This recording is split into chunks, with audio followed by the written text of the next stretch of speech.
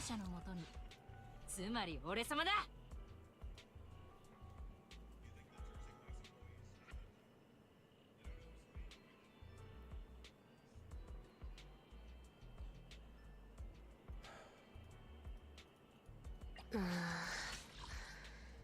で手入れしないと。触りたい？ダメ。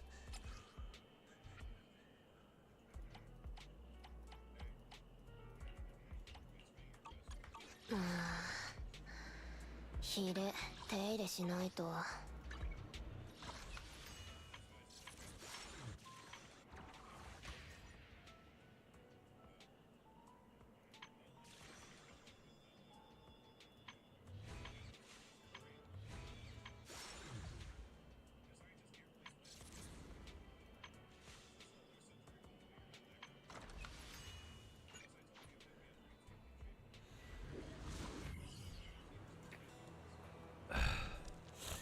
Hey Anna, you're watching Uki's 3D, so you can't, no audio. Alright.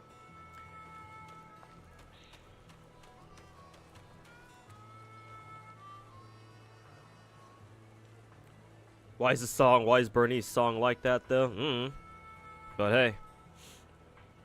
The, overall internet meta is, brain rot content, so I think MiHoYo, got the assignment on that one.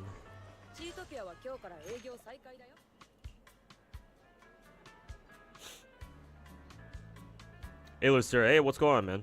Haven't seen you in a while. Hopefully you've been doing well.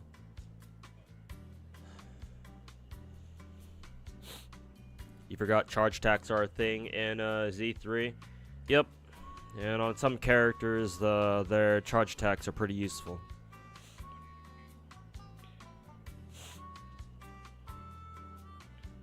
Like, especially on Chingyi, because her charge attack is like a core part of her moveset. So if you don't use it, it's like, okay.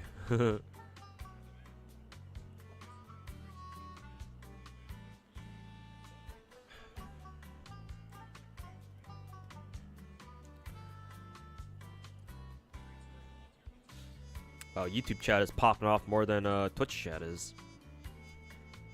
Kind of rare to see that happen. Maybe it's because today is a Saturday, so a lot more people on YouTube right now. Excuse me. It rusted it. Too much oxygen. You see Doobie's debut, not Amelia. No, because I was streaming over it, but I knew it was going on. Maybe later tonight when I'm off doing some other shit, I'll go watch over her, her 3D debut again. Or I'll watch it over, you know, the VOD, that is. Well, hopefully she streams often as Doobie. I'd hate to see yet another former Corpo VTuber re-debut as an indie and then barely ever fucking stream, which is kind of my concern with Amelia at the moment, where it's like, oh, she left, she's no longer Corpo, and now she's an indie. Well, guess what? She's now only gonna stream once a fucking month from now on. All right, cool.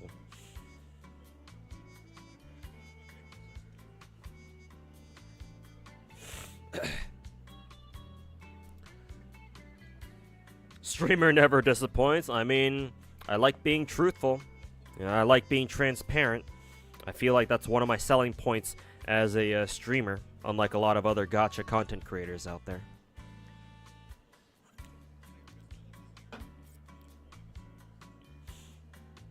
Did you ever play Preco Global? No, I did not. I knew about it, but I did not play Preco.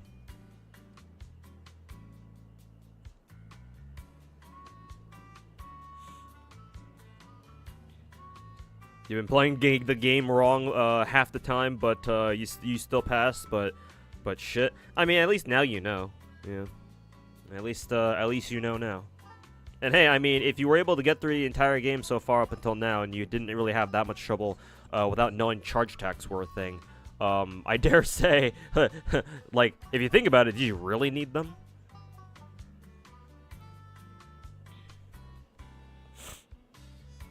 Cinder not beating the the lewd tuber allegations. I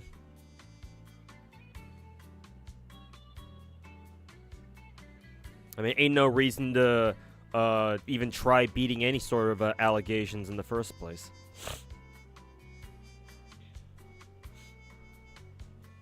Hey Evan, how's it going, man? Good to see you again. How good's Hutao? You have enough for pity and you're stuck between more Nahida copies, Hutao, or weapon. You already have Nahida C2. If you already have Nahida C2, that's good enough for her. And I don't believe Nahida needs her signature either. I mean, obviously it's nice, but as long as you can give Nahida an EM main stat catalyst, I think she'll be okay. Her constellations are definitely more important. Same thing with Hutao. Hutao's C1 is pretty important because it makes your rotate. It makes your her attack combos a lot more smooth. Because without a C1, you have to resort to jump canceling her charge attacks, and that's very risky because enemies can hit you out of the air really easily if you're jumping. So you'd rather not have to deal with that. And if you get her to C1, then you no longer have to jump cancel, you can just sprint cancel. Because your charge attacks no longer cost stamina, so you can use that stamina instead to dash cancel. And then dashing is a lot safer than jumping, because obviously your dashes have iframes on them. So if you time them right, you can go through. You can have Hutao just keep attacking without sacrificing too much, frames on jumping and stuff like that, or wasting too many frames on jumping to avoid to cancel your charge attacks. So I would recommend Hutao C1. That assumes, however, that you already have a good enough weapon on her. I mean, obviously, if you can try to give her a try to give her a crit stat weapon. I mean, the good thing is that Wing Jade Spear, the Zhao's signature, is permanent. So if you have a copy of that, I guess that wouldn't be too bad. I forget what other spears in the game or they have crit stat weapon or crit stat main stats. So assuming you already have a weapon for Hutao that's crit based, I would say go for C1 Hutao, because you already have Nahida's C2. The Duber, yes. She said she plans on streaming more, but you never. Yeah. Talk is cheap. Any VTuber or any streamer, for that matter, can just sit here, can sit on stream and tell their viewers, "Oh yeah, I'm definitely gonna stream more." Yeah. But I gotta see it, you know.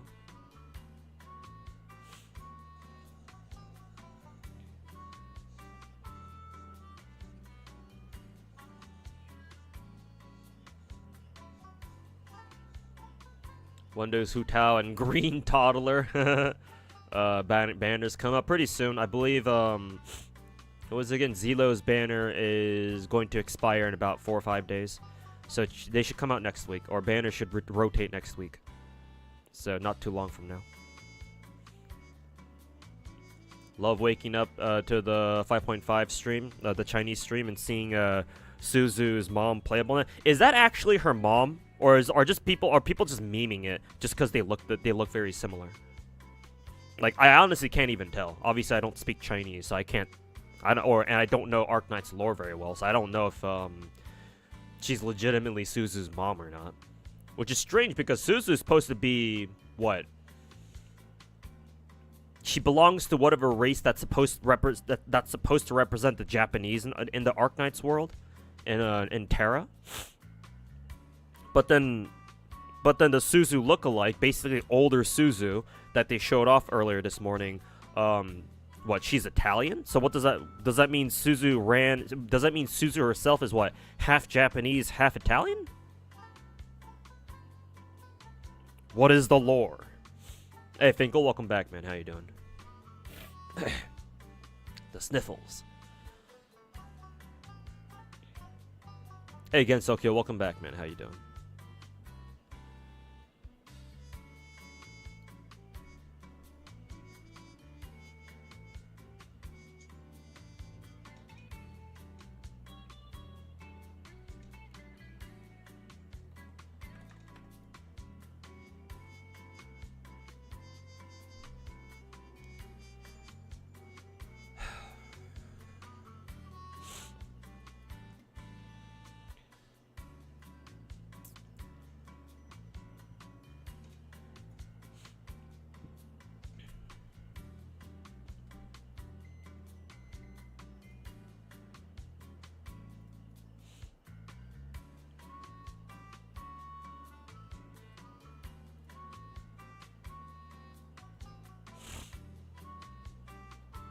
Oh, by the way, chat, since I don't have my sub counter on stream because I still have yet to figure out how to put my sub count up as part of my overlay. We are almost at 200 subs. We are at 198 exactly as of my most recent Twitch dashboard update. Yeah, refresh it just now. We are officially at 198. So very close to our first sub goal incentive. Woohoo!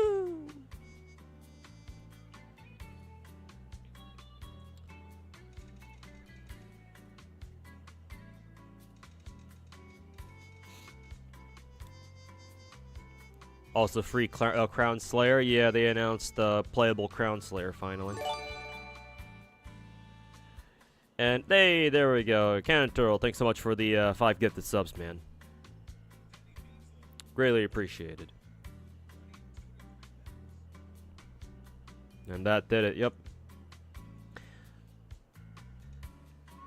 I feel kind of bad for saying my sub count out loud. Ideally, I should have had my sub count on stream so that you guys can see without me actually having to mention it.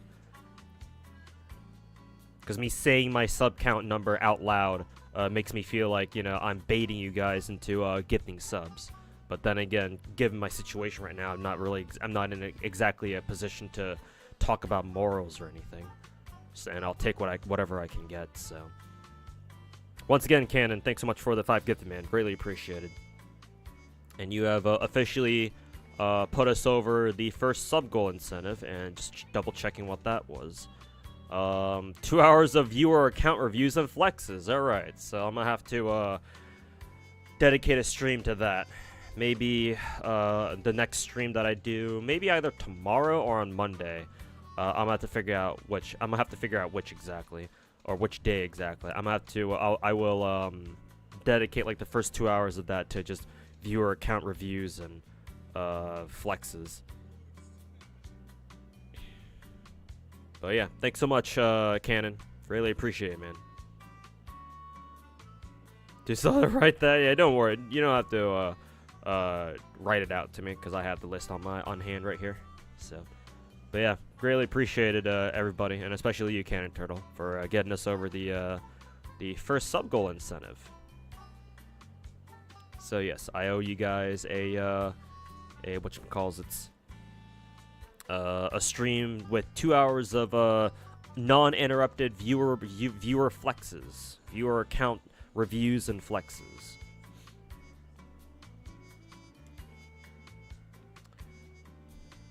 And I'll try to remember to repeat that just to remind everybody when I end stream later today. Just so that everybody, I can tell as many people as possible.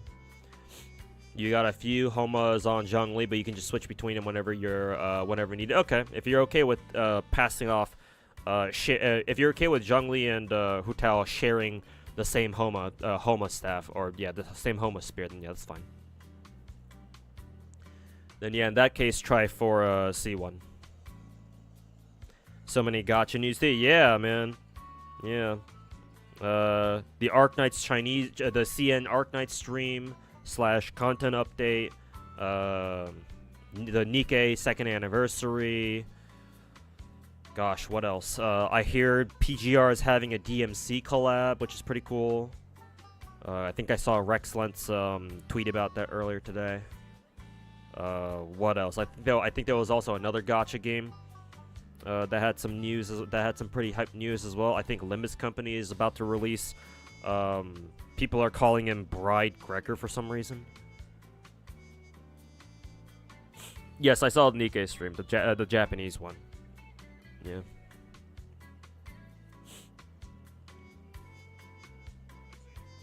I also watched the EN stream through Sinder's stream earlier today. I just didn't like how the EN stream just kind of like put out all the new characters. Like they just kind of put out Graves and Grave and Proto Rapunzel. I forget what her actual title is, but yeah, I'll just call her Proto Rapunzel for lack of a better term. I much preferred how JP did it, where it was like a big reveal when they revealed Grave and Proto Rapunzel. Bride Gregor is already released. They're releasing Priest Gregor. Okay. it's a meme that what is it? Limbus players are just memeing that Gregor's having an entire wedding of his own. And PTR is giving away 2 free S ranks along with their signature weapons for free. Oh, that's very nice. How generous of them.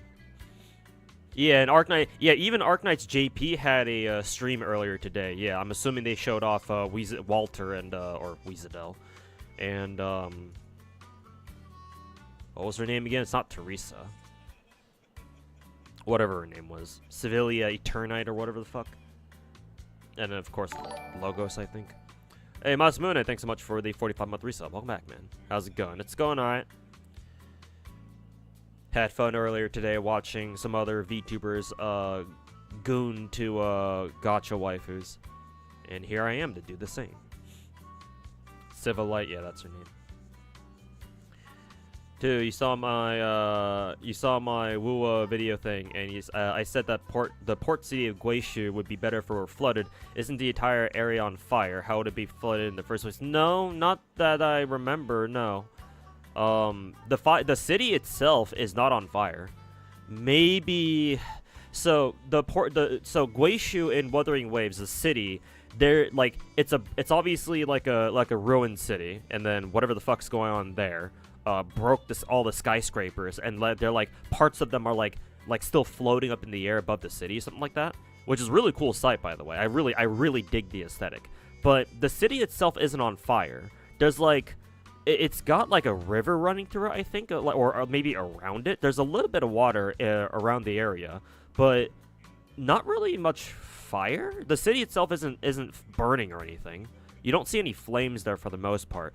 The only flames that I think you would see would probably be in the perimeter, or on the perimeter of the boss arena, because obviously at Guishu that's where you fight the Inferno Rider to farm for like character ascension materials for like fusion characters, like Encore, Chisha, and Changli. So yeah, maybe the perimeter of that arena area where you fight him is lit on fire. I don't quite remember. I'd have to go back there to check. But the city itself is not lit on fire. I'm pretty sure anyway. Yeah, like the ground zero area of the port of Guishu is actually relatively normal. It's more overgrown than anything. Also, there's a lot of enemies crawling around there too, so great place to farm for like whatever like drops that those enemies drop. So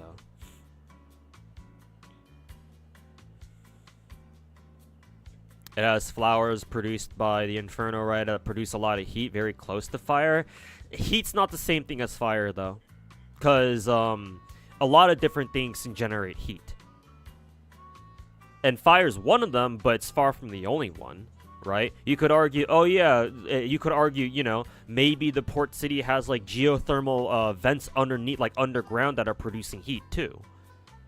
But that's, you know, those geothermal vents aren't fire. They're not producing fire. So no, I respectfully disagree. Like, heat is not the equivalent of fire. Not sure if that's how it works. In fact, I don't think that's how it works.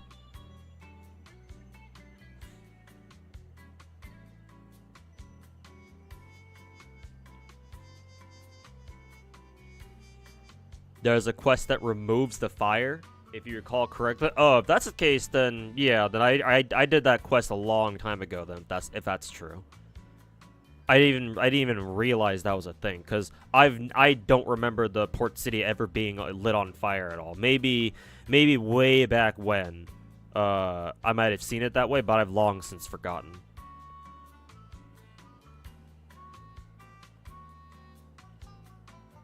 So yeah, maybe that's what you're thinking of. Maybe the port city was originally covered in flames. I don't know. I don't remember. And if like you do a certain side quest, it removes the flames. I didn't know that. Or either that, or again, I just forgot that that's what happens. But I mean, as of right now, with how the map looks now, no, the city is no longer covered in flames. So my original vision of seeing the port city kind of like flooded a little bit more still stands. And besides, you can have a flooded city that's on fire. You can have both. Nothing that says you can't. You have to have only one or the other. I mean, who the fuck knows how physics works in the Wuthering Waves universe anymore?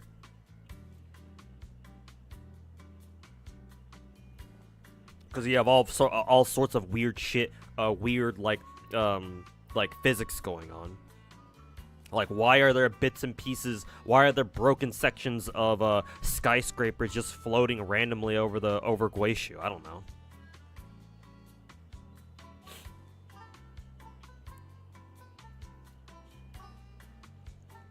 Hey, Saime, welcome to the stream, man. Gacha God, why thank you. That is my title that I gave myself because I'm an asshole. Wish there were a way to revert story changes before and after. Yeah, that'd be really nice. Yeah. I highly doubt, you know, big gacha studios or developers would ever let you do that, but maybe one day.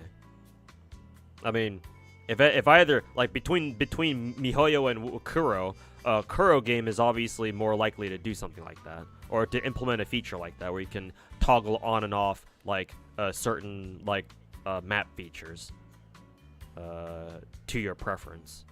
I don't see MiHoYo ever doing something like that, cause it's MiHoYo.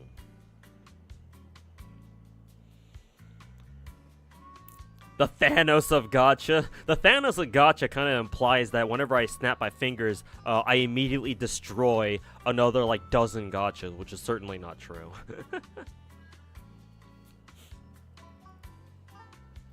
Obviously, it is against my best interests to destroy Gachas.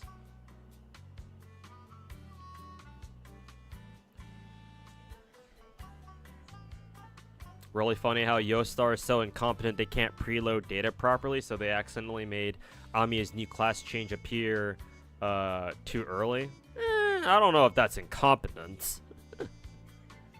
Also, Yostar is the publisher. They don't control like actual game changes or anything.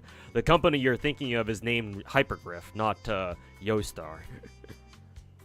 Hypergriff, Studio Montaigne, and I think another studio helps work on Arknights or something. So it's definitely not Yostar, though. Yostar is only the publisher.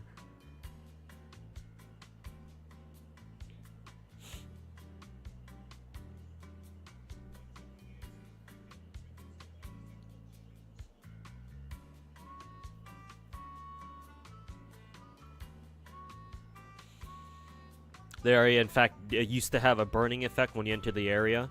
There was... Oh, yeah. Now that you put it that way, I do remember that, yeah. I do remember walking into the port city, and then you had to deal with, like, this weird, like, debuff where... It was like a Dark Souls-esque debuff where the longer you were in running around the city, and you didn't, like... cleanse yourself in like these at like these like I don't know, cleansing stations or whatever they were supposed to be. Yeah, you would steadily accumulate this heat debuff or something, and when it was full, it would like kill your characters or something dumb like that. Yeah, I remember now. Yeah, but even then, it wasn't so much like fire. It was just honestly, it was just some sort of like poison debuff, to be honest. Except instead of poison, it's just, you know, oh, it's way too hot in the area. But even still, you didn't see, like, even still, the city itself wasn't, like, physically on fire or anything. So, yeah, my original thing of, like, yeah, but heat isn't the same thing as fire statement still stands. Does destroying other creators count verbally, at least? Well, at that point, I would be the Thanos of gacha content creators, but not of gacha. It's two different things, I think.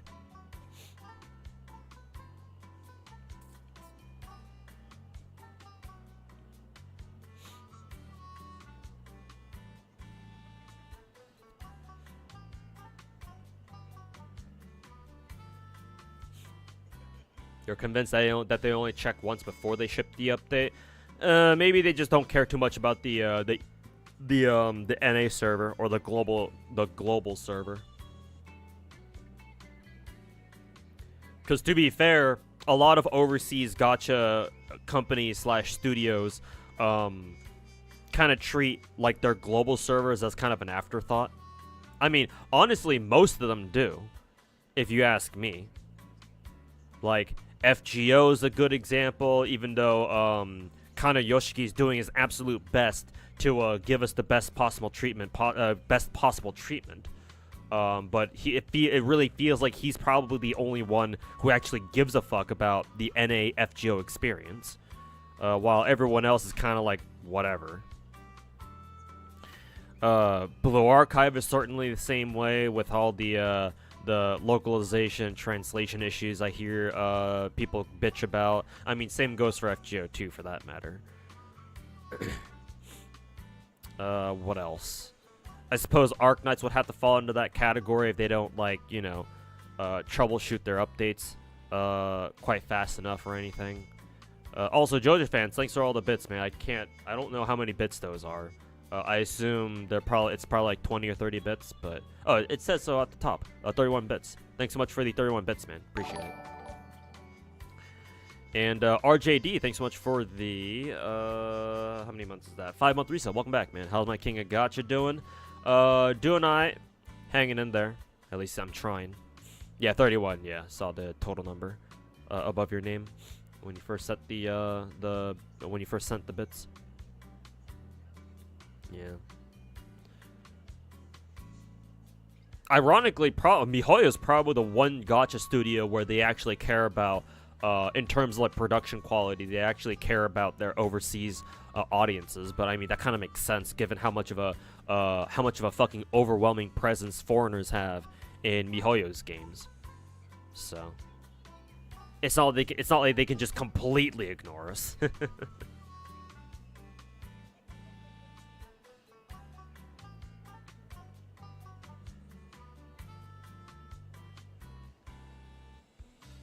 Way too many of them. Market is oversaturated.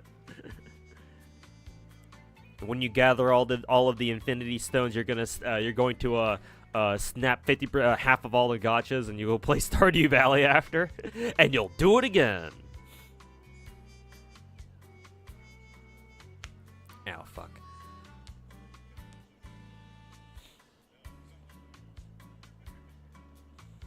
No problem. Been enjoying my content for a while. Hope you're doing well. Hey, thanks so much, man. Thanks, Jojo, for the support. Greatly appreciated. Means a lot. Hopefully you're enjoying your weekend. Well, technically they do. They technically do ignore dumb boycotts. Yeah, but any company should just ignore dumbass boycotts like that. That shouldn't be an exclusively MiHoYo thing.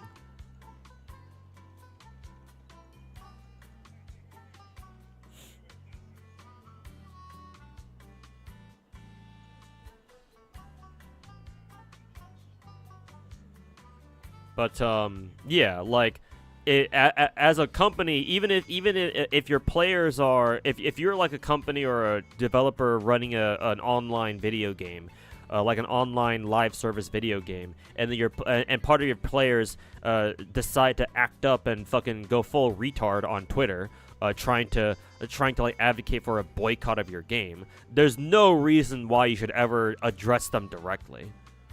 In most cases, there's no real good reason for you to have to address them directly, even if they have a good point. Like, even if they're right about their reasons why they're boycotting your game, even if they're right, it's still not a good look for you to respond to them anyway, unless you like absolutely fucking have to. So, yeah.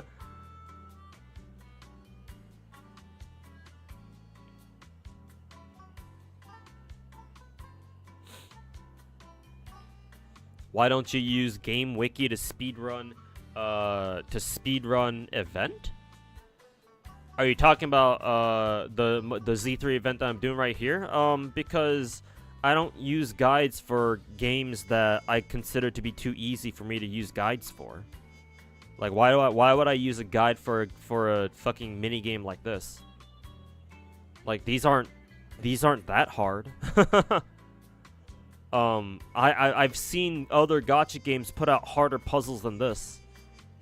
Like, MiHoYo events are explicitly designed to be very easy to to be very easy to do for the vast majority of people. Like,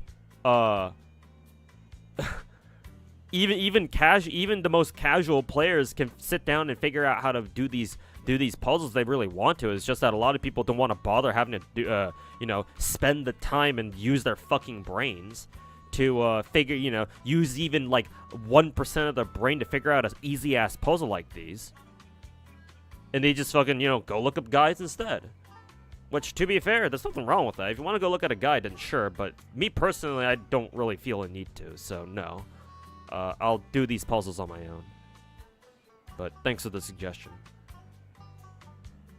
It got hard for you? Oh, okay. Well, if you found it hard, then sure. Whatever. Do what you need to. But so far, I haven't really had a problem. So far, I haven't had an issue, so... I don't need to use a guide just yet, anyway. I don't know. Maybe this event does get legitimately challenging later. Like, the later stages. Because I think I'm only done, like, what, 2/3 of them? So I still got, like, a third of it to go. So I don't know, maybe the later puzzles actually get kind of hard, and maybe I have to use a guide to figure it out. I don't know, who knows? I'll find that out once I get there. But if it gets hard for you, then sure, whatever. Do whatever you need to.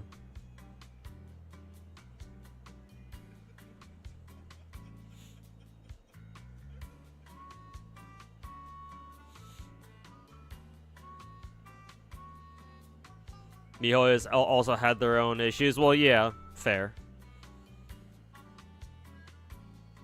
But I mean, to be fair, to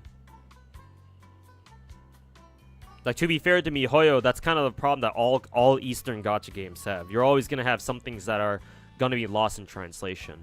That being said, I am harder on. I am more strict with some gachas over others, like FGO, for example, where those gacha games that have an actual like serious story to them, and or stories that I actually respect, like those games you have to do as best you can on the translations as possible, right? Especially a game like FGO where things can get very technical very fast. So like translation accuracy is paramount for games like that. For MiHoYo games, like, yeah, whatever, bro.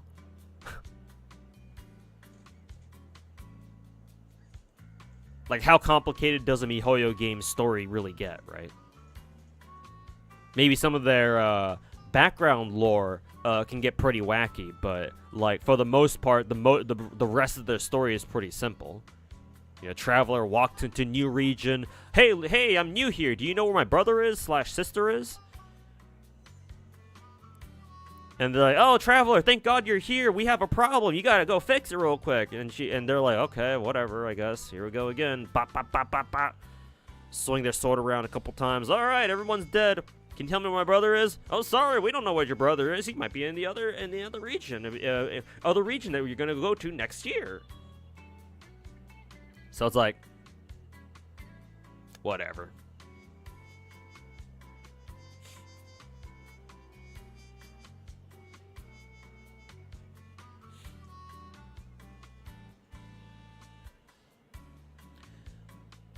And now we randomly get like 200 or random, and you're like, and a message, you guys mean so much.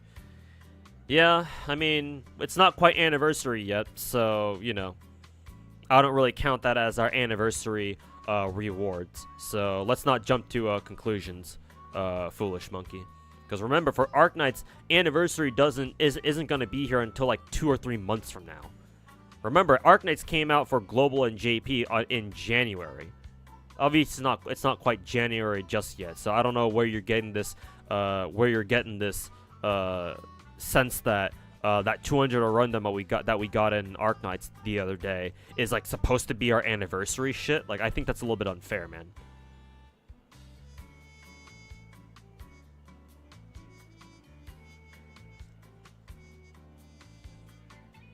What's the main team I use for Z3? Now, Nicole, Bernice, and Jane. Nicole, actually, yeah, Nicole probably wouldn't be the best character to, the best support, but, I mean, Nicole's my favorite character in the game, so I have to use her. In an actual serious team, I'd replace Nicole with Lucy, and I'd stick Nicole in the other team with, like, I don't know, Qingyi and Jiyuan, I think. I did recently, fully gear out my Caesar. So I'm gonna try out the Caesar, Rena, and Ellen team. I hear that team's pretty good.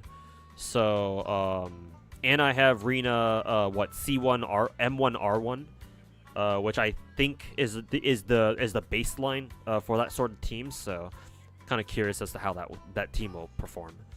So I want to try out that team soon. But currently my main team is Nicole, Bernice, and Jane. What's my opinion on patch cycles? Like, phase 1 is super active and popular, but second half of the patch is, second half of the gacha is like there's nothing to do since you completed everything.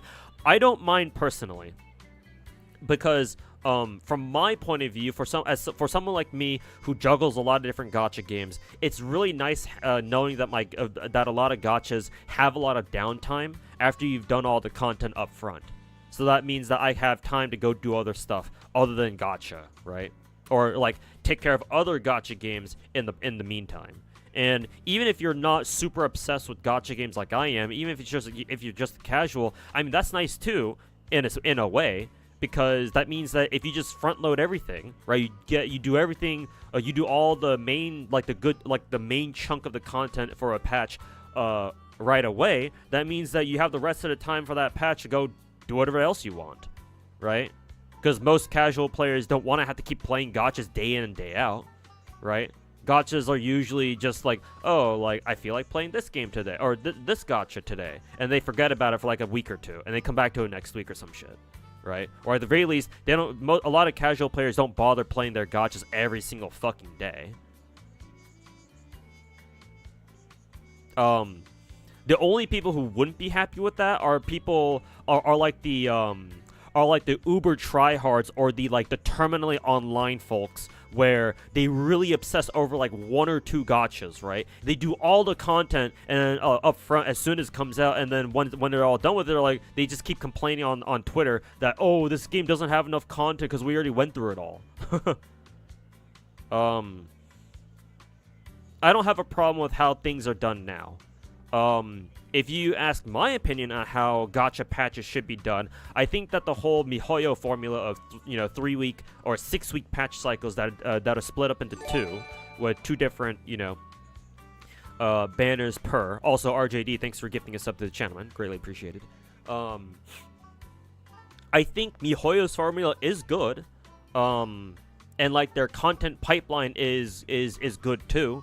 I hesitate to call it perfect because not a lot of other gacha games are able to do what MiHoYo does. Like only Wuthering Waves can really hold a candle to them, at least right now. Technically not even Wuthering Waves. Yeah, technically not. And then Wuwo doesn't. Even Wuwo can't quite do the 6-week patch cycles because their patch cycles are a lot longer. I think, right? They're more like, I don't know, 8 weeks or like 10 weeks even. I forget how long Wuwo's patch cycles has been these days. Also, RJD, thanks for gifting another sub to the channel. Greatly appreciate it, man. So I would take MiHoYo's model of 6-week patch cycles divided into 2, with 2 different sets of gacha banners. Keep the current amount of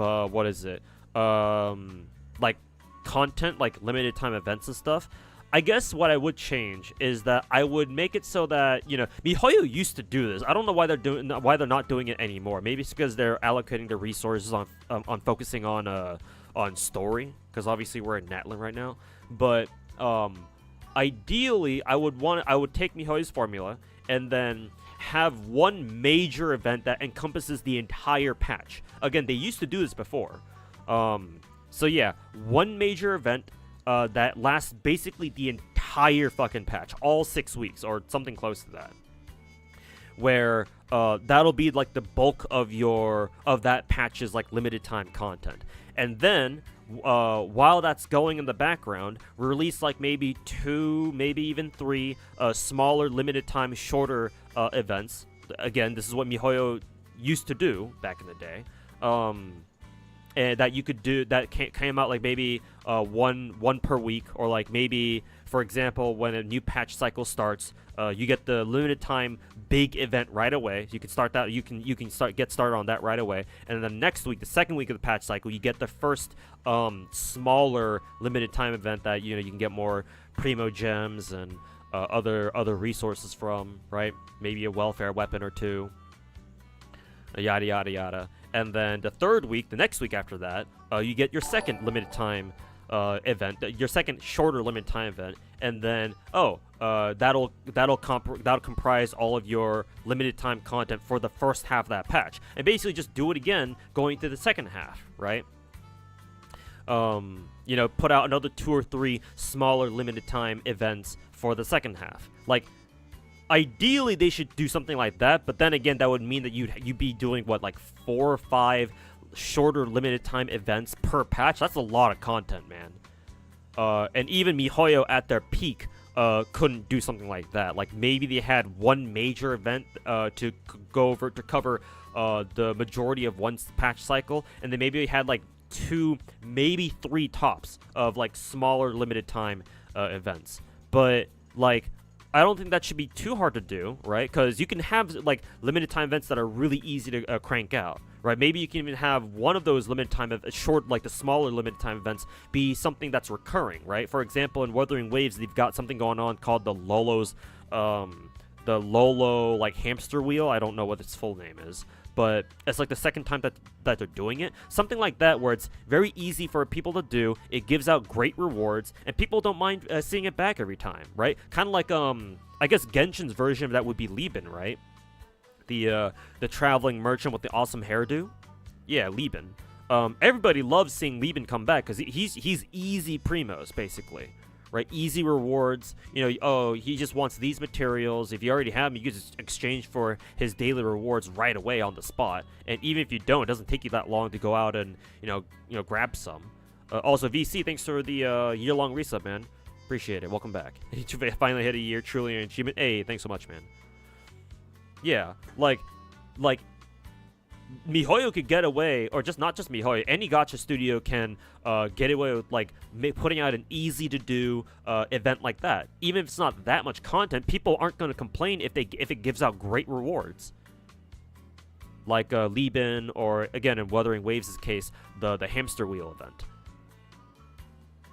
And then that already knocks out like one of the limited time events that you have to worry about doing, and so that already drops the number of limited time events you have to figure. You have to come up with down to like 2 or 3. Excuse me.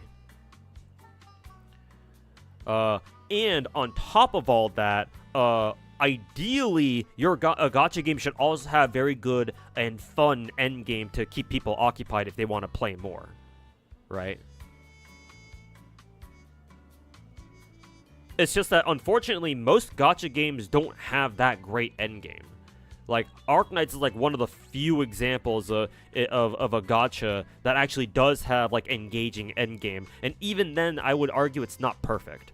Because, like, you can do like reclamation and like integrated strategies, but if you play them for too long, then it does get, pretty damn repetitive, to be fair. Like, they're fun and all, but to a lot of people, to most people, like playing integrated strategies all day can get kind of tiring, right? You'll get burnt out. I imagine a lot of people can get burnt out on just grinding integrated strategies all day. Well, I don't know. Arknights players are a different breed, so maybe they won't be. I don't know.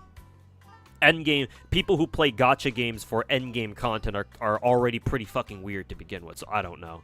That one's kind of hard to hard to tell.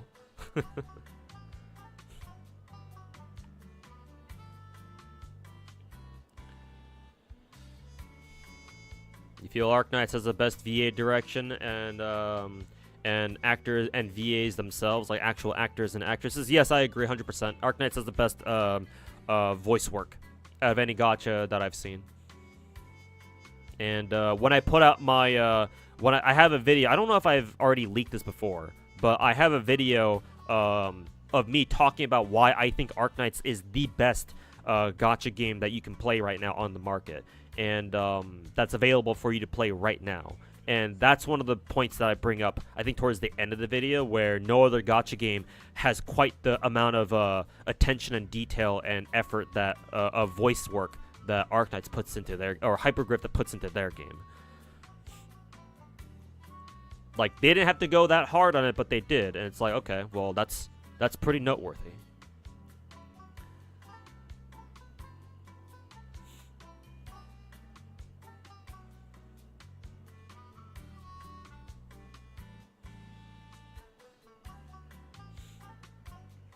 People are confused why Neural doesn't have the same Polish accent. That and Neural was one of the operators who got an English voiceover like pretty early on, right? So I can excuse Hypergriff for not giving Neural. I can excuse that oversight because they were just, I think they were just starting off on you know, working on and giving operators English voices. So perhaps at the time they didn't think to you know, try to go out of their way to have Neural be voiced by somebody, by an actual Polish voice actress. To be fair, you can't make anything perfect. Yeah, but that doesn't mean you can't try. Of course, nothing's going to be perfect. But, you know, the whole human condition is to try to get as close to perfect as we can, right? Or hell, maybe we can even achieve it one day, even as unlikely as that is. So, you know, just because perfect is impossible to achieve shouldn't be an excuse for us not to try to get there. Which gotchas were they gooning over? Cinder was watching the Nikkei live stream, and then Numi was doing a sponsored stream for Azure Lane. You excited for Nikkei's 2nd anniversary? Yeah, of course. I'm just worried that I won't have enough gems to get both Cinderella and Graves. Is it Graves with an S at the end, or just Grave? I forget.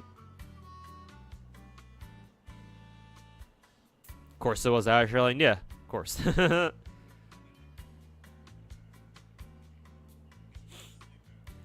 They decided to forget about Surtur, no story relevance or update in about 5 years. See, I talked about that article clause before, like the issue that gacha games can sometimes have if they have a lot of characters. Like that's just gonna happen, man. A lot of characters are just gonna get forgotten about, and it's really up to the devs to figure out which characters they want to focus on. Like, I mean, yeah, I would love for them to give Surtur her own dedicated event, but, like, you know, if I'm going to bitch about something like that, then, you know, God knows how many people on Twitter are going to also, you know, rise up and start bitching about how their favorite character didn't get an event yet either. Because I'm sure Surtur is far from the only one who didn't get a dedicated, an event just for her yet, right? I'm sure you guys in chat can come up with all sorts of other Arknights operators who haven't gotten the spotlight in Arknights' event stories yet. So it's like, yeah, I get where you're coming from. Especially because Surtur is my favorite character in Arknights, but, like, personally, I'm not going to bitch about something like that.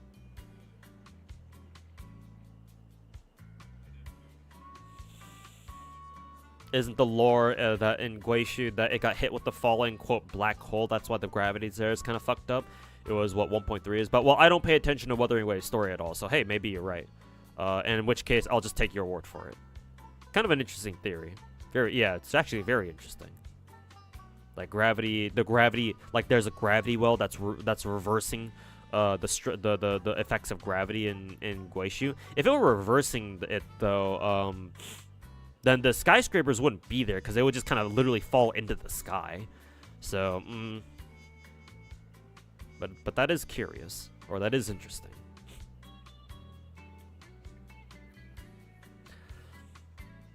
But also, the story was actually due to you were a beta 1 and 2 tester.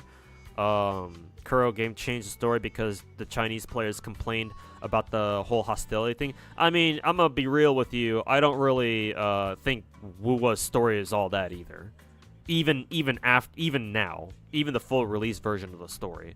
Matter of fact, I would have actually preferred the original beta story, because at least then, not everyone's like already like automatically fucking sucking your dick as soon as as soon as Rover arrives on Talos 2 or whatever, or not Talos. That's the Arknights planet.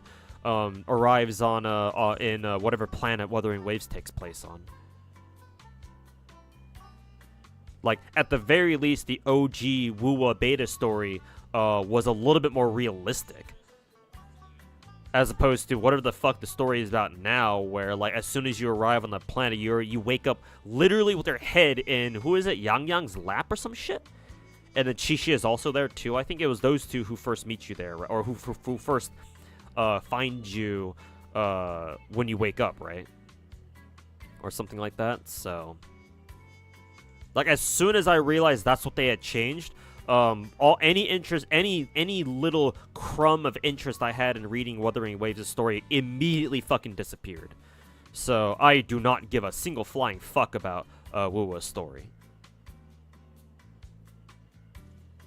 And from what I hear, my decision to not give a shit seems to have been the correct one.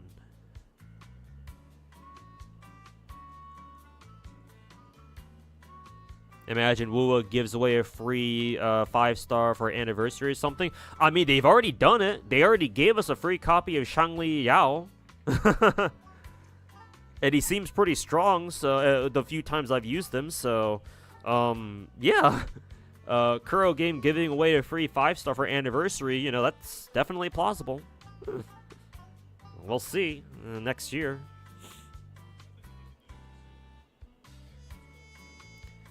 You're just glad they dug a Crown Slayer out of the forgotten characters pit. Now we can bully Crown Slayer with Crown Slayer.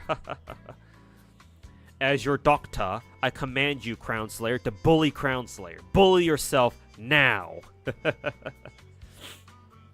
Somebody should make somebody should make a parody emote of the low tier god now emote. But instead of low tier god, replace him with the Doctor. Doctor, whenever he tells Crown Slayer to bully herself. Bully yourself now.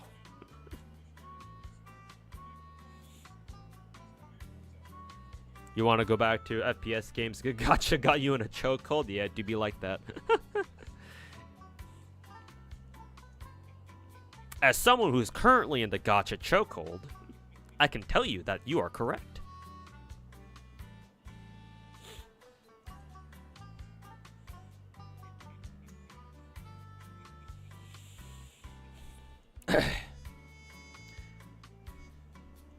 The thing with Surtur is that she was meta for years, even now, but only to be forgotten. I don't know if meta is a good enough excuse to, what is it?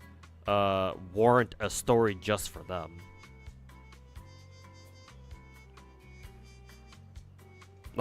Like, I don't know, man. Giving characters their own, like, prioritizing characters just because they're meta is kind of a bad look, at least in my opinion. Like, at that point, I think you're Autoclass. I'm gonna be real here. At this point, you're kind of coming off as grasping at straws. Like, you sound like you're kind of like, not even kind of, you sound like you're reaching for any excuse to criticize Hypergriff for not giving Surtur her own story at that point. You can now hear the stream. Hey, welcome back, Hannah. She hasn't had anything? Oh well. Like, I feel for you. I wish they'd give Surtur something too. But like, again, I'm sure there are other meta characters in Arknights that have gotten a similar treatment. And even if it's not Arknights, I'm sure in other gacha games out there, other gacha games have also had their own quote-unquote meta units who haven't had shit when it comes to like story representation. It's just, your argument of Surtur is meta, so she should get a story of her own is kind of, I don't know about that one, man. Because along that same logic, why the fuck did Siege get her own story then? Because I believe the current event going on in China right now, on the Chinese server for Arknights right now, is the Victoria event, right? That's centered around Siege. Siege fell out of the fucking meta, if you want to talk meta, in Arknights years ago. And yet she still got her own event. Okay, so along that logic, if you think Surtur should get her own event, why aren't you sitting here telling me Surtur doesn't deserve her own event then? Like, that's some weird fucking logic, man. I don't quite agree. Like, just pray that Hyperglyph eventually gives Surtur her own event one day. And unfortunately, as much as it sucks, that's all that we can really do. Siege is meta to you? Hey, even better for you then.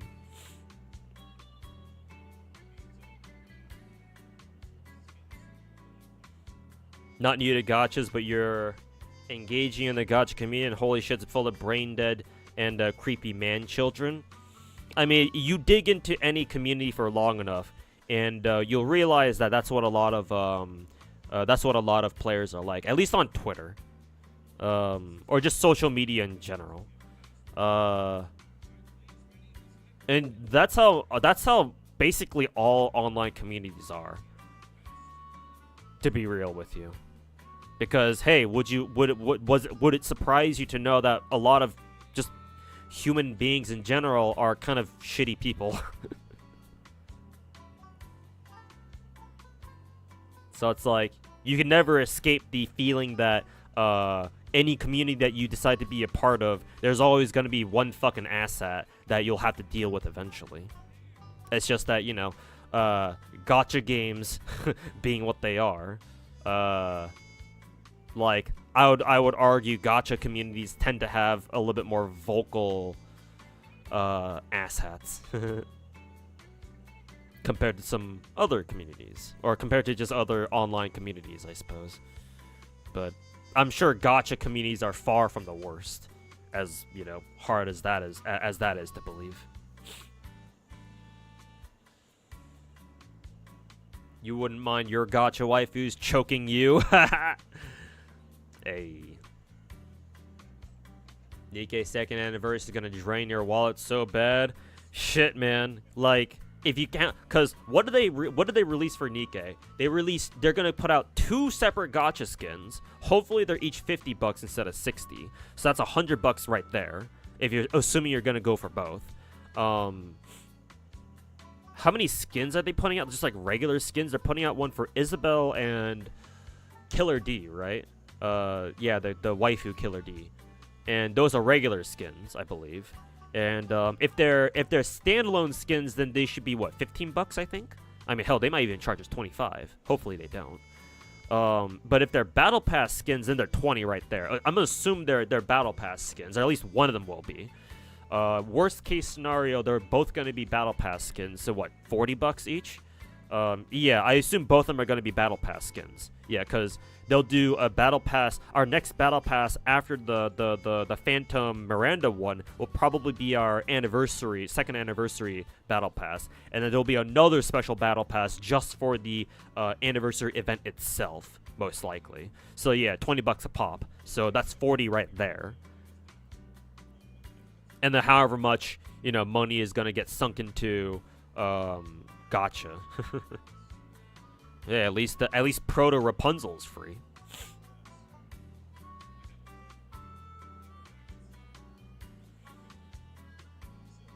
Can I react to the Sparkle teaser for Honkai Impact? I think I'll pass on that because I don't play Honkai Impact. I already know about her being added to Honkai Impact as well. Like, I think it's cool that they put her into Honkai Impact and all, but since I don't play Honkai Impact myself, I don't quite see a reason for me to watch a trailer for that game.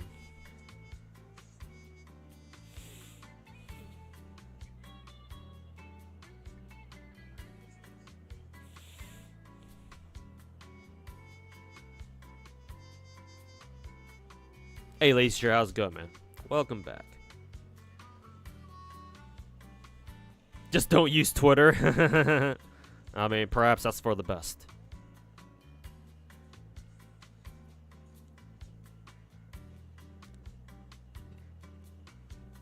Perhaps that is for the best. When's Nikke's second anniversary gonna start? Probably at the turn of the month. Probably. Let's see, what day is today? 26. It'll probably start before the turn of the month, actually, because I believe the current event in Nikke right now going on, we only have a couple more days on that. I would say maybe 3 or 4 days. Let's see. Assuming it's got another 4 days left on it. Yeah, it should probably start on, like, October 30th or 31st. So, basically at the turn of the month.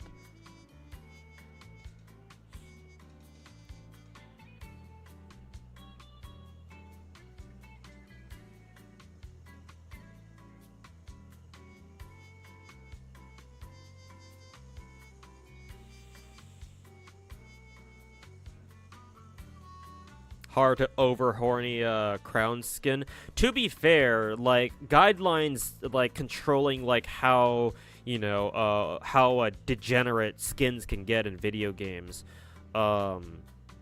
It's like there has to be like guidelines for it, and as long as developers like meet those guidelines, they can go hard on like everything else about the skin as they want.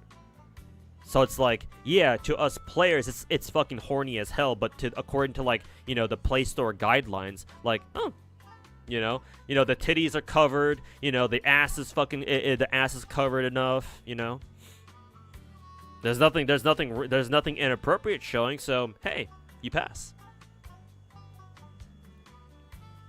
16 plus or 13 plus.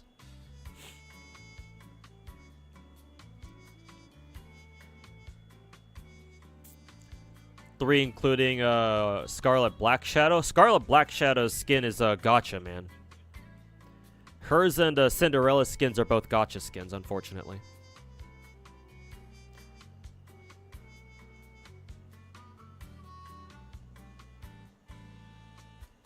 Unless there's another skin there's another skin that I'm forgetting about, but I'm pretty sure I'm not. The 4 skins that they released or that they teased were for Cinderella, Black Shadow, Isabelle, and Killer D. Yeah.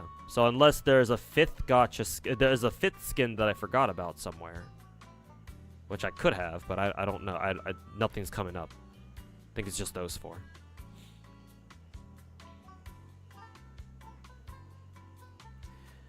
It'll start almost at the same time as Arknights' 5-year anniversary. 5th-year anniversary is in January, man.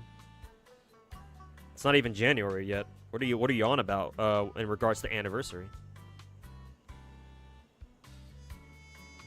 Unless Wizardle came out for like Chinese anniversary, in which case that'd be kind of weird, but.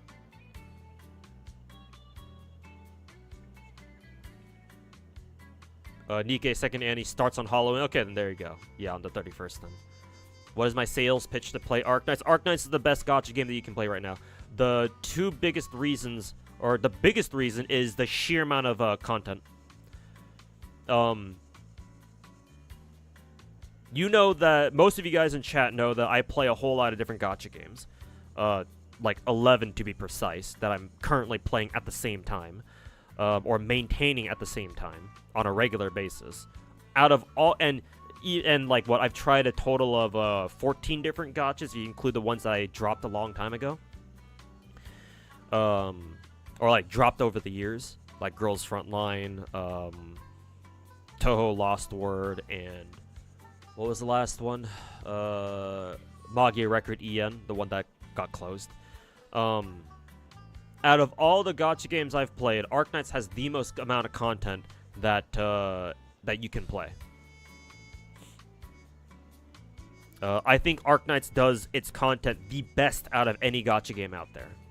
And ultimately, at the end of the day, you know, these gacha games are called games for a reason. And, you know, games are meant to be played. Right? Like, sure, it's easy to fall into the trap of thinking that gacha games are just gooner bait. That the only reason why people play gacha games is to fucking jack off to anime characters. But would you believe it that we call them games because they're games and we play them? So as a result, content is very important. At least to me. So in light of that, or with that as the context, Arknights has the most amount of content, and it's done the best out of any gacha game that I've seen. No gacha game comes close. At least out of the ones that I've played. Maybe there are other gacha games out there that I have yet to play who can either match or surpass the sheer amount of content that Arknights has, but as of right now, I wouldn't know because I don't play them.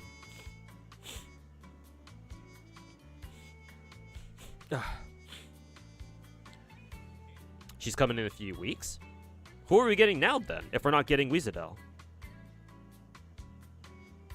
She did come up for CN's 5th anniversary? Okay, that's kind of weird then. Because, yeah, we are supposed to get Civilite, or Civilite, and Wizadel and Logos, I believe, right? All in the same event. So if their anniversary, the global and JP anniversary actually isn't until January, or at the very least late December. So we still have like a month to go at the very least. So what the fuck's going on? What are they doing? Did our schedule get like accelerated slightly by mistake or something? What happened? Also, Jaywalker, thanks so much for the 41-month resub, man. Welcome back. Greatly appreciate it, man.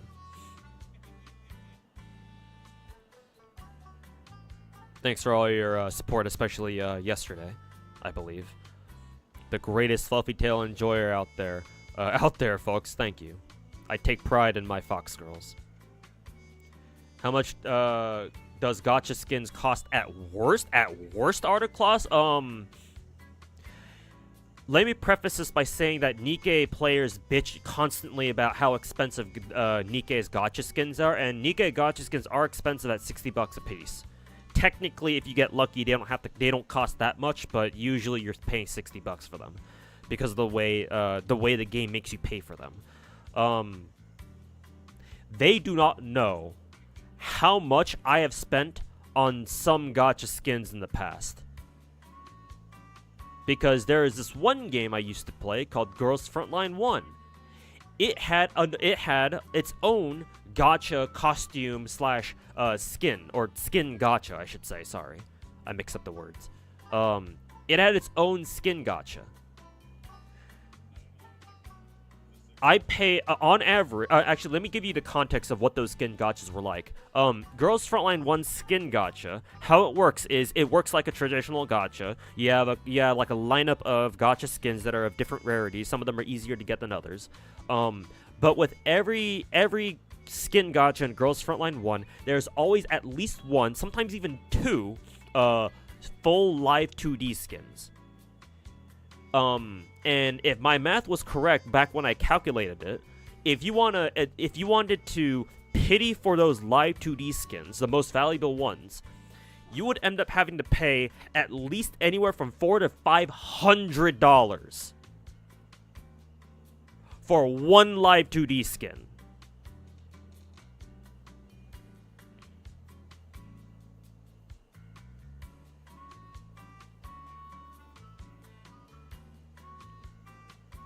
Hey, Bonchi Wanchi, welcome to the stream, man.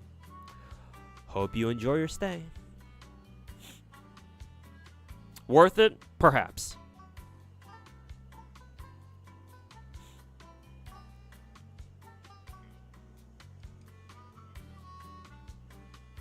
Is that thing shitting gold bricks or something? Yeah, I wish. But that's how much skins cost in that game. And nobody bitched about it even back when Girls Frontline was popular, like 5 or 6 years ago.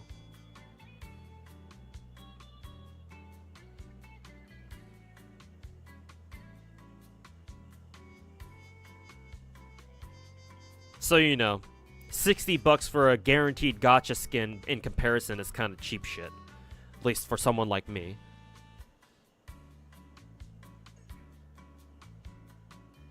Is this shit Valorant? I mean, yes, but again, things could be so much worse. And oftentimes they are. Speaking of which, when's GFL 2 coming out again? December 5th. So we got like another month and a week. So, soon, basically. EOS soon, worst case, and not for Arknights. Not likely. At least I don't see a reason why. Arknights actually, if MiHoYo games didn't exist, Arknights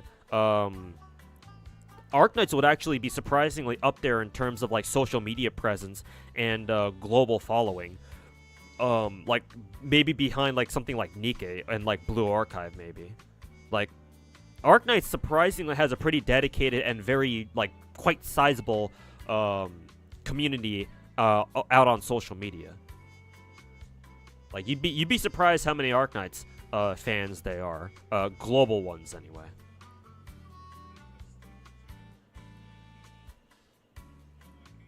Like they definitely make their presence known.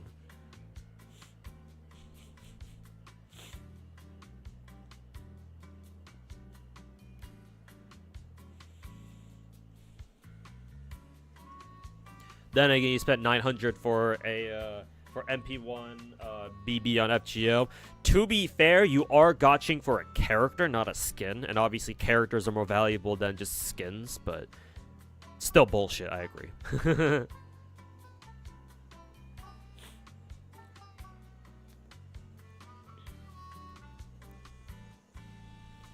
Blue Archive social media presence, in your opinion, is second to MiHoYo. That's only if you include JP.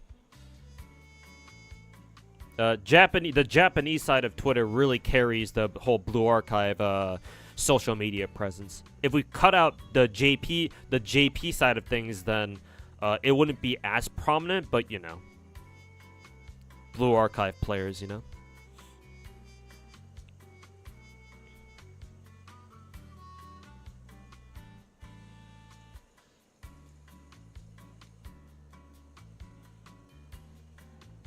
Good thing you cured your FGO addiction. Good for you, man. And make sure you stay the hell away. Ow, fuck. You've seen people complain about Azure Lane skins costing like $20. They didn't even cost $20. Maybe they do. I've always been under the opinion or the impression that even the most valuable Live 2D skins that cost 1180 gems, even then those only cost about like $15. Actually, you know what? Let me fucking calculate that shit right now. I'll do it live. Fuck it. So let's see. Assuming you buy your gems in nothing but the $80 packs, right? $80 and they get you how many gems? Like, I forget how many gems the $80 pack gives you in Azure Lane. And it's kind of important to know how many gems exactly they give. How many? Does anyone know? I think they give like 7,400, right? Something like that. 7,400. Something like that. So let's say 7,400 divided by $80. You get what? Each buck gets you what? 92.5 gems or something like that. So we do 1,180 divided by 92.5, and that's not even $15, dude. It's $12.76 even for the most expensive Live 2D copy. Azure Lane has some of the best skins in the entire gacha market.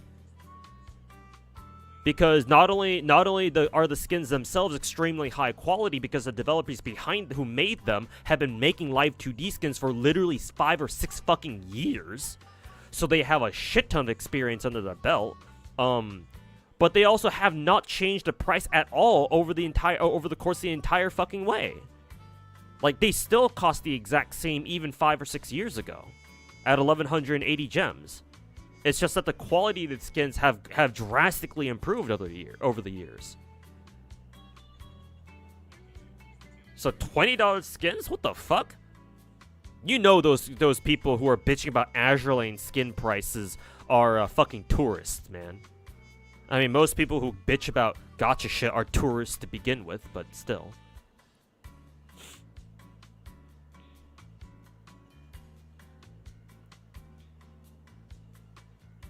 People who play Nikke don't know, man. I mean, people who only play the popular gacha games just don't know in general. Like, you've heard me bitch, you've heard me bitch constantly about how MiHoYo gacha players don't know shit when it comes to gacha games in general. Like, just because you play the 3 biggest gacha games on the market, or the most popular gacha games on the market, does not automatically mean you know anything about gacha games automatically. No, unfortunately, it doesn't quite work. It doesn't quite work that way. Also, 8-Bit Warriors, how you doing, man? Welcome to the stream. Hello, hello. I hope you're enjoying your weekend.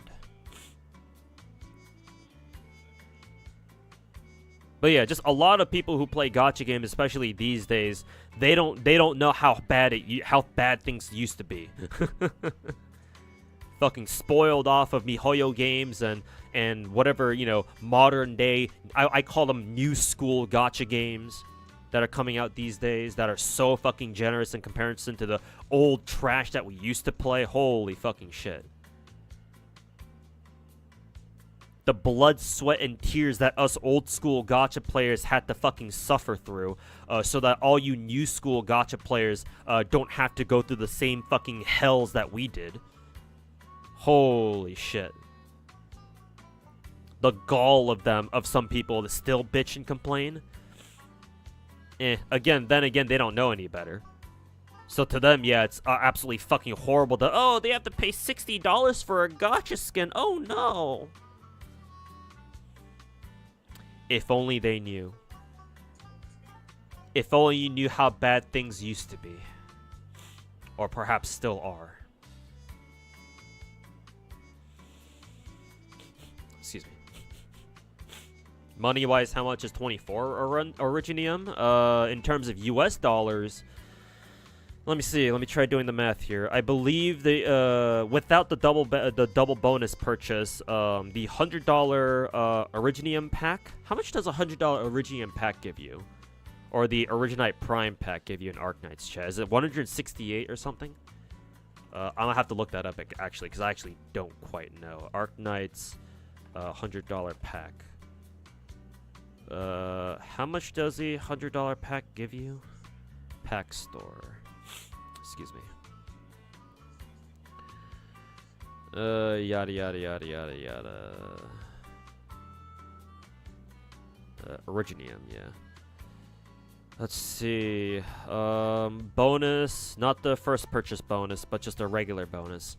185. Okay, yeah, that sounds about right. 185 divided by $100. So each dollar should give you 1.58 Originite Prime.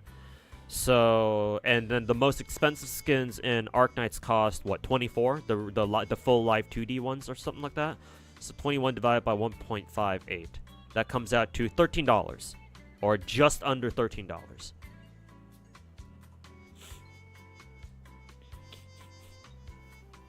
So honestly, Arknights has some very reasonably priced skins as well, yeah. And they don't sell they don't sell as many full live 2D skins as, like, say, Azure Lane does. Every new patch that Azure Lane puts out, they put out at least like 1 or 2 like fully rendered live 2D skins. And those cost, like, you know, $12, I think. $12.75, $12.76. So, like, yeah, Arknights live 2D skins are slightly more expensive at 13, or just under 13, but, like, they don't put those out, like, every single patch. Like, usually their skins cost only 18 Originite Prime, and that's obviously a lot cheaper. If only they knew how bad FGO was, yeah, or still is, perhaps. Sorry if you answered, but because you were away, did you see? Yes, Azor, I already said I watched it. And yes, I am excited. I can't wait to watch both Cinderella and Graves absolutely rob me of all of my fucking gems. It's gonna be great. Because last year, I still have flashbacks to last year where I had to dump like at least 15 or 20 multis just for a single copy of Red Hood. And that was just, and Red Hood was our only limited rate up banner last year, or perhaps even earlier this year. So having to roll for 2 pilgrims this time, oh boy, I am ready to bend over and gape my asshole right open. This won't be the first time I'm getting fucked over in the ass or fucked in the ass by a Korean video game company, and it certainly won't be the last.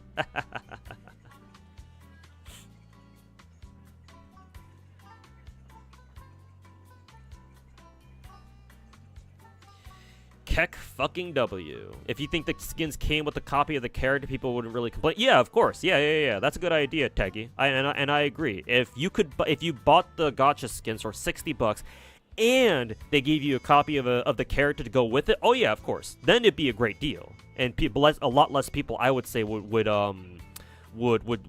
I mean, obviously there would still be some people who would bitch. You know, it's still Twitter after all. But a lot more people would be like, okay, well at that point, you know, maybe it's worth it.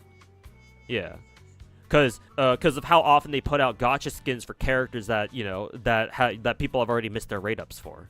Like, imagine if you could get, because Black Shadow obviously isn't on rate up right now. Imagine if you could get a free copy of if you could pay for your first copy of Black Shadow, Scarlet that is, when you gacha for her skin too. Oh yeah, that'd be amazing. Yeah, a ton more people would be like, okay, if that's the case, then all right, sure, take my money. Yeah, not a bad idea, my dude. And I agree, a lot more people would find that actually worth it.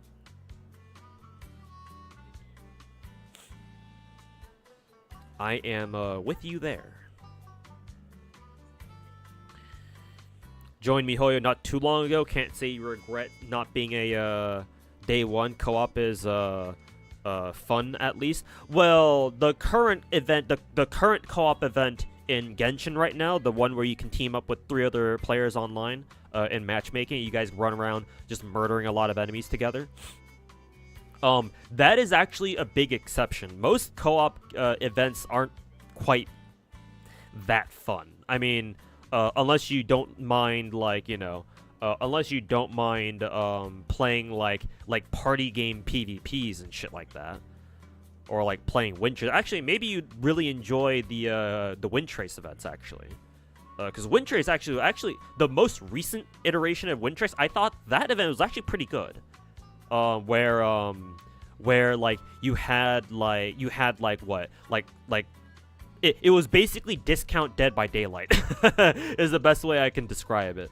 Like, really watered down rip-off Dead by Daylight, because you had like these, quote, generators that you had to run around and fix as these survivors, and you had to stay away, you had to hide from the quote killer, or the hunter as they called them in Wind Trace. Like, that most recent iteration of Wind Trace was actually pretty good. Not gonna lie, it was actually kind of fun. To me anyway, it was the most fun version of Wind Trace. I know some people out there don't quite agree, but to me it was really, they did the most recent version of Wind Trace pretty good. I think you would really enjoyed that event, GGG. If you like co-op or PvP. Well, PvP in quotes. It's like just PvP for fun. Nothing really at stake, obviously, but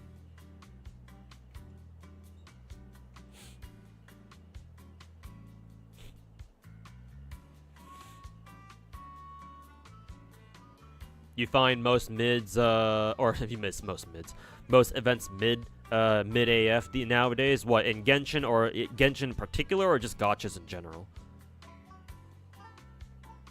Because like talking about, like, complaining about events in Genshin is one thing, but if you think events in general across all gacha games are mid, it's like, well, you know.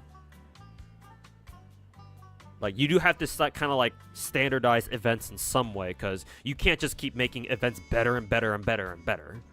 Like, that's really hard to do. Like, you have to have some kind of like stable floor of content, and that's realistic to work with, but I don't know. Genshin and Star. Okay, if you're just talking about Genshin and Star Rail specifically, then yeah, I would be inclined to agree. Though I did think War Dance was pretty fun. War Dance was okay. I didn't mind it. And then the current Genshin co-op event going on right now, that one's not too bad too, actually. It's actually rather fun.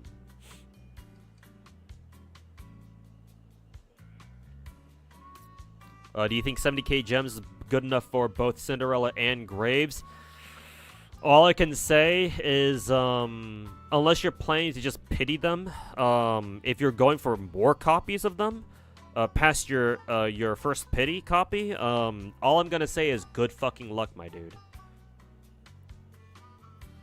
Cause, remember, daily reminder chat, Pilgrim rate-ups in Nikke are only 1%.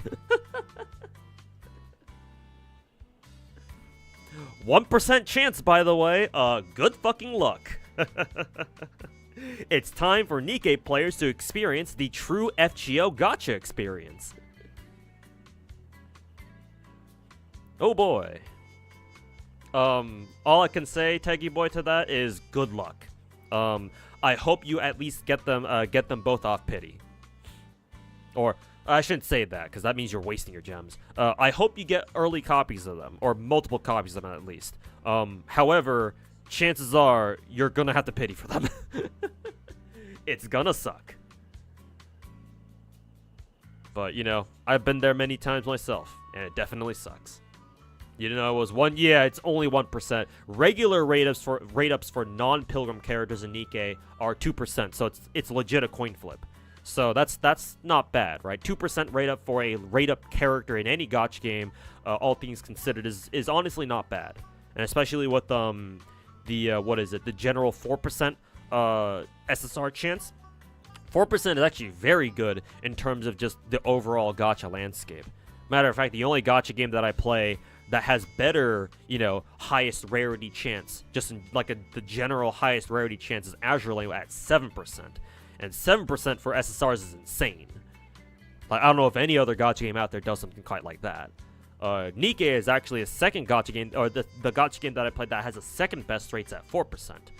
SSRs in their premium gachas. And then, you know, coin flip rate up, right? So 2% for your limited rate ups. All things considered, regular rate ups in Nikke are not bad. They're workable. But Pilgrims, they're only 1%, man. And at that point, only a quarter rate up. Good luck, man. 07. Is it 1% kind of high? Not really, man. not really, my dude. How do I put it? Anything below 2% rate up in gacha games, I'm just going off by feel, obviously. When you're talking about gacha rates and probabilities and shit, obviously, you know, it's all speculative discussion, right? So everything I'm about to say here is just subjective, and just coming from my own gacha experience. But, you know, seeing that, you know, I'm one of the content creators with the most amount of gacha experience, I think my experience, you know, speaks a little bit more than other people's. And in my experience, any gacha rate where you're dealing with less than 2% is where things start getting kind of weird. It's where things start becoming very unpredictable.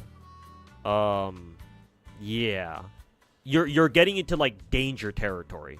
When you start dipping below 1%,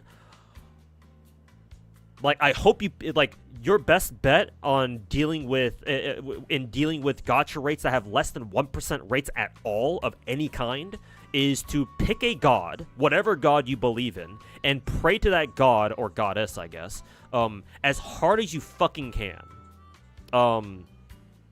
Maybe even prepare a catalyst, you know, do a little sacrifice of something, I don't know. Do whatever voodoo magic you believe in, because anything below 1% is where you just don't know. You are likely going to get fucked. That's all I can really say. So, no, I would say 1% is not really very high at all.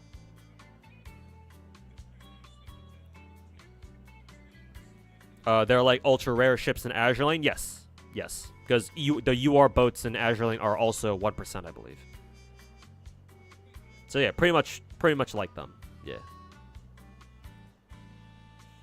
At least, you know, straight probability-wise. Though, I will say, I am more biased towards Azure Lane, because I feel like I always get the UR boats pretty predictably. Like, I've been able to get every single UR character in Azure Lane before having to pity for them directly. So before, what is it, 20 multis I think it is you have to do.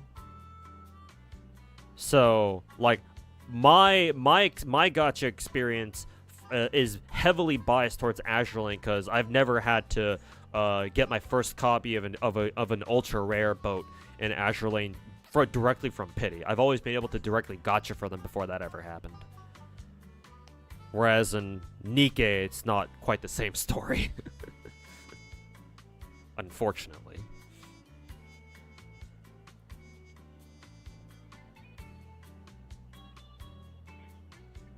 You tried Black Clover and it has like a 1.5% rate. You can probably get like 5 copies with one pity. Yeah, obviously there will be exceptions. I mean, I just named my own exception, and that would be Azure Lane. And yours must be Black Clover. But yeah, like if you have a good feel for a gacha game because you've played it for so long, so you kind of like there's a pattern that you notice or you think you notice, then yeah, then obviously personal experience trumps everything else that I'm blabbing out of my mouth. I'm just saying in general, anything below 2% is where things start kind of getting hairy, and anything below 1% is, well, pick a god and pray as best you can. Or, you know, have your credit card ready. Or, you know, credit card, gift card, whatever kind of card you want to use. Now you fear for Nikkei's next banner, and it's gonna come up next week. I hope you're ready.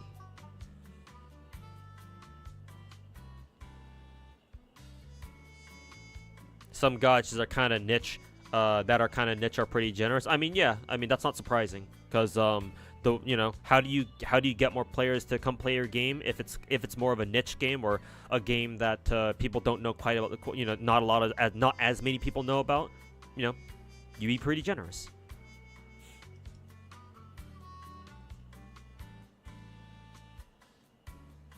So yeah, that makes sense.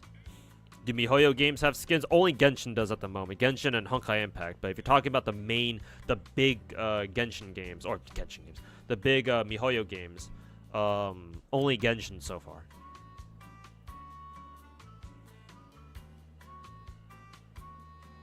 Why do you think the Pilgrim mold memes exist?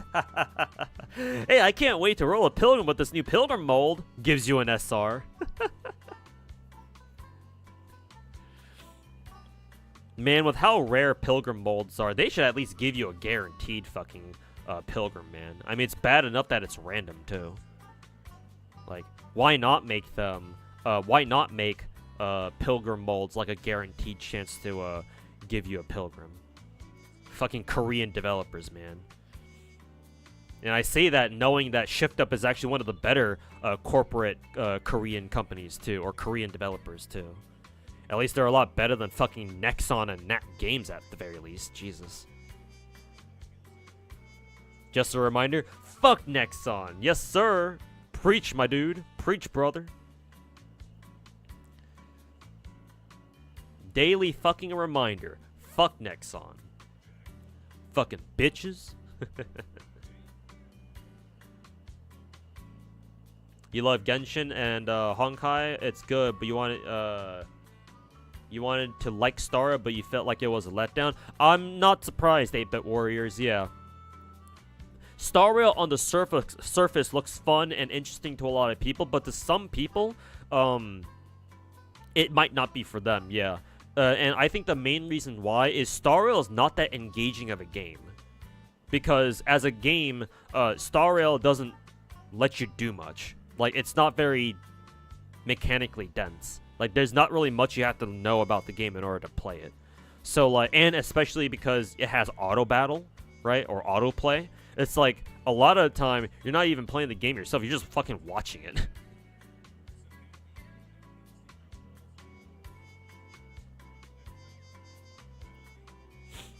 Star Rail characters lack charisma?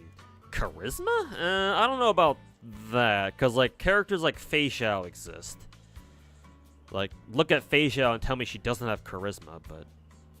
Like, I can kind of see where you're coming from. It's just I don't have, I just don't quite agree to the same extent.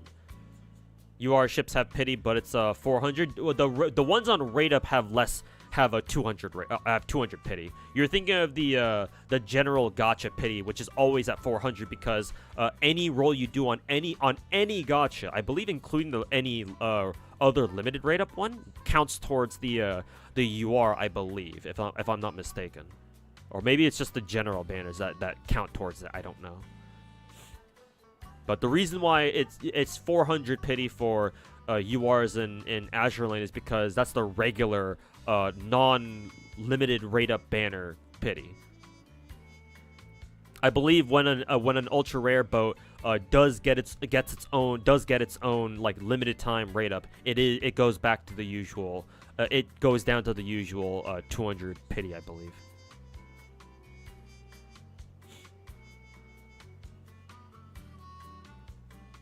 Nexon is making a Blue Archive sequel, Project RX. You know, I've heard that name thrown around a couple times here and there, by my chats.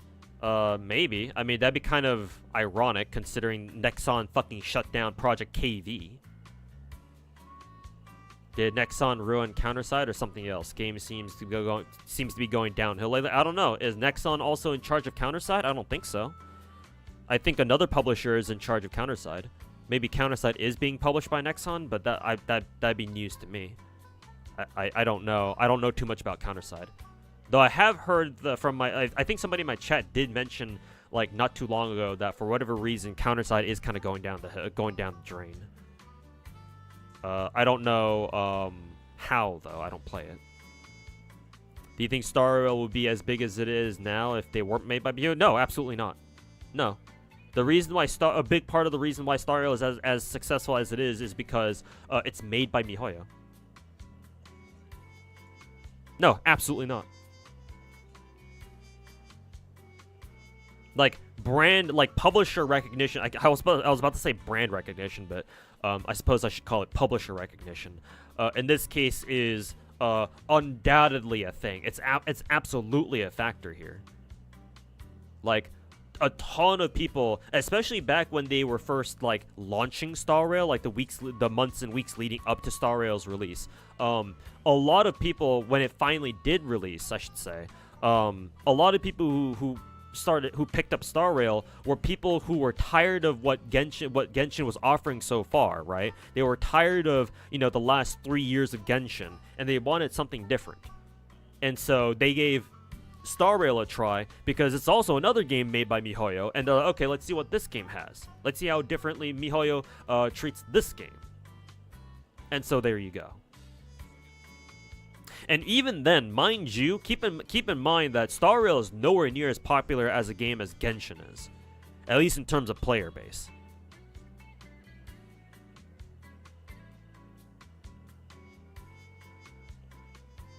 Does E7 still exist? Yes, absolutely. It's still going strong. I think recently they had not too long ago they had their, how many years have they been around for? 6-year anniversary? 7-year anniversary? I think 6 years, right? Because Epic 7 Global came out a year after FGO, I believe. So yeah, they recently had their 6th anniversary stuff going on. I saw like other gacha streamers like Sweetly. I think Mr. Slice did a sponsored E7 stream, but Sweetly, I think Ruby also did a stream. A lot of gacha streamers did like sponsored streams for E7, so I want to say it's still going strong. PvP addict save, and I'm sure it still has, PvP community for sure. Counterside decided to increase the level cap from 110 to 120, requiring a certain currency that can be farmed at a weekly limit. They're reworking it though, and recently they did a patch that nerfed a lot of strong characters, including ones that people were using to cheese PvE content. Ooh, the currency part I understand because a lot of gachas do that. It's not just them. But nerfing characters? Ooh. Oh no. That is one of the cardinal sins of gacha games. Chat, for future reference, in case you are not already aware, nerfing characters is bad. Counterside I can kind of understand because if I recall correctly, Counterside does have PvP. So like nerfing characters at least makes sense because it does have an actual PvP mode. Now, how much Counterside PvP is taken seriously, like say a game like Epic 7, I don't know. Like Epic 7 PvP is serious enough where yeah, like nerfing characters who are a little bit too strong in PvP makes sense. And I don't think a lot of people like complain about the fact that characters are getting nerfed in the first place. But if you're talking about gacha games that are only PvE, you never want to nerf characters. Like there's no reason to. Unless like there's an outlier where a character is so blatantly overpowered that yeah, we might have to tone them down at least a little bit. But most of the time, most single player gacha games or PvE gachas don't get to that point. Or they don't release characters that fucking busted. Yeah. But since the context here is that Counterside nerfed strong characters in a PvE context, oh no, that is bad.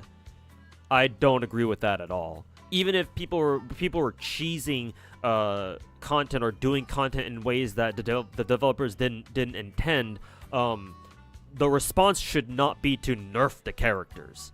That's not how you go about doing it.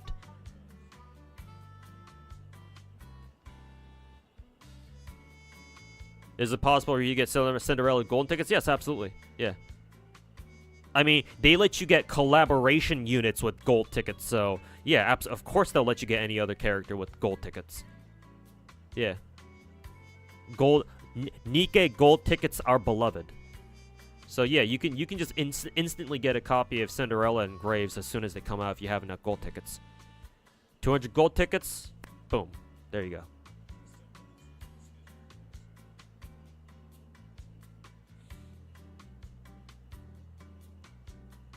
All the nerfs and Counterside are PvP related. Okay, then they're PvP related, then that's okay, I guess.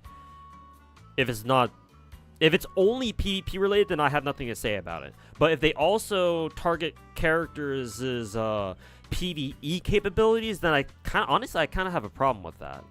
Yeah, like what? There's no reason or need to nerf characters' PvE abilities. Like that's just stupid to me. Like PvP is one thing, but PvE, come on. Why are you screwing around with that? I don't know, man.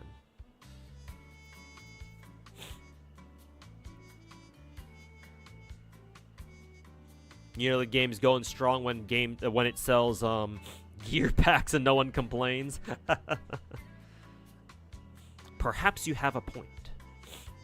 Excuse me. Technically, you can get anyone to run one roll. Yeah, it's 1%. Just roll the 1%. It's that easy. Just one ticket, guys. That's all it takes. One limited voucher. Oh, one Cinderella. Here we go. Easy gacha, easy life. Am I right?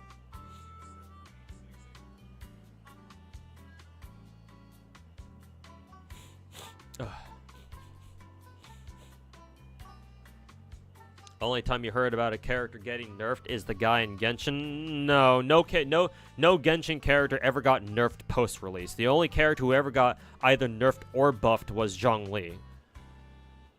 But he's the only character to have received changes to his gameplay or his combat performance post-release. No other character has been like reworked or like touched up on after they came out.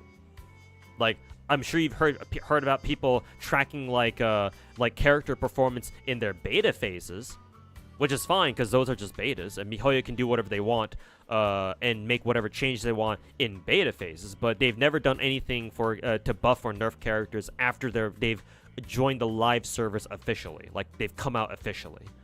Again, the only exception is Zhongli. But the reasons for that weren't even like gameplay related; they were politically related. So I almost don't even want to count him. Almost.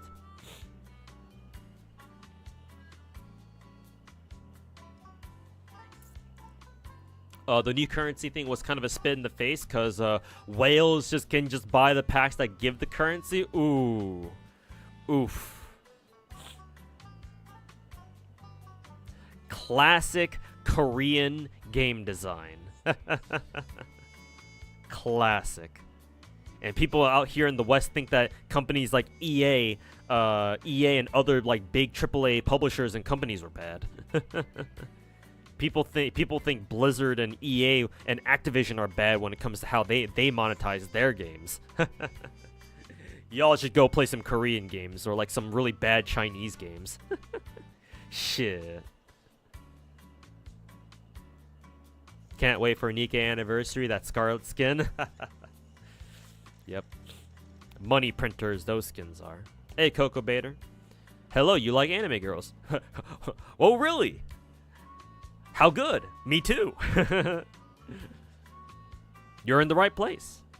We also like cute anime girls with big titties and fat asses. Excuse me.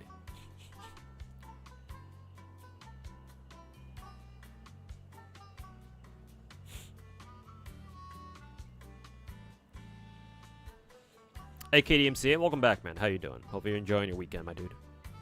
Just get lucky. Oh, hey, and hey, Full Out Alchemist, welcome back.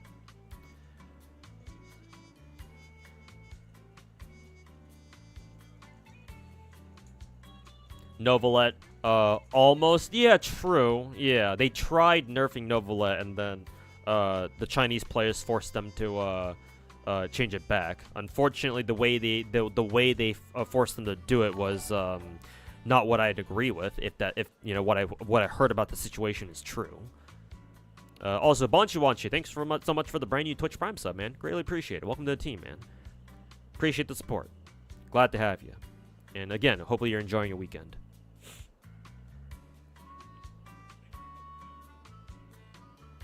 Getting trained by both Western and Eastern game companies. No matter where you look, you're gonna get fucked. Video games, am I right? Or I should say gacha games, am I right? To be fair, EA is expected to do better because they don't make free-to-play games. Yeah, I understand. Like the whole like the vibe in regards to EA situation, yeah. But it's ironic because even if you whale, quote-unquote, whale on a lot of EA games, that's still nowhere near as bad as whaling on gacha games. What is the worst part?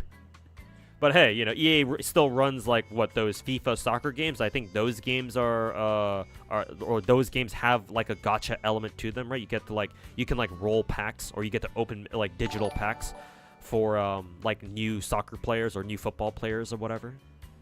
So I mean, hey, maybe they're not exactly completely free of blame. Also, JXE, hey, what's going on, man? Thanks so much for the 10-month resub. Welcome back.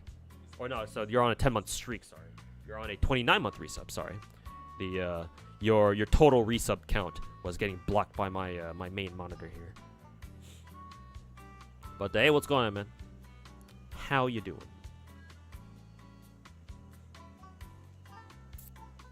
Found the plagiarism drama. What about Counterside plagiarizing like a weapon or something? And Naruto, how's it going, man? Welcome back. They should see League now making gachas for skins. I would have to see how they do it, cause like if their skin gacha works something like Nikkei's, where yeah, technically Nikkei's costume gacha is a gacha, it still guarantees you the skin in what, like $60.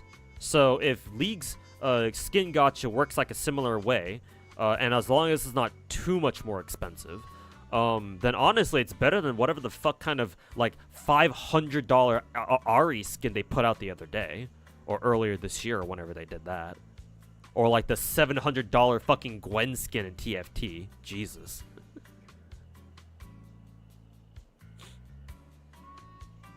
Oh yeah, you play FIFA, Naruto. There aren't really new soccer players.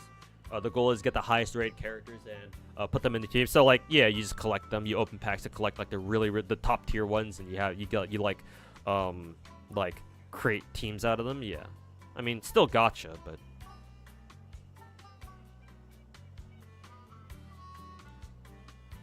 FGO question: is Van Gogh better solo than Shi Huangdi? Better solo? I don't know. I would argue they're used for different things. Strictly speaking, Shi Huangdi would be better for longer term battles because he gives himself invul every time he uses his MP, right? And as long as enemies don't have invul pierce, he can buy himself a lot of time. Especially if he keeps like consistently hitting arts crits to refund himself his own MP gauge.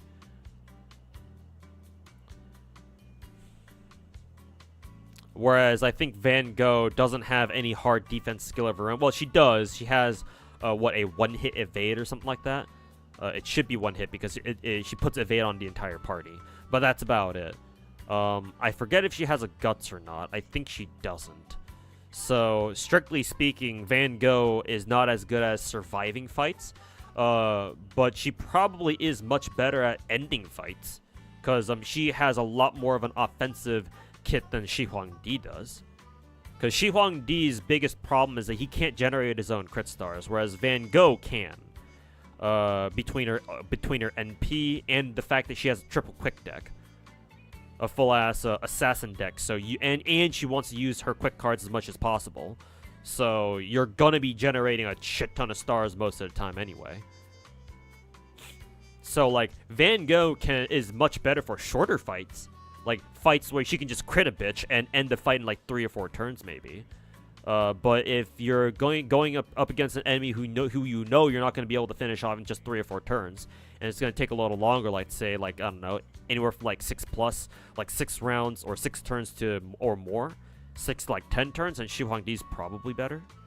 But like there's a lot of context that you'd have to give me in order to tell you like which character is probably better as a solo or not.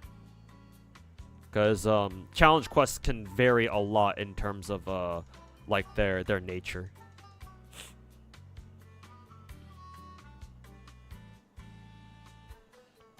What's the most expensive gacha to E6 in your opinion? What, just to get maximum copies for in general, or are you specifically talking about MiHoYo games? Because in MiHoYo games that doesn't make a difference, because MiHoYo gachas are exactly the same when it comes to rolling for 5-star characters.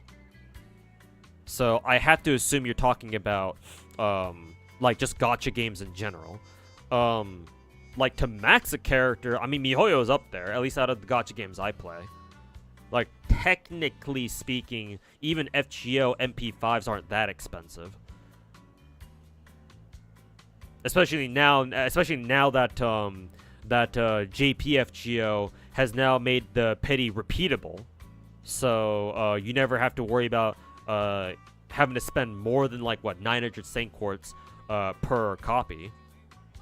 Though I guess if you extend that to like MP6s or whatever, then that might be a different story.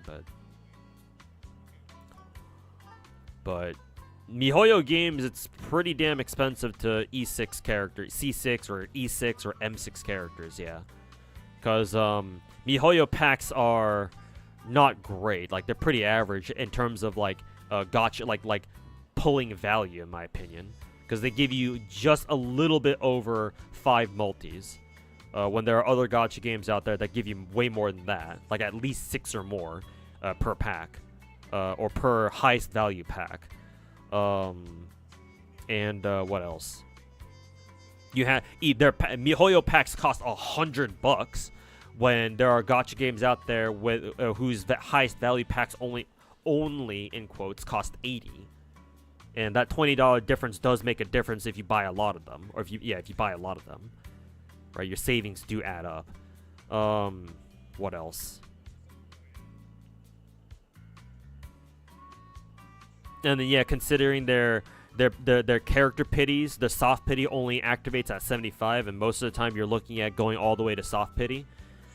Yeah, it's not great.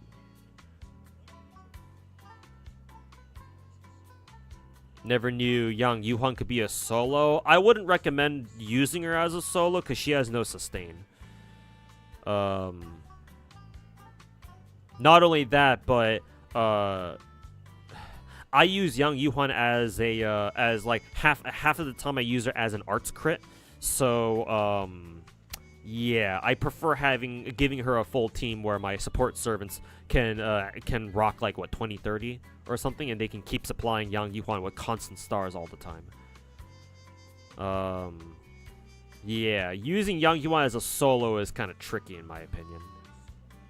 Like honestly, I would say Van Gogh is a better solo than Yang Yuan is. $200 guaranteed skin, $200 for a guaranteed league skin in their gacha. Yeah, it's pretty expensive. Not as bad as say like their $500 fucking Ari skin, but yeah, $200 is still very pricey. So I don't know if I can quite defend it or not. If it were only $100, then sure, I'll defend it. But 200, I don't know, man. I'll leave it to Riot Games to figure out how they want to fucking defend that shit, or how they want to justify that shit.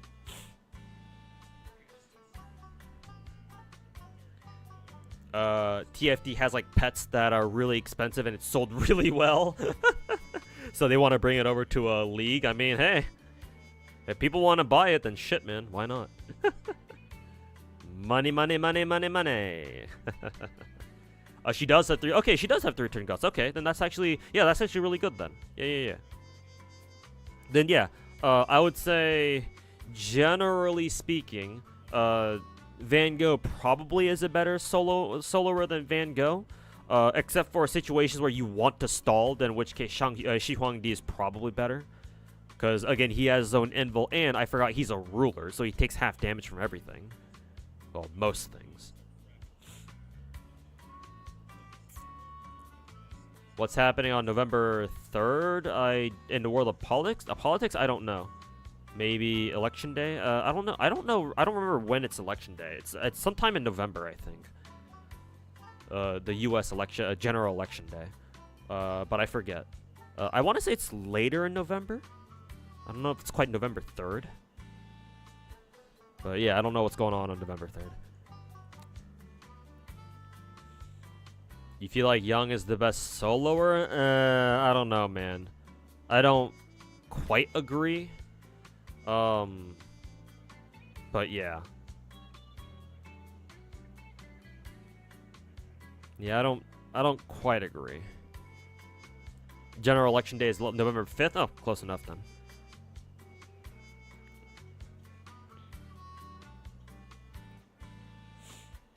Someone has that spreadsheet with the Star Rail character guide. Yeah, I got you. I actually have access to it right here.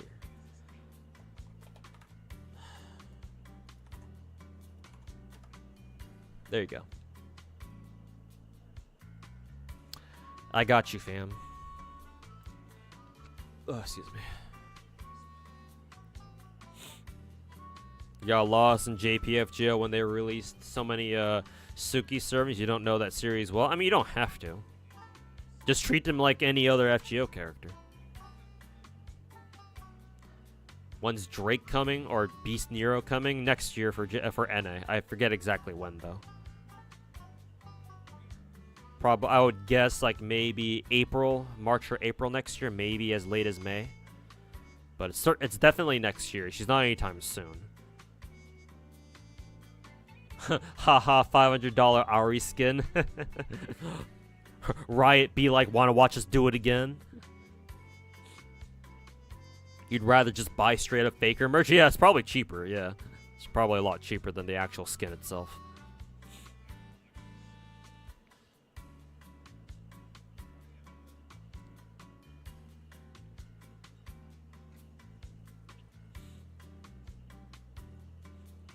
You will have to resist the urge to roll on this upcoming or maybe even current Jalter banner because you want a 120 Jalter.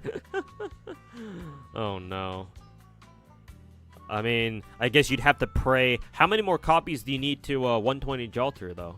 Because if you need only one more copy, then I guess it's not too bad. You just need to wait for what is it? A GSSR that has Jalter, like whatever good GSSR banner that GSSR gacha that has Jalter on it, and hopefully cross your fingers you can roll Jalter then. Who is this? New Year's Rasputin? Yeah, Rasputin. Rasputin. Is that gonna get me DMCA? That song's probably DMCA. Let's be honest.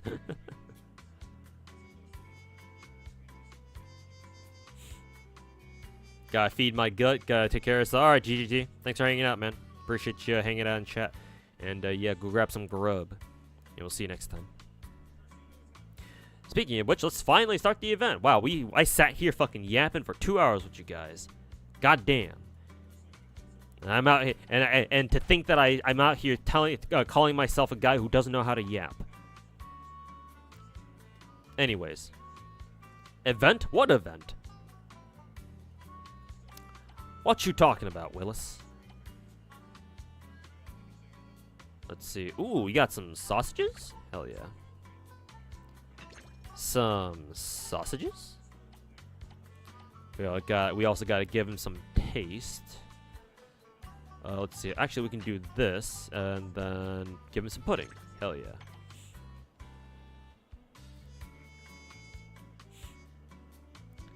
And then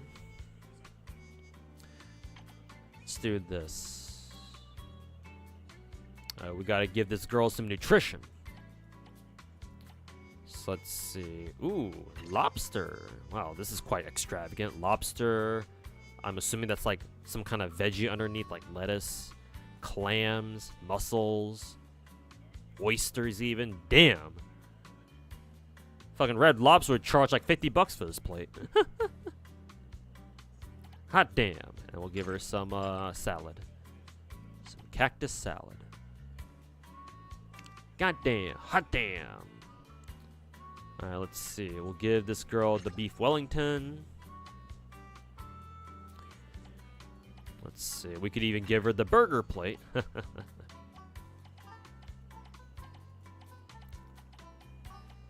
And then we can give her... No, we can't give her the juice box because for whatever reason the juice box takes up fucking 2 squares. Like, why the fuck? How the fuck does that make any sense? But we can't give her that, so hey, good enough. You wouldn't trust lobsters and mussels served in the middle of the fucking desert? Yeah, me neither. Me fucking neither. I mean, to be fair, I wouldn't trust any food that comes out of a region where they have a known fucking ethereal corruption, like literally right in the background.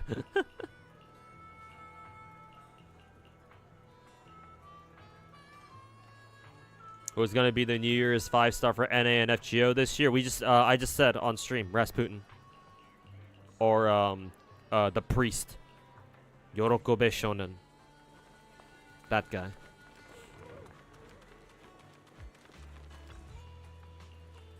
Oh hey, there's this one NPC who keeps showing up in New Eridu.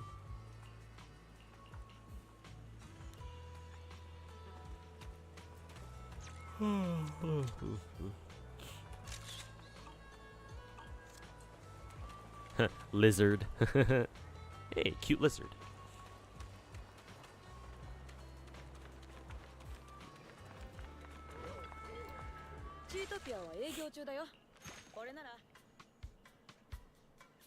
Such a nice view of Bernice. Ah, yes.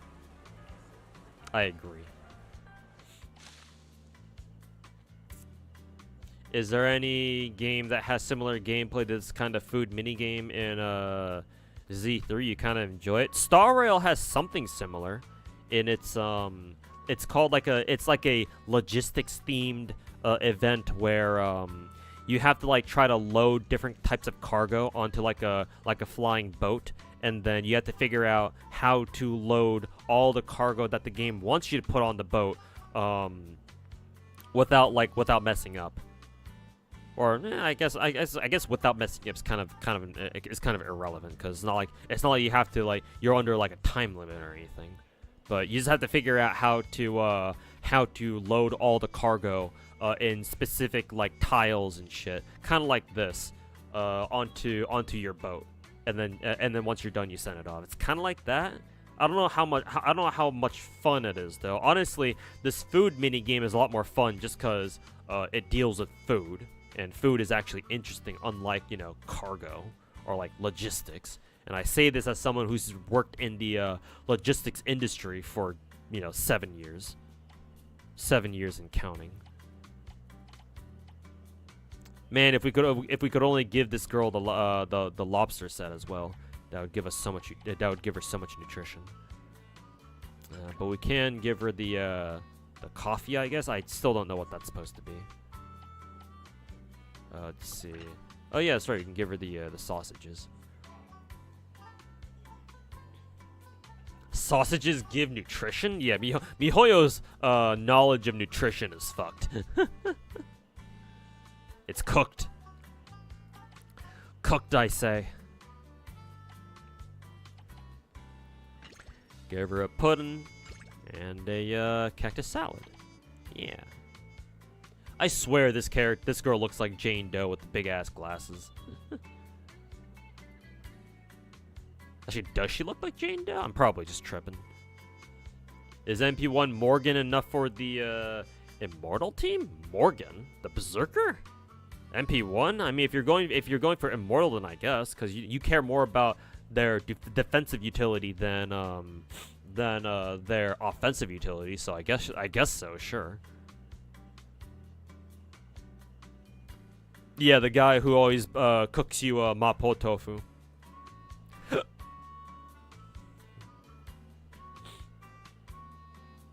Lizard clueless, yep. Irradiated lizard looking thing. Yeah, the Aram Alley shipping minigame. Yeah, that one.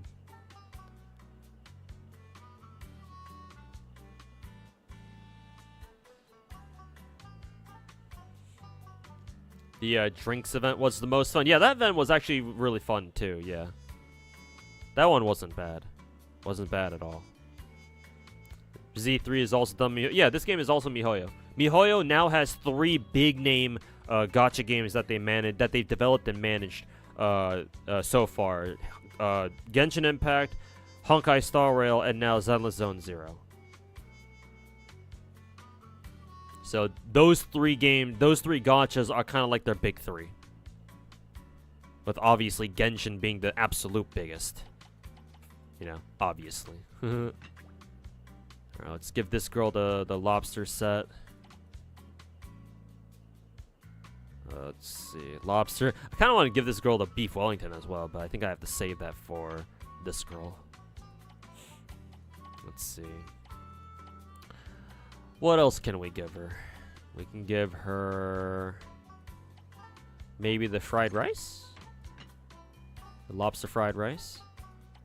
I wonder. I wish we had some chips, the tortilla chips, because I think the tortilla chip food item gives you straight 2 nutrition, but it doesn't have any taste.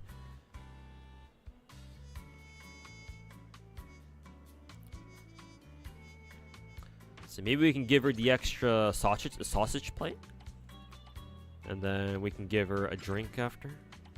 Let's see if that does the trick. Let's see. We give this girl the beef Wellington. Oh wow, that's perfect. Easy.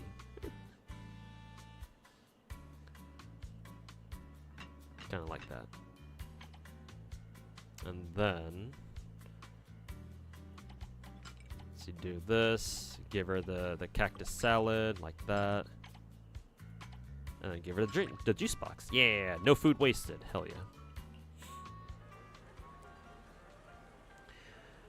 How many gachas do they have? Genshin, Honkai Star Rail, and Honkai and this. They have a couple more. The ones that I know off the top of my head are Genshin, Star Rail, Zenless, Honkai Impact 3rd, They also run a couple more other like smaller games such as Tears of Temis, which is more of an ultimate game, I think. Basically a gacha or like a game meant for the ladies, I believe.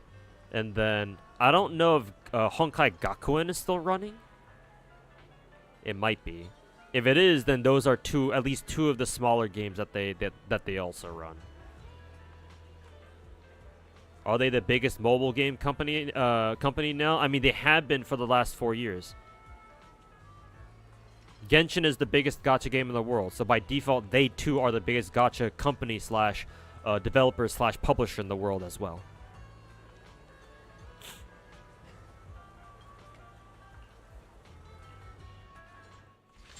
That girl looks like Jane on cosplay, yeah, especially with the glasses. So it wasn't just me.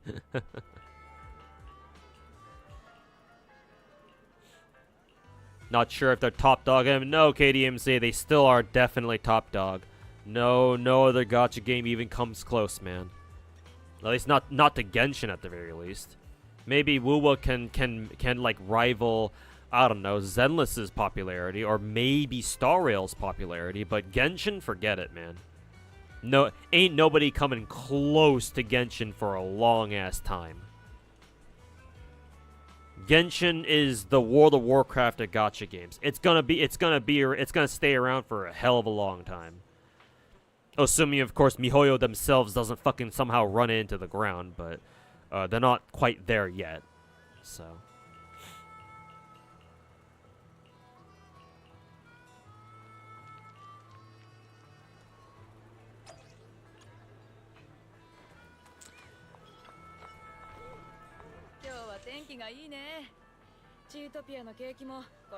The rat going to a place called Cheesetopia? Cute. I mean, I suppose it does make sense, huh?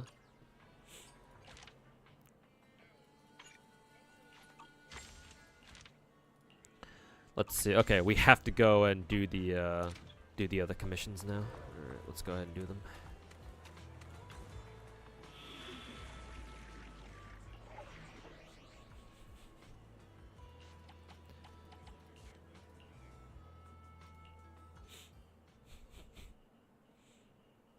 Did you tune into Doobie's debut? No, but I did know that it was going on yesterday. Like I knew it was happening at what 5 p.m. my time yesterday. I just didn't watch it because I was streaming at the time. So, but I know she debuted. Yeah, so congratulations to her.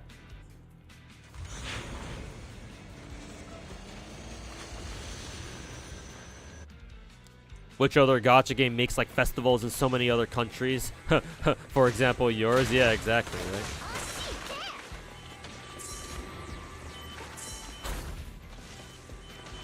Let's see, is that the only thing that I had to destroy? What are we even doing again?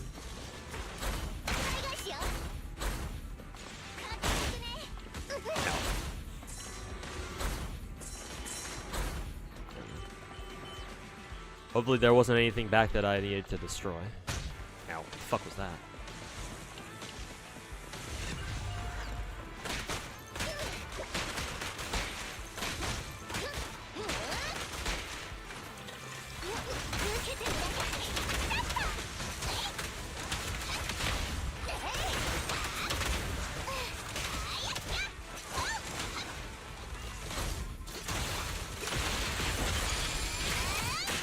Burn, baby, burn.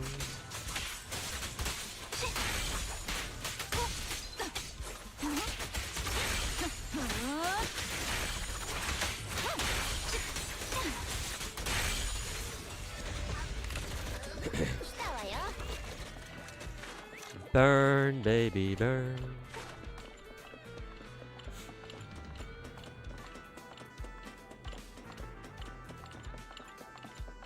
This way.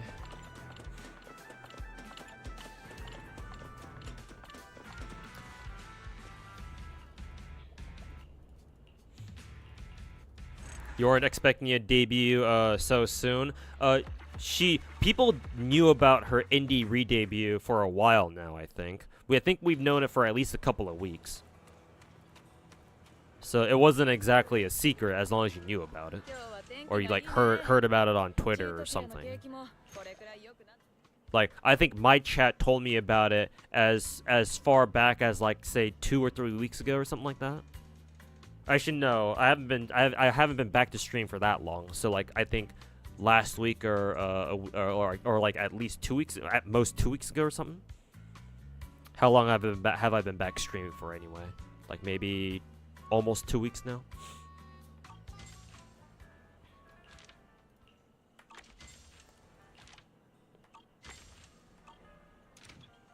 Oh right, we have to talk to Piper.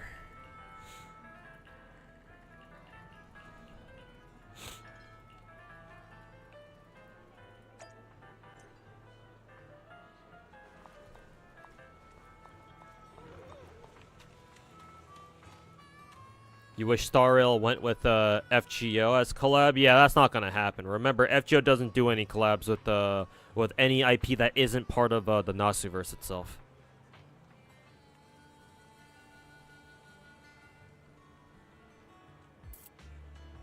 Imagine if they didn't nerf Nicole's titties. I mean, if you really care about it that much, you can restore it back to how it was using mods. But I'm not gonna tell you how.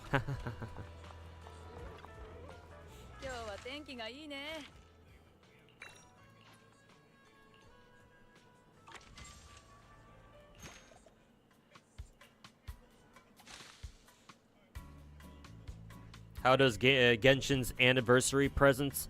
How do they still suck ass? You remember people were throwing fits for first anniversary? Because Genshin can do whatever the fuck they want. Most of the people in my chat have heard me talk about this, but Genshin has what I like to call top gacha privilege, where if you're the biggest gacha game in the world, you get to do whatever you want. And yeah, Genshin doesn't, like, MiHoYo has decided not to be very generous with the Genshin. It's like kind of their thing.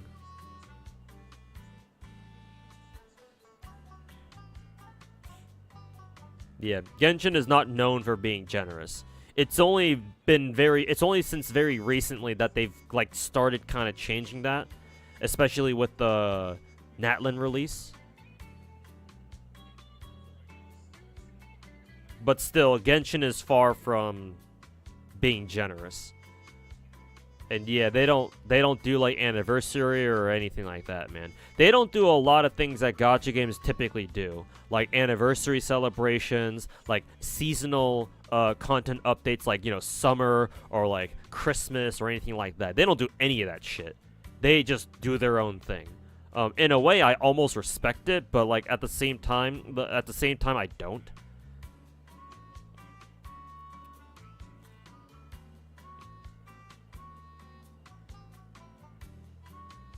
But yeah, MiHoYo has decided not to make things like anniversary or like seasonal events like a thing in Genshin, and to a certain extent not even in Star Rail either. We'll see what they decide to do with Zenless, but I don't expect them to be any different here in this game either.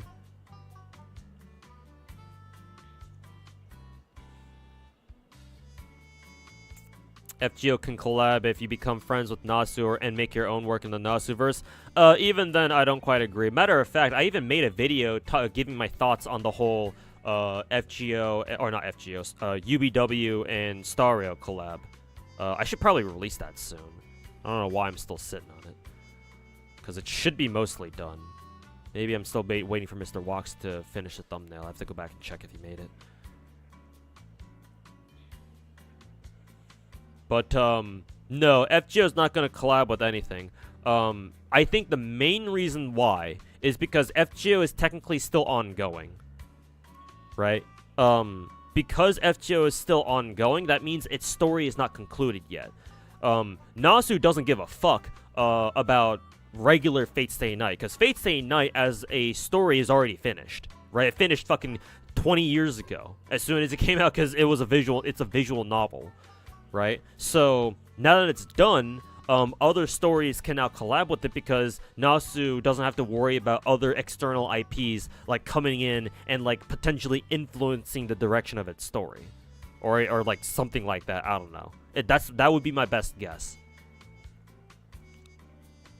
So long as FGO is, like, still going, you're never gonna find any other. You're never gonna find FGO collaborating with any other IP in existence. It's just not gonna happen. That's why Star Rail collaborated with or that's why Star Rail went for a UBW collab instead of an FGO one, because they probably knew there was no fucking chance. Maybe they tried.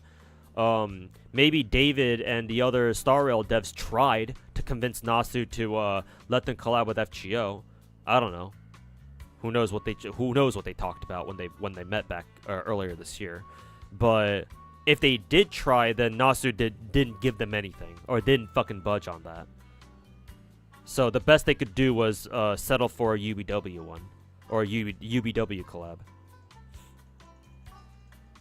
Genshin is the trailblazer in Gacha in the sense of making Gacha mainstream, sure.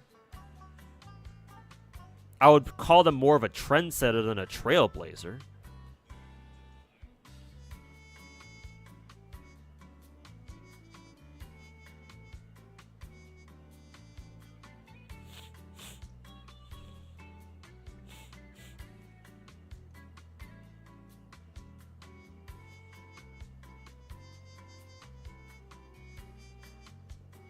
Genshin also provides a lot more content than most gachas. If you include, like, all of its content, then yes, I also agree. It's just that most people don't care about a lot of Genshin's content, and so they don't count it themselves.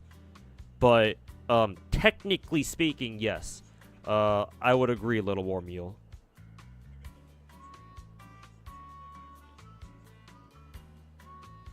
It's just that, you know, good luck trying to convince other like casual gacha players or just other terminally online gacha players that that's the case. Like, I know better, so I agree with you, but I don't know how many other people will agree with you there. Hey, Alzaraf, if that's how I say your name. How's it going, man? Welcome back. Genshin does Chinese New Year. Yeah, that's the one thing they do, yeah. So, it's not that they don't do anything, but yeah, it's the one thing that they do, because yeah, it's a Chinese game, so obviously, they'll do like a Chinese New Year related thing.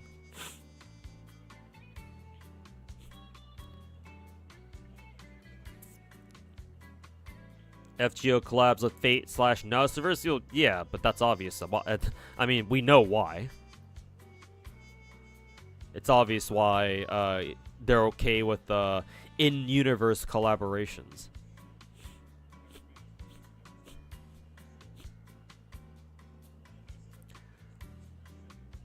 Strange reasoning. FGO has wacky-ass story events that have no impact on story. Hey, man, I'm just trying to provide the most logical explanation that I can. Do I look like a fucking FGO developer to you?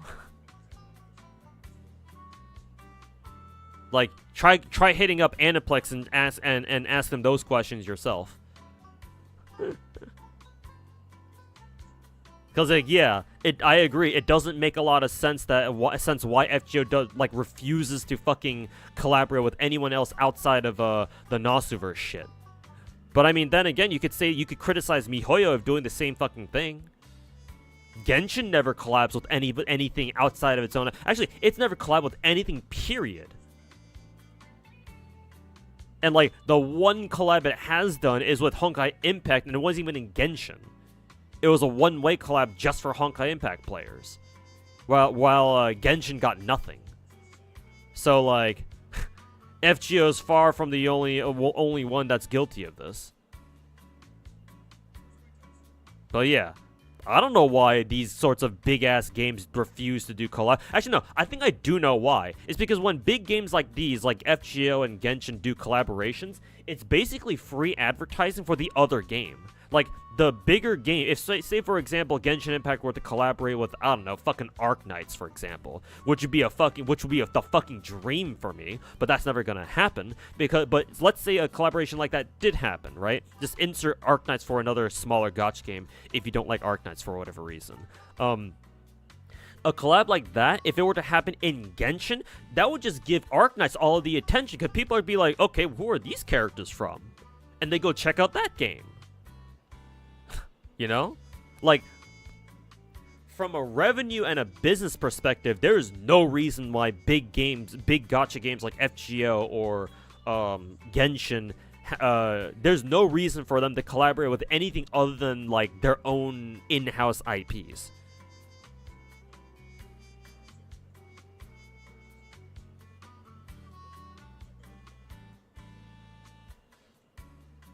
Like, they should still do them, in my opinion.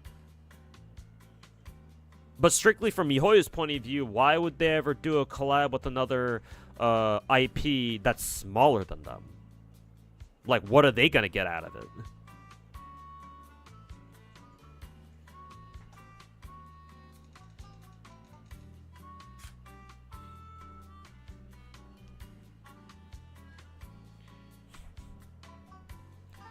Yeah, Alloy wasn't so much a collab as it was just them, you know, getting the bag with Sony. Yeah, like to help them secure their PlayStation deal so they can put Genshin on a console. Yeah, so they could reach out. They could tap into the console market.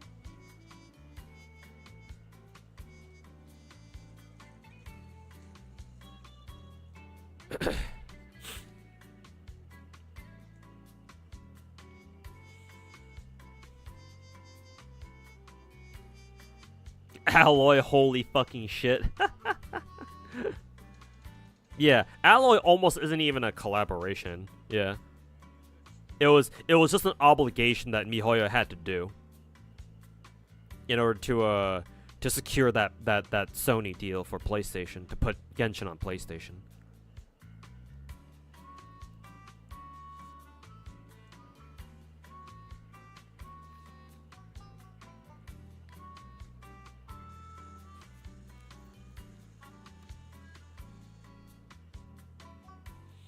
Saying, do you think Sony held the devs at gunpoint? Yeah, maybe not quite that extreme, but yeah, Sony were probably like, yeah, probably pushed really hard. They probably were adamant about MiHoYo like putting Alloy into Genshin as part of their deal. Yeah, because it's very clear that MiHoYo did not give a single fuck about Alloy, because like you could only get her during like a specific window like 2 years ago or something, and you haven't been able to get her since. She has no constellations, and like the only way to get her unique weapon, or a signature weapon, which is only a 4-star by the way, was if you logged onto a fucking PlayStation to get it. To be fair, if you're a PC player or a mobile player and you have a PlayStation, or you have a friend who has a PlayStation, technically you could get the weapon too, from what I hear, by just logging onto your account on a PlayStation, and then since that counts as, you know, logging onto a console, right? Logging onto a PlayStation, you'll get the weapon, and when you transfer your account back, I think you still keep the weapon if I'm not mistaken. So like even if you're a mobile or PC only player, I think you could still get her signature weapon, her quote signature. Again, it was only a fucking 4-star though.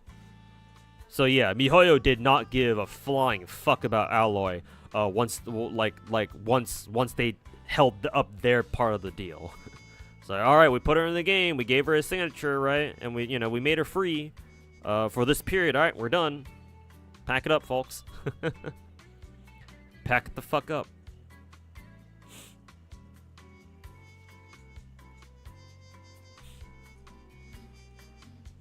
Microsoft dropped the bag hard. Yeah, but it wasn't just Genshin. Microsoft had made a lot of fucking bad decisions. Or they've made a lot of bad decisions from what I've heard over the years. Like the more recent examples of their really shitty decisions with that. Remember, I don't know how many of you guys follow Capcom news, but for those of you who do, y'all remember when the Marvel vs. Capcom collection pack, or the collection game, wasn't even on Xbox at first, and then only really recently, like right before it was getting released, Xbox announced that, oh yeah, we're gonna let, you know, Capcom put the fighting collection on Xbox too, when it should have been fucking announced from the very beginning. So it wasn't just Genshin. Xbox has made a lot of really bad decisions over the years, I think, from what I've been able to tell. But yeah, Genshin's certainly one of them. Or not trying to chase the Genshin bag.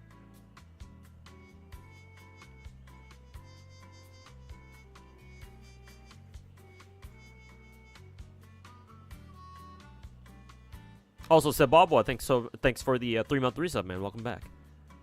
Thanks for the resub. And even if you got a weapon, it was still mid at best. Yeah, I'm pretty sure 5-star weapons were usually better anyway. So it's like, yeah, no big loss from a gameplay standpoint. Also, Peepo, thanks for the 100 bits. You have a question.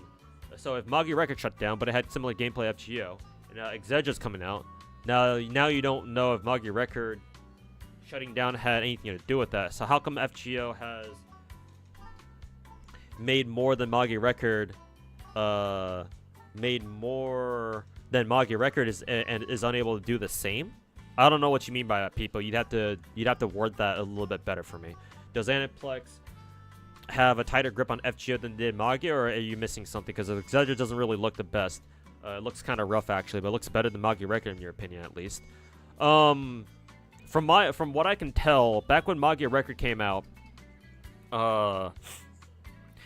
my personal theory is that Aniplex knew that FGO players were bitching about how, oh, we don't have content acceleration, blah blah blah.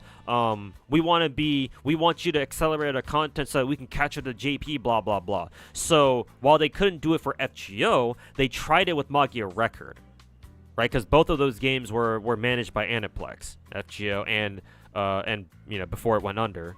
Magi Record. So, because with Magi Record, they hella content accelerated that shit, if I'm not mistaken, right? Because Magi Record was like another 2 years behind JP, but they tried going down the whole content acceleration path, but it was too much. It was too much for the player base, right? So that ended up being a failure. And it went under. Right? It went under. As soon as it became clear. Once it became clear that this shit ain't making any money for Aniplex anymore. So why bother keeping the servers? Why bother? Still running the game.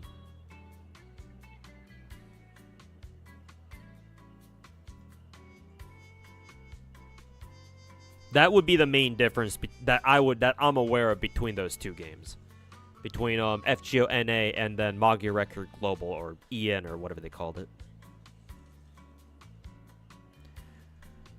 GFL 2 is gonna be a fucking flop. You think so? I certainly hope not. But we'll see.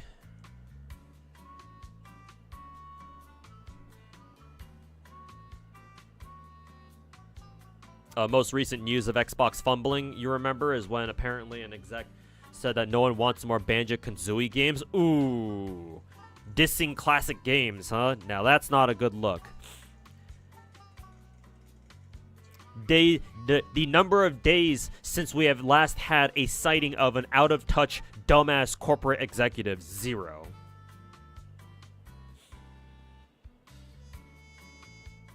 Even though they bought they bought Rare, yeah, who developed Banjo-Kazooie back in the day, yeah. Microsoft's still probably having Rare develop more fucking Sea of Thieves content. Let's be honest. But yeah, fucking out of touch, clueless fucking developers, man. Or not developers, sorry, fucking corporate executives.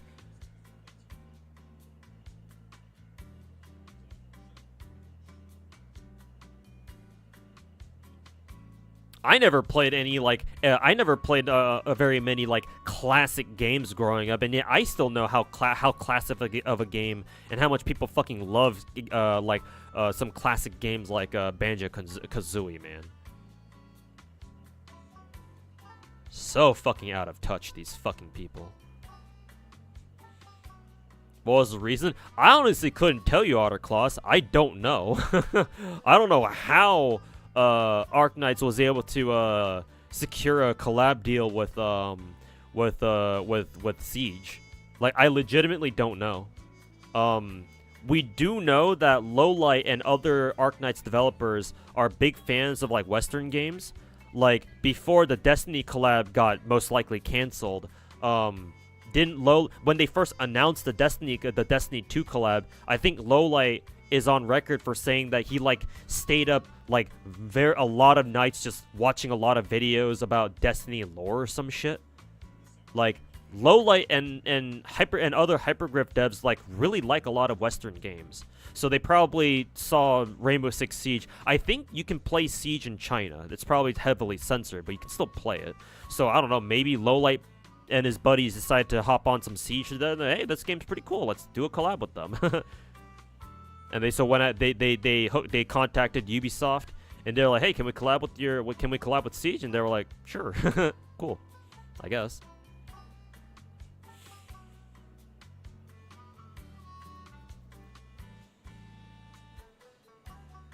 Think they're hoping global will get him out of the rut. Yeah, I do agree, Sababa, when you put it that way. Yeah, like I really don't like the fact that they didn't just make GFL 2 a simultaneous global release. Like, that shit sucks. Because now we're once again we're gonna be like a full year behind China in terms of content, and nobody likes that. And yeah, considering all the fucking drama they went through in mainland China, it's like, oh, so you're just putting out an NA server, or you're putting out a global server, just to try to milk the foreigners for more money now, are you? Oh, Yuzhong still needs more fucking Ferraris, I see, and more paid vacations down to Argentina. What was the best collab in any game that I've played? I don't know, actually. To be fair, collabs don't happen very often.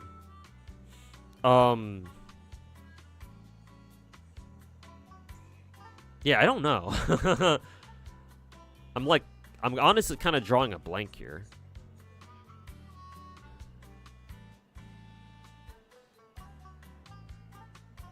Maybe either like an Arknights collab or like a Nikke collab, I guess. Like the Nier collab with Nikke, or the Rainbow Six Siege collab with Arknights, I guess, because they did it twice, by the way. Arknights has done 2 separate collabs with Siege, by the way, and both times they did it, it was for different characters. Because the first time around, the first Siege collab in Arknights put in who were the characters they put in the first time? Ash, Blitz. Not Doc. Doc was part 2. Tachanka and one more character. I'm forgetting who they were. Frost, I think. Yeah, I think those are the 4. With Ash being the 6-star and the other characters being 5 stars. I think Tachanka, Lord Chanka, was the welfare that everybody got for free, and you rolled for Ash, Frost, and Blitz, I believe. And then part 2 banner, or part 2 of the Siege collab in Arknights, that we had just recently, I think, just like the other month, was they put Ella as the 6-star, and then the other 5 stars were Iana, Doc, and then the free the welfare character was Fuse. Yeah. So 8 different Siege operators over the course of 2 separate collabs. Though, to be fair, the collabs were like 2 years apart, I think, so it took them a while, but hey, at least we have it now. Or at least we have everybody now. So yeah, I would consider those to be probably the best collabs we've had, that I've seen Gacha games do. Probably.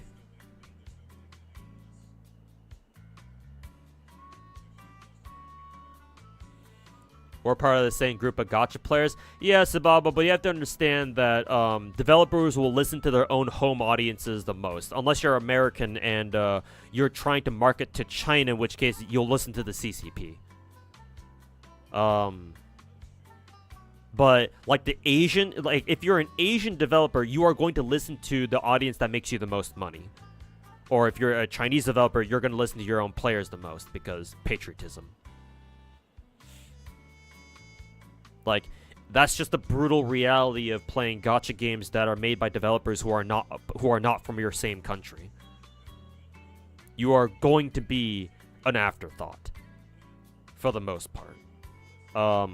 The one exception would be is if you're like in a MiHoYo situation where your overseas players are, while you're going to still listen to your Chinese players, like you have such a huge overseas presence that it's impossible to ignore them completely. But like that sort of situation is only reserved for MiHoYo games because no other gacha game can pull off something quite like that. So yeah, ideally, if you're like a developer of like an internationally known gacha game, you should excuse me, yeah, choking on my own spit. You should listen to all of your players equally, or as equally as you can. Obviously, you're going to be biased for your own home players, but yeah, you should still listen. You should still try to listen to everybody. But you know, China, so oh well. If only Bungie didn't lay off a shit ton of their employees. I also heard that Bungie made some statements that upset a lot of the little pinks. Like they put out some like anti-CCP statements or some shit, or like things that could have been taken as like anti-CCP like commentary or whatever. So like that certainly doesn't help either. Is Enfield that the game that has that sort of like open world base building thing? Yeah, it's kind of like Satisfactory or Factorio kind of thing. Yeah. I don't know. I've never played Satisfactory or Factorio, so I don't know if that's a good comparison or not.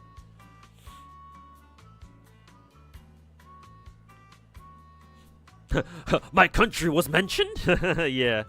Hey hey Chef Rear, how's it going, man? There is benefit of foresight in being behind a server. Yeah, but that's more of an old school gacha thing. Yeah, that's more of a hardcore gacha thing. Yeah. Cause like that's why leaks are so prevalent in MiHoYo games, right? And that's why people pay attention to leaks so goddamn much in MiHoYo games or in MiHoYo communities. But as far as like official content goes, and like as far as casual players see it, like people don't want to be fucking a year or two behind another server in content. That's just lame, right? Why do you think so many FGO NA players back in the day jumped ship from playing NA over the JP back like fucking 4 or 5 years ago, right? Back when people like fucking what was the name again? Razor Ninja jumped ship from NA over the JP. Like, why do you think that is? It's because people want to play the latest and greatest shit. Even if you have the benefit of fucking clairvoyance or foresight, it doesn't feel good knowing that you're fucking a year or two behind another server. That ain't fun. Not for the casual players anyway. So like, yeah, the foresight is nice, but like ideally you don't want to be in that situation to begin with, because that just gives off the an air of like, oh yeah, we favor one community over the other, which is what Sebabwa and chat's complaining about.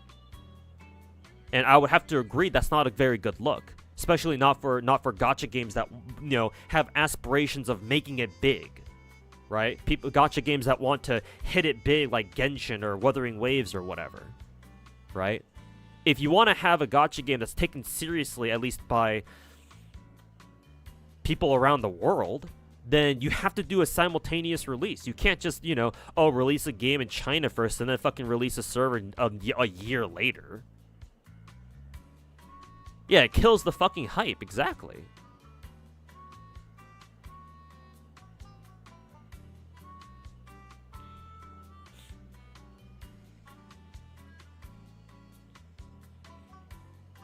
A lot of Western companies and media have been getting too involved with like social media politics and opinions. The West just needs to get back to making good games. Yeah, that's also an issue too. Yeah, to be fair.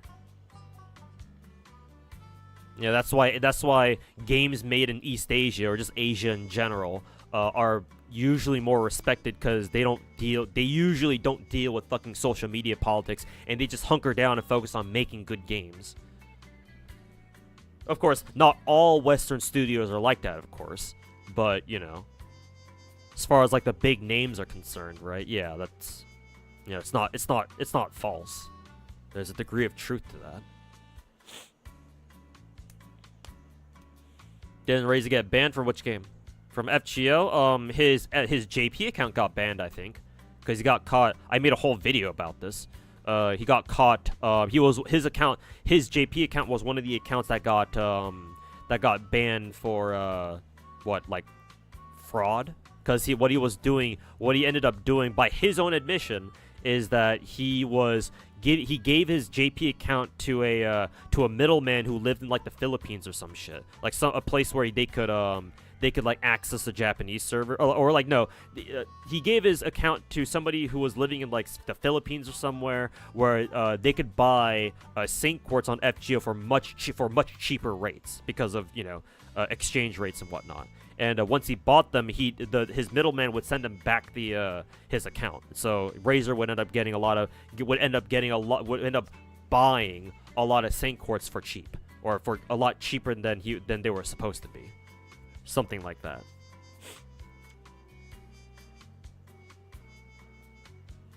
If I recall correctly, I think that's how the story went. It's been a couple of years, so I might be forgetting a detail here or there. Oh yeah, it was like they were doing some kind of like chargeback trick or some shit. I forget exactly how it goes though. But yeah, whatever he was doing, it was pretty serious because his account ended up getting banned for it. So.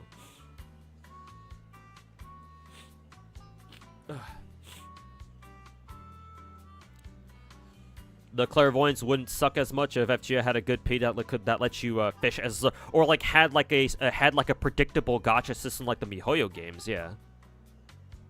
Then it would be a lot better. Yeah. Like the clairvoyance is still good, but like,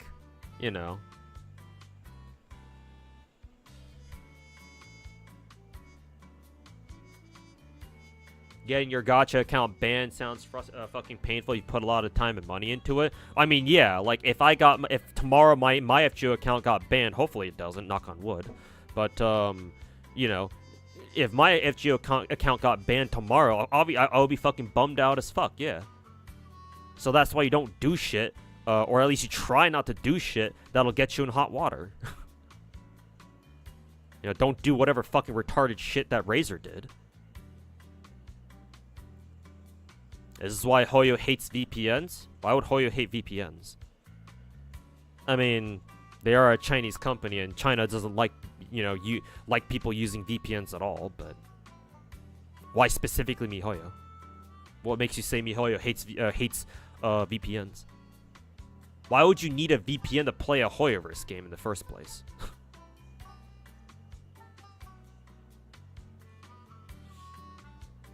You hate how this digital food looks so good while your fridge is empty. I feel you, man. I fucking feel you, man. It's like, god damn it. I could really use a sausage right now. I just heard a firework go off. Did the Dodgers win again? Did they have a didn't the Dodgers play another game? Isn't it game 2 tonight of Dodgers versus Yankees? I'm assuming the Dodgers won because I just heard a firework go off near me.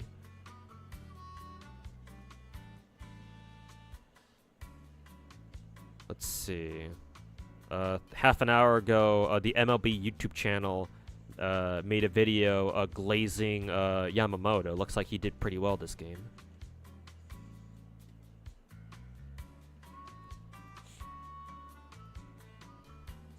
Let's see. Let us check Twitter.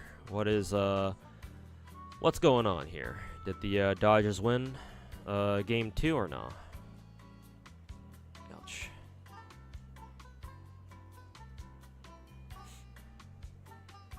Yeah, it looks like according to Twitter, according to the MLB update, they're updating tweets. It looks like Yamamoto went fucking off this game.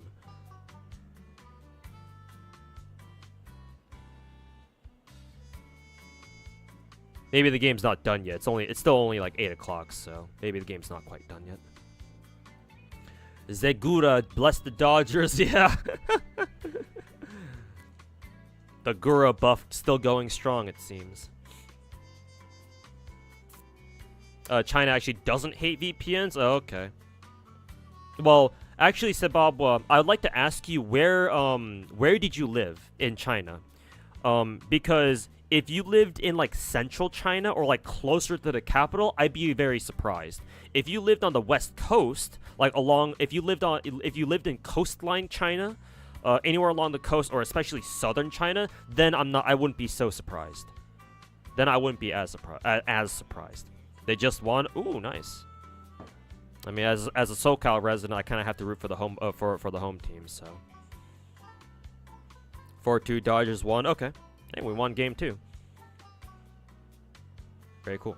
Then yeah, that would explain all the fireworks that I'm hearing right now. And I live pretty far from LA, to be honest. Like, I say I live in LA, but I don't live there. And yesterday, when the Dodgers won yesterday, people weren't firing off fireworks like anywhere close to me. But I guess tonight's different. I guess people in my area now are going out and grabbing some fireworks of their own or something. Or like firecrackers and shit. Because I guess, you know, today's another World Series game. You're hearing fireworks too? Yeah, there should be a ton of shit going off the closer you get to downtown. But yeah, like I was watching YouTube videos and I was monitoring Twitter after the Dodgers won yesterday, and people were going crazy over in LA, even in the streets. Just cause the Dodgers won game 1. Well, to be fair, fucking Freeman, I think his name was Freeman, right? The pitcher who hit the World Series' very first, or MLB's very first walk-off grand slam in a fucking World Series. That's pretty amazing. To be fair, the fact that the game 1 ended like that, yeah, I understand. Okay, like, all right. Okay, that's pretty cool then, actually. But yeah, it seems like LA is going a lot more ham right now.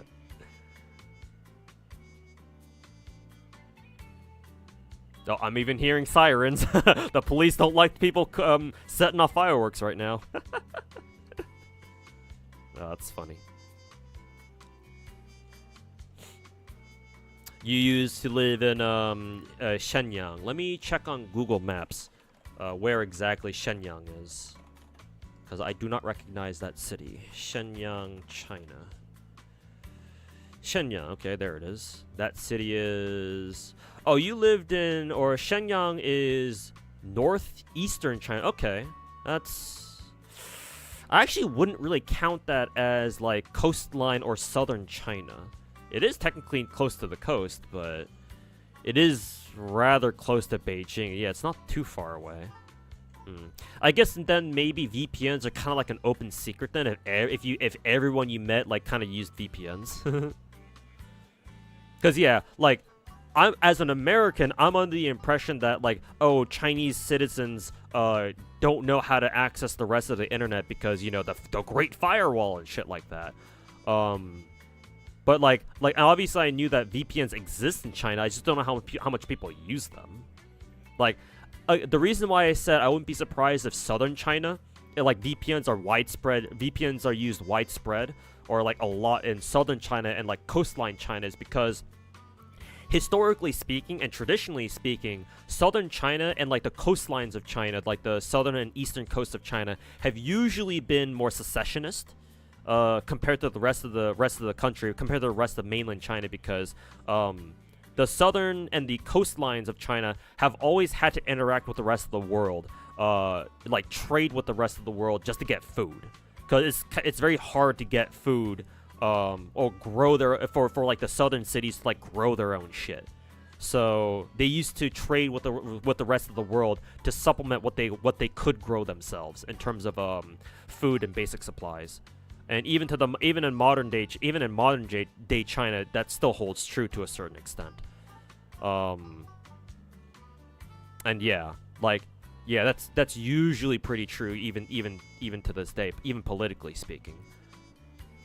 So like, yeah, it's not too surprising if you lived in southern China or along the coastline. Oh yeah, people use VPNs all the fucking time. So it's like, yeah, that makes sense. Those regions usually usually try doing their own thing independent of whatever the fuck Beijing wants.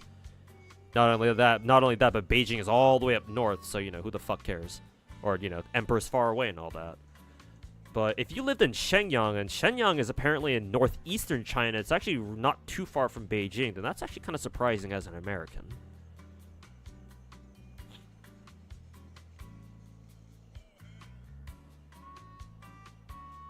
China doesn't give a fuck about copyright. You're right about that. You're definitely right about that. Copyright laws? What are those? What are those?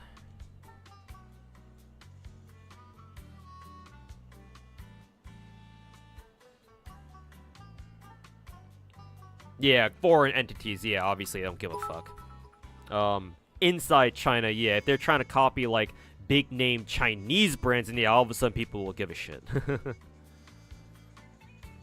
Also, Fallout Alchemist, thanks so much for the 500 bits, man. Greatly appreciated. Thanks so much, my dude, for the bit support.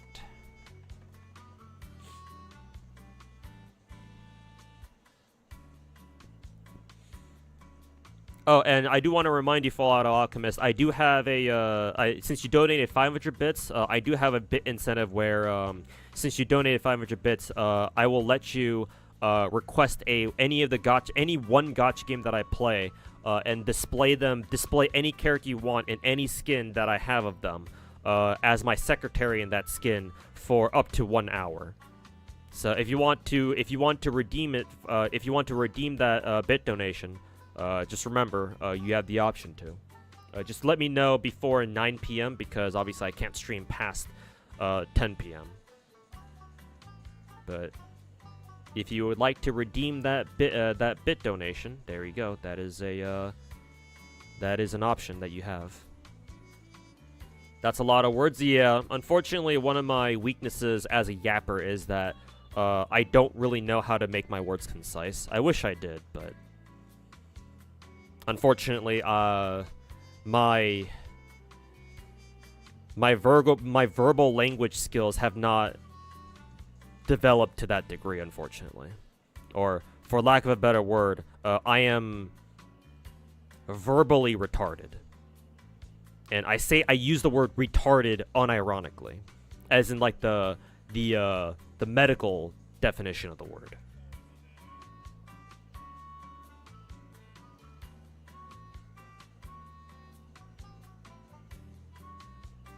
Star Rail question: is running a slow Ruin Mei and Firefly teams a good idea? You don't need SP with E1 Firefly. A slow Ruin Mei. Would that? No, I don't think so. And I think the reason why not is because you wanna have Ruin Mei's ultimate up as long as you can, and you want her to get it as quickly as possible too, just because of how strong her ultimate is in the first place. Give me 1 second. Let me look up the Star Rail helper guide, and let's see what they say. What does Ruin Mei want? Yeah, she wants, yeah, the spreadsheet I'm looking at here for Ruin Mei builds, they only recommend speed boots. So I assume you want her to be as fast as possible. Not only that, but if you plan on giving her, for example, Talia, which, to be fair, this guy doesn't recommend Talia, the two-piece Talia ornament set at all. So I guess you don't need to worry about speed in terms of Talia. But they still do recommend speed boots, and they recommend speed substats as like her #1 substat that you want to give her alongside break effect. So I assume Ruin Mei always wants speed, or she wants to be as fast as you can make her.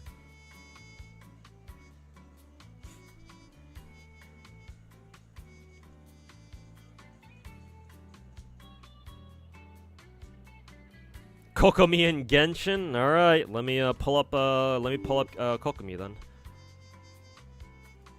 Give me a sec. I don't have Genshin up right now, so it'll take me a minute. But I will put up the Kokomi, the cock.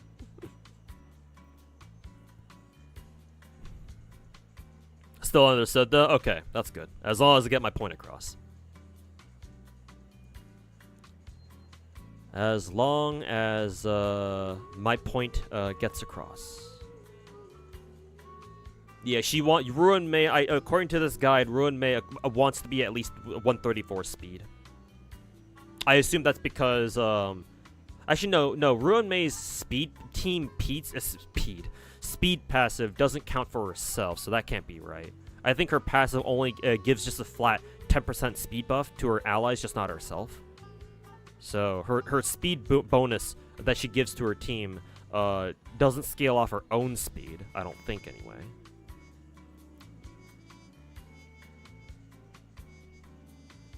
What I will say is that I still think it's important for you to build speed Ruin Mei or a fast Ruin Mei, especially now that we have Lingsha, because so that way Lingsha can spam a lot of her skill instead, right? Because you know, Ruin Mei is a skill point positive character, right? Because you just need to use a skill once every 3 turns and you're good to go.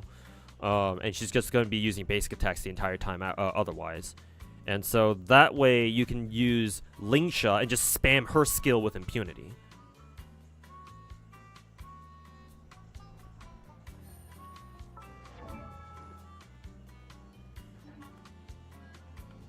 Let me kill the music in Genshin, just give you the audio of Genshin. So you can hear Kokumi giggle and say shit. Pull her up here, and there we go. And then Genshin, boom. And then I will have her hang out. Let's see, where's a good place to put her? I'll put her up above the chat box. All right, so she can hang out right there. There you go, Mr. There you go, Fallout Alchemist. There's our Kokumi, our cock.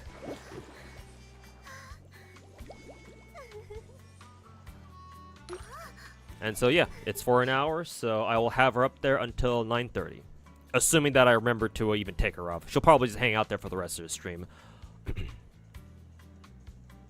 The best girl is here. Yep.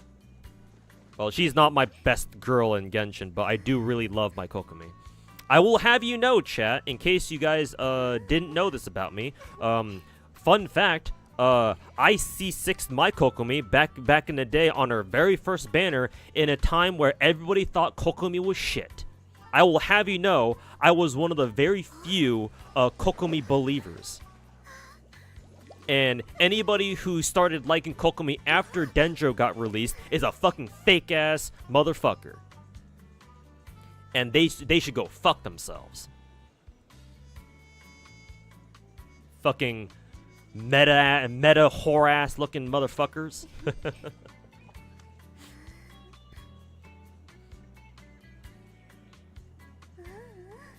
Crit Kokumi isn't real. She can't hurt you.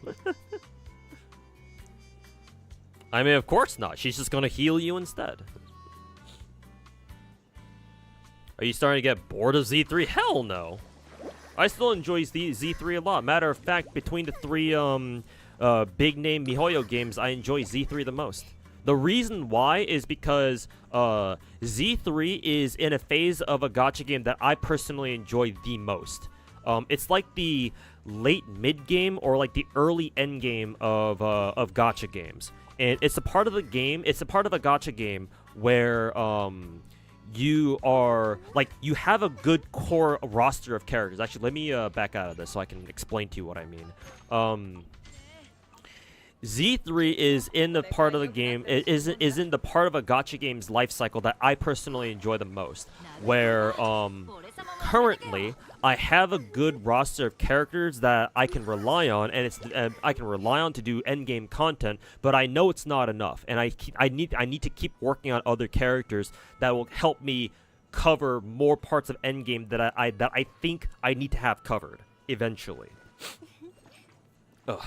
So, for example, my initial 6 core members of my team, of my account rather, were Ellen, Rina, Zhuyuan, Qingyi, Jane Doe, and Nicole. Those are my 6 characters that I got to level 60 the first characters I got to that I got all to level 60 with level 60 W engines with good skill levels and good gear, right? And with those 6, I was able to fully clear Shiu defense for the first time back in September 21st. I actually remember the exact date for some weird reason. That was the first time I was able to full clear Shiyu defense. So now that I have this core roster, right, where those 6 characters can, you know, take on endgame content for me, or, you know, I can use them to take on endgame content reliably, now I can focus my efforts on getting other characters leveled up too. So for example, since then you've noticed that I've also added Bernice to my roster. Most recently I've added Caesar to my roster, who is now good to go, by the way. I can now actually use her optimally, I believe, because she's level 60. What is it? Her skills aren't great, and she needs more, what is it, core skill enhancements, but those will come in time, or those will come with time. But at least they're serviceable, right? They're usable, at least. She's got her own W engine, which, to be fair, I don't have a great W engine for her, and I don't even have a lot of impact like stunner class, like impact main stat. What is it? W engine, so I have to use this fucking bunny band W engine instead for the most for now. But she's got her own disk drive set. The important parts are leveled up. I'll probably have to level up her 4 discs soon at some point. But she's got a working 6 disc with both double defense and impact main stat. She's got a defense percent 5 disc, because I just want to use her as solely support, not necessarily damage. And then I've got her 3 disc, which is defense, which is flat defense, leveled up too, with even 3 rolls and a defense percent, which is fucking amazing. So she's usable now at least, and I plan to use her in my Rena and Ellen team later, because apparently that team's pretty good with Caesar. So yeah, I've added Bernice, I've added Caesar, and right now I'm working on getting Lucy to level 60. And what's her skills like again? I guess her skills are okay. Obviously, it could be better, but focusing on other things right now. And then I have her currently working with the 4-piece Hormone Punk and 2-piece Swing Jazz. I've swapped out 4-piece Energy Regen or 4-piece Swing Jazz for 4-piece Hormone Punk instead. I forget if Lucy actually wants a triple 2-piece set. Actually, I just don't know what her third 2-piece set would be though. So I just went with what is it, 4-piece Hormone Punk to, you know, while I figure out what the fuck her last what her third 2-piece set would be. But this is my set that I'm running on Lucy right now. I have to get her 6 disc to level to max level. Though I think I'd rather give her an attack percent main stat 6 disc instead of ER though. I'll decide what I want to do with that. Depends on my copies. Oh, my Lucy's M6. As you can see here, she is M6. My plan for Lucy is just to max out her attack stat as much as fucking possible. Like, I don't quite care about substats per se, though obviously they'd be nice, but at least as far as main stats and disk drive sets go, because those I can at least control to a certain extent. I like to give her as much of an attack stat as possible. But yeah, the point is that I'm currently working on Lucy, because Lucy will be my go-to supporter for my Bernice and my Jane team. And once I'm done with Lucy, by the time she's done, I'm assuming Yanagi will be out, and so I'll work on Yanagi and get her up to par. And then when Lighter comes out, I'll work on his ass too, assuming I even get both of them. Which, right now, I'm not sure if I can pull that off, but crossing my fingers that I get lucky again, I guess. But other than Yanagi and Lighter, who are next 2 limited time characters, I want to also level up Piper as like my secondary, like my 4-star version of Jane if I need her for whatever reason. I want to level up Colita and by extension Ben because they're supposed to work together. I also want to level up Lycaon and S11 and Ambi and Nekomata. And then eventually when I get Grace, I want to level her up too, because she's one of my favorite characters in the game. I just don't have her yet, unfortunately. So yeah, like, this part of a gacha game to me is the most fun because I can do endgame content, or I can now do endgame content adequately. But there's so many other things that I have that I see that I have to work on, and it's very exciting for me. Most other gacha players look at their accounts and be like, oh my god, I have to work on so many different things. They talk about it as if it's a bad thing, but to me, hell no, that's not a bad thing at all. That's fun for me. Because I love working on characters. I love seeing them, get stronger and kick ass in game. Like that's what seeing my own characters in gacha games fucking kick so much ass in game is what motivates me to fucking level them up. To me, that's not a bad thing. It just fucking fires me up, man, for lack of a better term, man, because Bernice is on the screen. So no, hell no, I'm not getting tired of Z3. If anything, I'm just getting fucking started. What does Yanagi do? I actually don't know. She's supposed to be Electric Anomaly.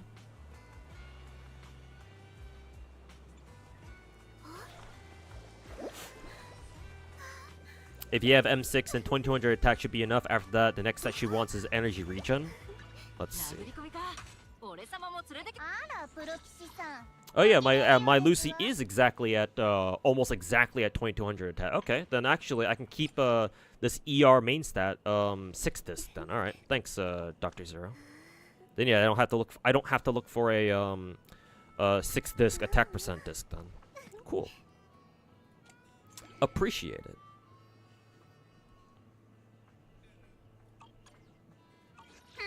Then yeah, if that's the case, then I don't really need Hormone Punk on her at this point, or not 4-piece Hormone Punk. So maybe I can replace Hormone Punk with what, Inferno Metal? I guess that's the only other disc set that would even make sense. Unless there's like another support related disc drive set that's out there that I'm not aware of, that I'm forgetting about.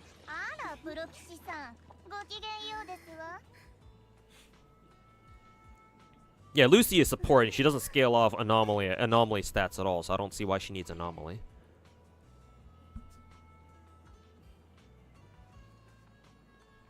M6, it's not required though. Okay, yeah, because I noticed that her W engine already gives her a fat ER stat at 44%. It's not even the most it could give. I think at max level, at level 60, yeah, level 60, it should give like what, maybe 48%. That's a lot of ER already. Excuse me.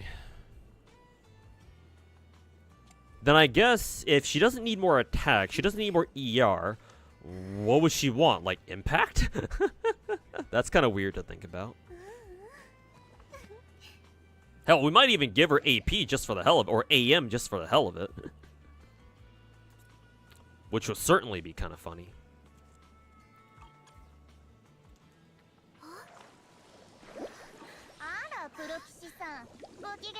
You know when they'll release that one Japanese girl from CBT? Miyabi? No idea. Yeah, she's kind of like the Ayaka of this game. Because Ayaka was the exact same way back in Genshin. Because Ayaka was a beta character in Genshin before Genshin actually came out with their 1.0 release. And then she took like a fucking year to come out because obviously she's from Inazuma. And we didn't get Inazuma until year 2.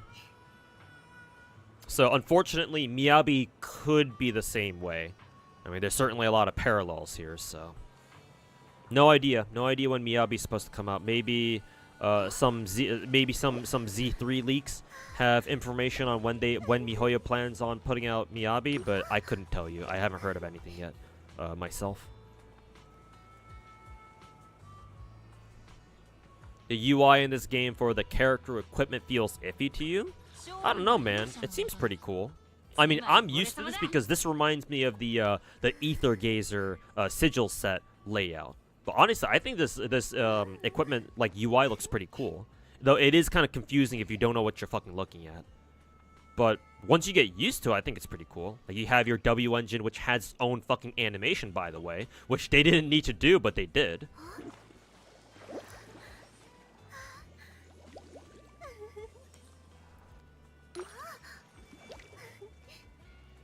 Like, personally, I think this UI looks pretty sick.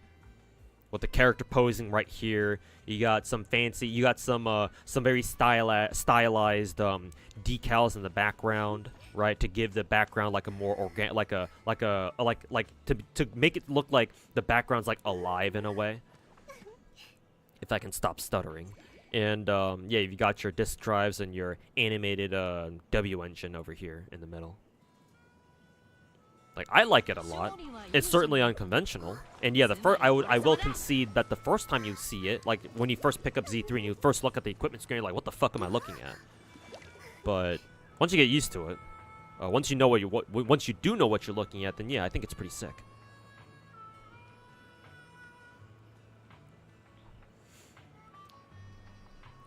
She's supposed to come out in 2 patches. Oh, do we have like has she been have the leaks figured out when exactly she's supposed to come out?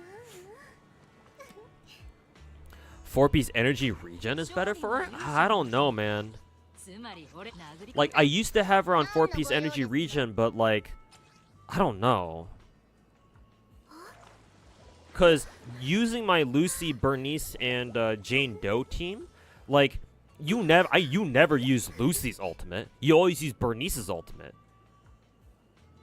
And like, teams in Z3 share their ultimate. So if you use your team's ult on one character, that means another character can't use it until you build it back up again.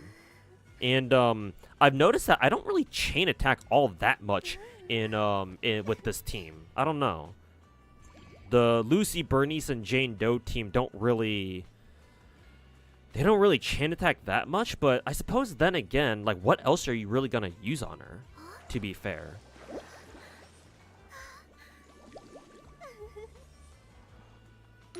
Yeah, I figure it's for the chain attack, not the ult. Yeah, it's just that this team doesn't really chain attack all that much.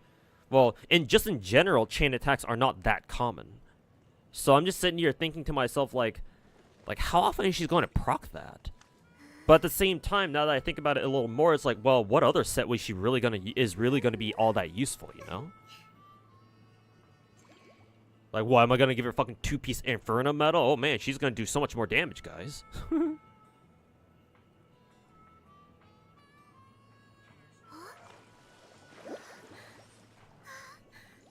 But yeah, I guess I should just switch her back to what is it, 4-piece energy regen then, huh? I guess I'll have to decide if I want to go through with that. I mean, I guess I don't feel too bad replacing this one, giving her back her old one. Where was the old one again? I think she was using this one. I forget which what is it? I forget which swing jazz set she was using. If she was using this one, then this one's not even that good either. What about this one? It doesn't have any it doesn't have attack percent. Yeah. But then again, this one doesn't even... Well, it does have 3% attack percent. That might actually make a difference. Let's see. Let's remove it to see how much lower her attack gets. Wow, that actually drops her attack by quite a bit. Well, actually, no. That's only because that was a level 15 thing. Yeah, it's giving her, what, 316 attack. So, yeah, that's what makes her go over 2200, actually, yeah. Maybe the 3% isn't even that big of a deal.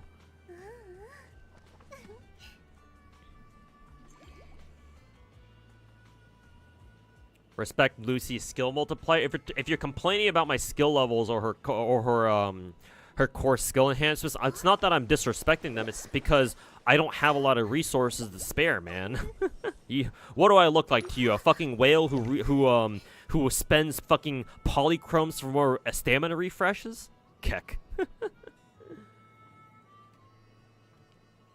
How much attack does she need? Somebody in my Twitch chat said that she needs 2200 attack. So my Lucy happens to be exactly at that, or almost nearly exactly at that. Yeah, apparently the target attack stat you're looking for on her is 2200.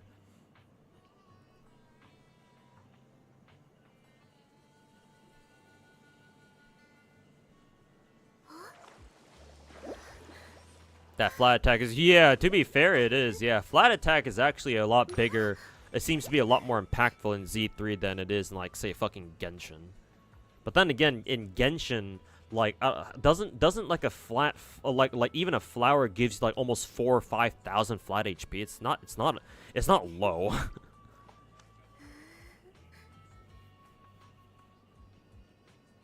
I mean, but main stat relics or main stat disc drives or artifacts like do give you a lot of flat stats at the very least. If they're like main stat like their what in Zenless it would be their 1, 2, and 3 discs. So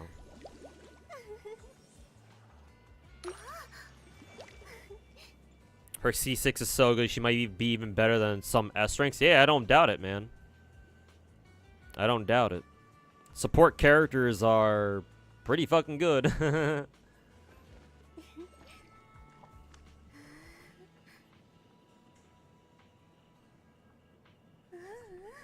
But yeah, clearly somebody at MiHoYo has a fetish for the whole like princess trope blonde characters or the blonde girls.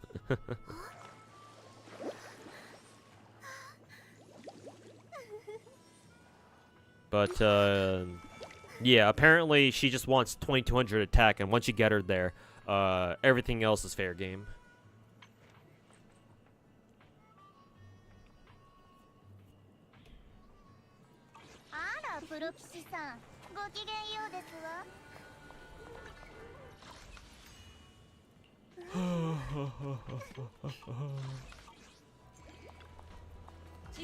That's quite the princess out there. I mean, hey, as long as she talks like one. A biker princess, and hey, that's not a very common trope, to be fair. 3 burger bros. These sliders look really good, minus the tomatoes, because I'm not a big fan of tomatoes. So I usually get rid of them from my burgers. But other than that, these sliders look really good. I wonder if making buns like this is possible, where you have buns that have ears. I wonder how you do that when you bake them. Maybe you like have a mold, like a bread mold.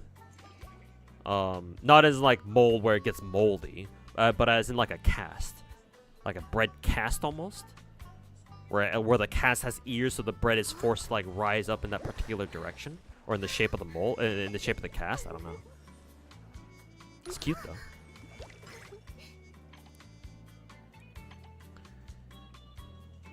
Alright, what else? This girl wants a lot of taste, I see. Alright. How about we give you the beef Wellington? Looking good. Let's see. If we give her the fish... We only have 3 slots, actually. This is iffy. Maybe we give her the lobster set? Yeah, the lobster set might be the way to go. Yeah, pudding, and then we give her the drink. Yeah. 2 drinks, a pudding, mashed potatoes, seafood platter, and fried rice. This girl's eating good. Girl's eating hella good. And then this girl is eating a little bit lighter, but hey, she's eating 3 separate fucking sliders. But 3 sliders, 3 stuffed peppers, and then a cactus salad and some juice. Respectable. Let's give this dude the rest. Let's see. Can you take the rest of the food, my dude? Boom, boom, boom, boom. We can't give him the juice, though. We'd have to, like, take out one of the plates here and give him the juice. But, hey, just drink some water, just drink some water, dude. Water's good for you.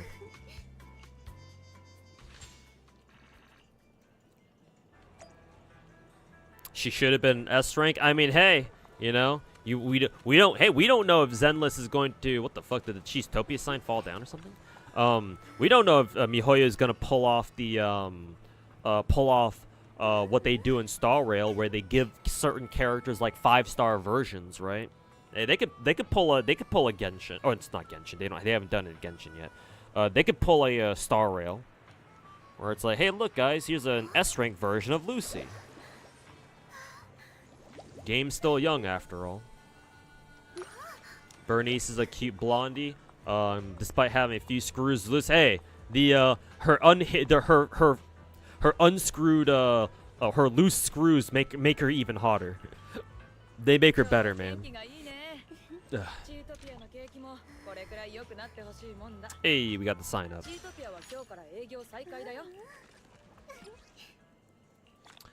All right, we got all the we got all the rewards from here, and hey, we even got the we got a hamster cage, the final skill level up material. Heck yeah! And hey, we even got all the perma rewards too. All right, cool. We're well on our way to finishing everything. We can't buy this yet because we gotta go do more commissions. More commissions, or more tasks, I should say. I'm missing 2. Can we unlock this one? No. It's still too expensive. Let's see. Can I do any more stages? No, I have to go do commissions now. Alright, if you say so. Okay, fine.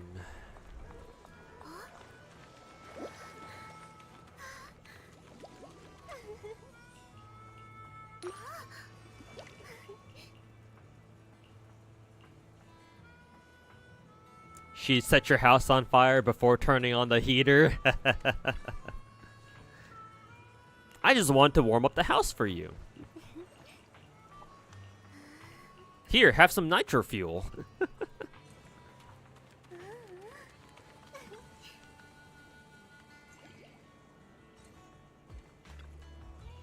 Dude's eating like a king. Yeah, for sure, man. Dude, can you recommend the best 4-star units to raise in Z3? I'm not sure if I'm actually too qualified to answer that, but I can try anyway. Just give me a second. Let me solve this little puzzle first.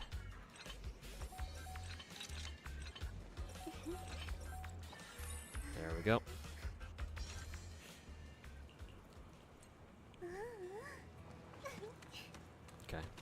Let's see. The best 4-star characters, Lucy for sure. Yeah, Lucy is a dead answer, or just is an obvious answer. Even if she even without without taking into account how good she is, how good her kit is itself, especially when you have her at M6. I believe Lucy is the only attack buffer in the game so far, unless there's another support that does something like that. I mean, technically Nicole too, but she does it the opposite. She comes at it from the opposite way, or the other side, where her attacks put defense debuffs on people, so it's not exactly the same, right? Because her attacks actually have to hit enemies first, for her to put a debuff on them. Obviously, I don't know. Chat, does anybody else know if there's like an actual attack buffer? Caesar? Okay, now Caesar does. Okay, but she's one of our most recent characters, so I almost don't even count her. That, and she's a 5-star, or an S rank, so. And the question was about 4 stars, so, eh. But I was the one who brought up the whole, like, oh, who else buffs attack in this game, so. I guess. Wait, does Caesar buff attack, or does she buff damage? Because those two things are technically different. Like, she buffs damage with her 4-piece Protopunk set. What does she give in her kit, though, is what I want to know. Let's see.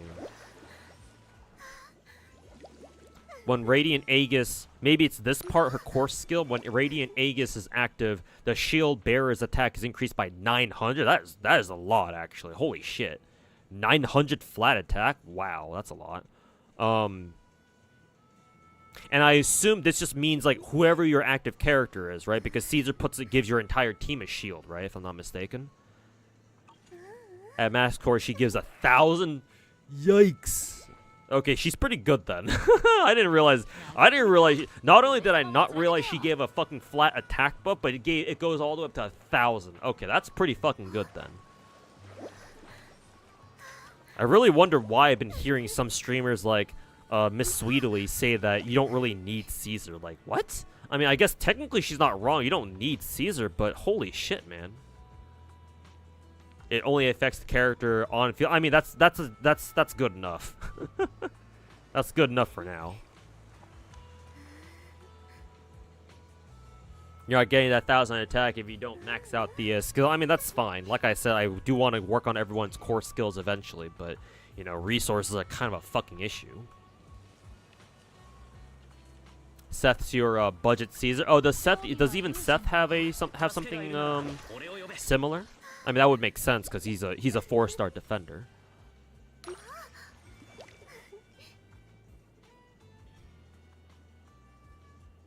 I'm not sure where he's giving his attack buff from. I'm assuming it's also from his core skill. I just couldn't see it immediately, or it wasn't as obvious as Caesar's wording. And Soka. Oh yeah, that's right. I forgot Sokaku is technically an attack buffer too.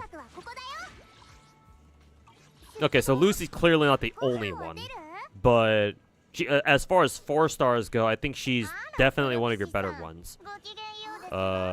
Yeah, just in general, she's one of the 4-stars that you want to level up.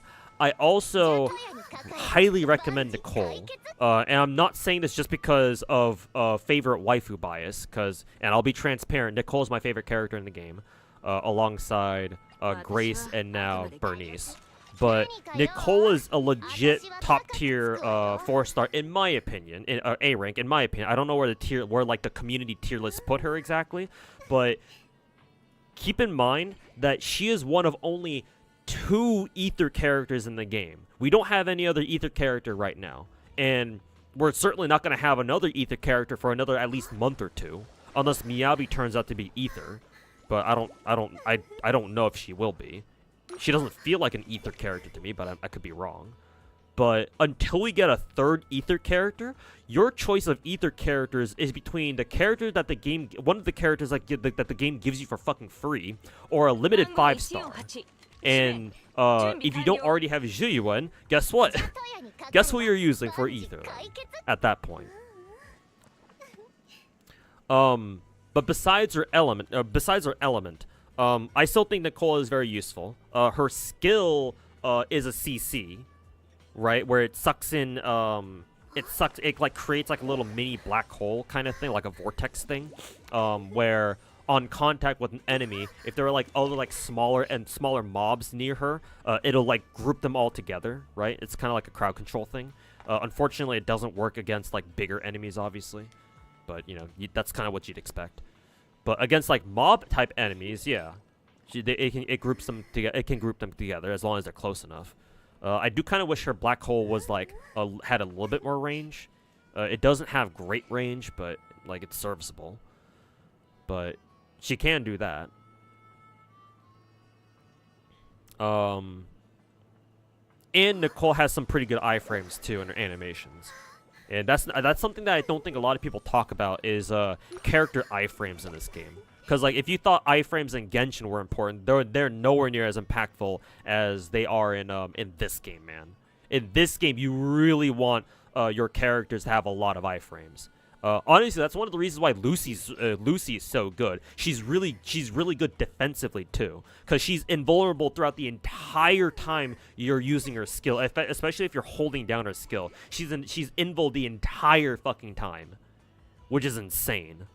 That and what is it? Her perfect assist attack also gives her a lot of iframes too, so it's really easy to like play your team more defensively if you have Lucy on your team. Yeah, kind of like an unspoken buff, or like an unspoken strength that she has. Same thing with Nicole too. Nicole's got some pretty good iframes, though hers is a little bit trickier to keep track of, because her when you use her EX skill, the startup of her EX skill does not have iframes, but like once she starts shooting her gun or her suitcase gun thing, whatever, then she's got iframes. So yeah, kind of confusing, but you'll get used to it. Either way, Nicole's very good. She puts the defense debuffs on people as well. I think her EX skill debuffs them, or maybe it's just her ult. I forget which one exactly, or maybe it's her core skill. Yeah, it's her core skill, sorry. Yeah, after hitting an enemy with the special EX special, chain or ult, and when her enhanced bullet or energy field hits an enemy, targets the... I assume her energy field is what she shoots out with her EX? Or is that not it? Or is that her ultimate? What is what is her core skill talking about when it mentions her energy field? What the fuck is that exactly? Because her skill doesn't mention it. I don't see her ult mentioning it at all either. Maybe yeah, which one is it? Yeah, either her enhanced bullets or energy field. What the fuck is an energy field? I assume it's her EX.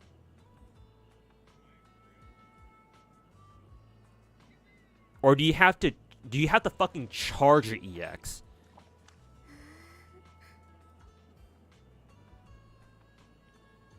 It's both EX and ult for defense now. You should say the ult for other deep. Yeah, exactly. I've noticed that you'd rather want to use your ultimate your team ult on your DPS characters rather than your supports usually.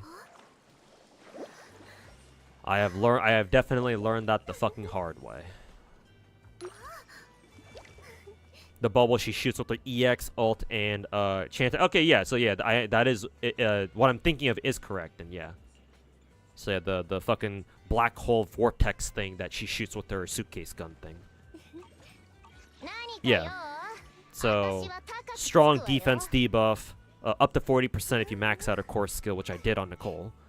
Yeah, Nicole is a great A rank to level up. So Lucy, Nicole so far. I think generally speaking, you should level up Sokaku if you have like Ellen and Lycaon. If you have Ellen and Lycaon, or at least Ellen, or at least one of these two, and you want to use them in like an ice team, then yeah, definitely go for Sokaku to support them, because I believe she's specifically an ice buffer. How does Sokaku work exactly, chat? If she's an attack buffer, but I believe I've seen people use her exclusively in ice teams though. So I'm under the impression that Sokaku is a dedicated ice attack buffer specifically.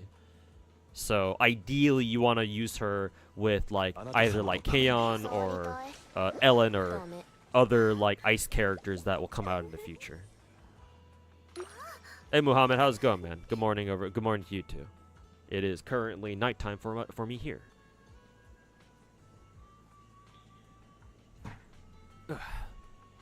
You were just using Nicole trying to finish your last ambush. No, finally got that one. Hey, congrats, man. And yeah, good to hear that your Nicole helped you get that done. Lycaon charges all iframes too. Ooh, good to know. I don't know how to play Lycaon very well yet, so hopefully I'll try to remember that.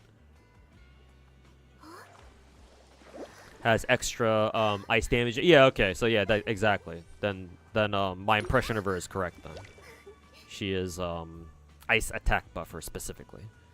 So yeah, Sokaku is conditional, but if you have like Kaon or Ellen again, then yeah, consider leveling up Sokaku for to put her in like an ice buffing team, like, you know, like if you want to use her to buff either like Kaon or Ellen or whoever. Probably she probably pairs best with Lycaon, because obviously, as somebody in chat said, I assume her ice attack buffs will synergize well with Lycaon's ice resist debuffs for like kind of like the double whammy. So I guess she's a potential third one. Who else? I guess Piper? Yeah, I suppose Piper. Because if you don't have Jane Doe, then you want to go with Piper. Because Piper is physical anomaly, and a lot of our, especially Ambush 5. Ambush 5 wants you to bring both fire and physical characters. So if you don't have Jane, then, you know, Piper's there for you. Not only that, but from the few times that I played Piper in like in the tutorials and shit, she seems very easy to play. Like, as soon as you have meter or skill energy, all you need to do is just hold down her skill button, and she just kind of spins in a circle. Fucking, you know, Darius spin to win that shit. And boom, there you go.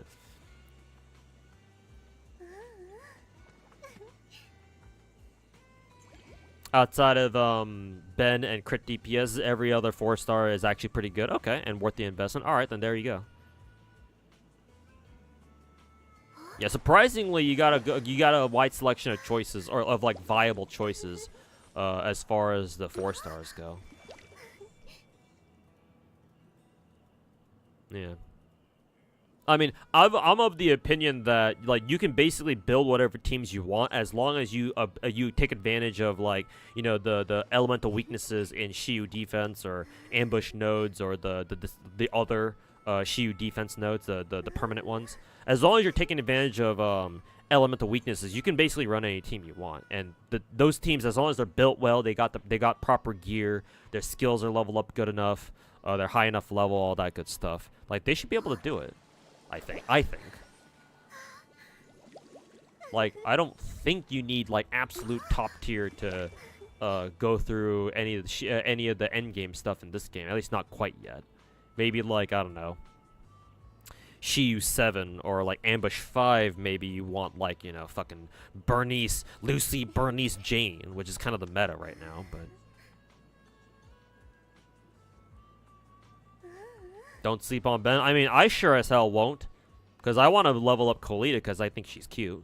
And I hear Colita specifically wants Ben support because Ben covers for a lot of her weaknesses or something, or like gives her better iframes or some shit. So I'm in there. Did you check out Doobie's debut? No, because I was streaming yesterday. But I knew she was debuting. And it's good to have her back. Hopefully she actually streams on a regular basis, because I don't know how often Amelia was streaming in the months leading up to her from her retirement from Hollow. Because like if she re-debuts as an indie but ends up not even streaming that much at all, then I'm just kind of like, okay, so what was the point of you retiring as Amelia again? So hopefully she actually streams, at least somewhat often. Cross my fingers.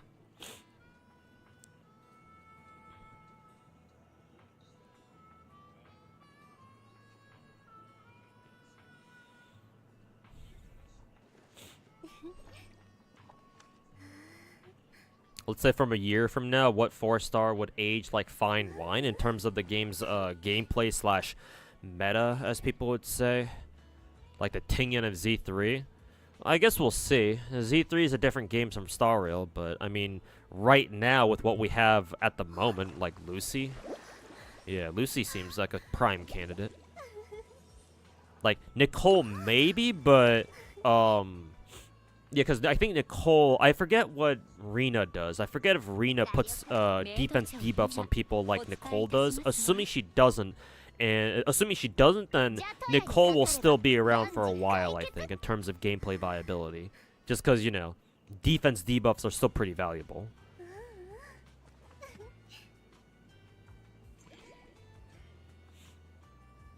Rena gives resist pen. I actually don't know how valuable resist penetration is in like the scope of the game, but usually resist penetration stats are really fucking good. So I mean, there's a reason why we fucking gush over the 20% defense pierce that what is it that Star Rail's Genius set has, because it gets treated as a separate multiplier. So I would assume that resistance penetration stats are kind of treated the same way.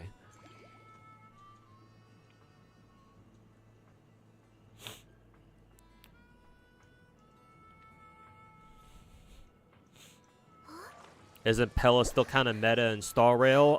In Acheron teams, I would assume, if you don't have a Silverwolf. If you don't have Silverwolf or Jiaochu, the new fox, the fox boy or the fox guy, who's also Nihility.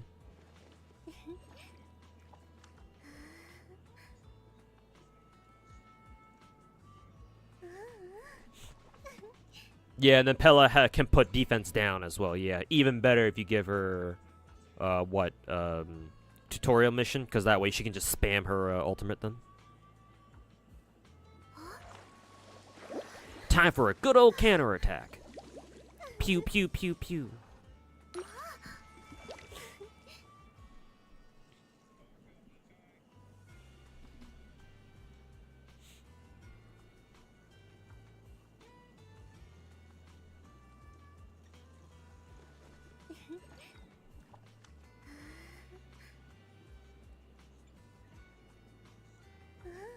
One thing that surprised you was the widespread reach of the Bernice trailer. I mean, it's a MiHoYo game, so yeah.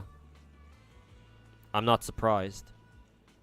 Or not even taking MiHoYo's brand into account. I'm not surprised that Bernice's trailer has broken containment, and people are like, you're finding it pop up in like Gacha or MiHoYo related things. Yeah, like the combination of the absolute silliness of a blonde white girl, you know, doing silly dance moves, and combined with Zenless's sheer animation quality, and you've got prime brain rot content right there.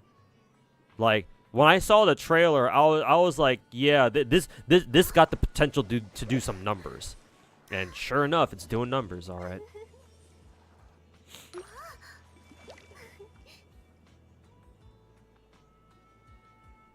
Also, it's Bernice. Yeah, it also helps that, you know, Bernice is actually, you know, hot.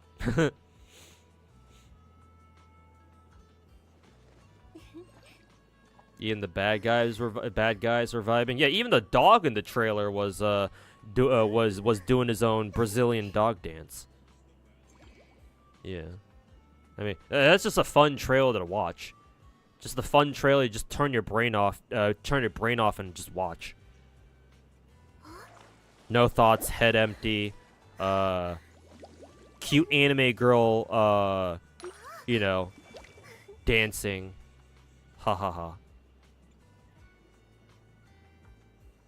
No idea what the fuck is going on, but doesn't matter. Cute girl dance. Ha. Hehe.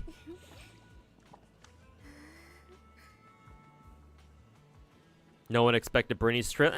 I wouldn't say no one expected. Like I while I didn't like call it or anything, because you know it's the internet. Who knows what blows up or doesn't. I was like, yeah, like I said earlier, this has the potential to do numbers. So, I mean, hey, MiHoYo's done it once before with Genshin. They can do it again.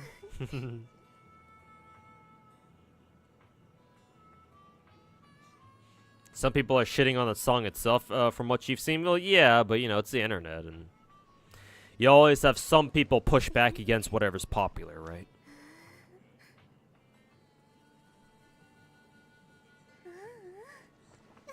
I mean, yeah, like, to a certain extent, like, the song, like, I would sort of agree that the song itself isn't anything, you know, spectacular or anything, but that's not the point. It's not supposed to be.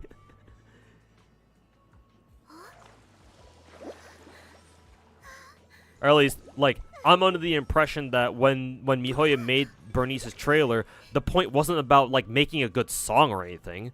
It just needs to be good enough. Good enough to be prime brain rot content. You know, you just pair that with, you know, cute blonde white anime girl doing silly dance moves, with the silly, you know, motley crew of backup dancers, which includes the ethereals themselves, who are supposed to be our enemies.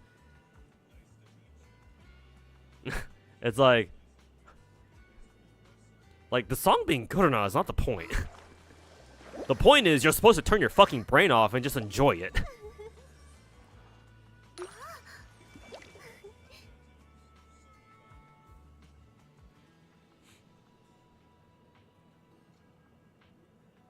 Boot Hill's ENVA did a cover of that song and it was better received. Well, yeah, Hannah, because common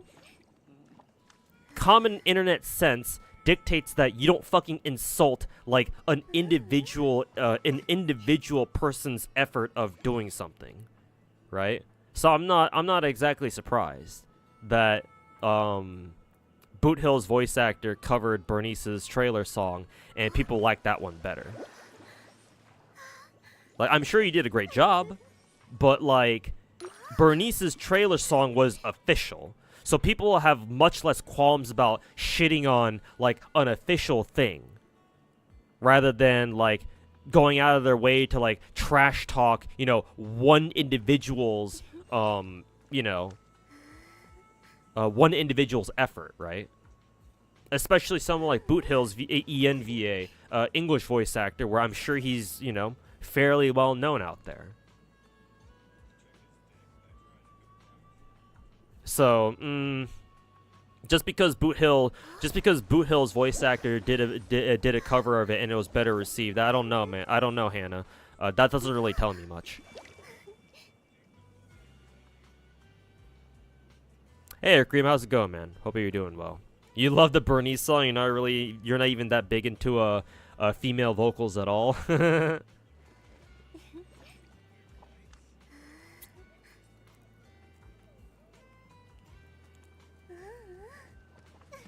But yeah. And I know some people out there are like shitting on the trailer itself or whatever. Like I've been seeing shit on Twitter about people talking about how, like, people furiously debating whether or not the Bernice trailer was supposed to be a Gooner trailer at all. Which, you know. Here we go again with the social media politics.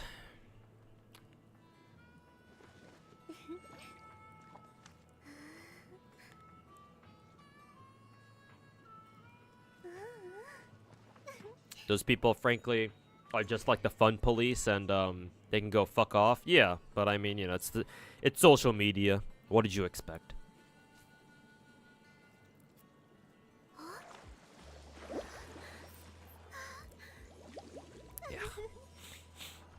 Yeah, Jane's trailers were a lot more legitimately fucking gooner bait. Yeah. But then Bernice's was just, you know, yeah, as you say, brain rot. Just dumb fun. Dumb, pointless fun.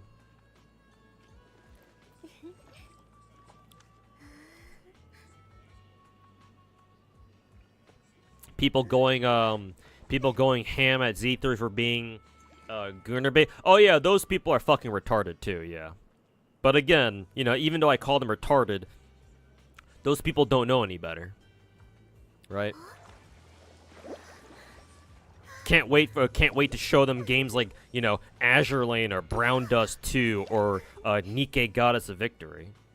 Damn, bro. If they think Z3 is gooner bait,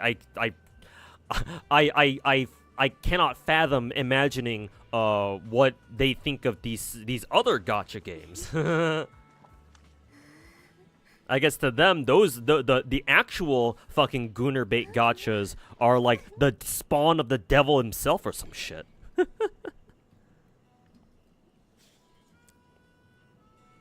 Oh no, my pure Catholic eyes, my pure Christian eyes.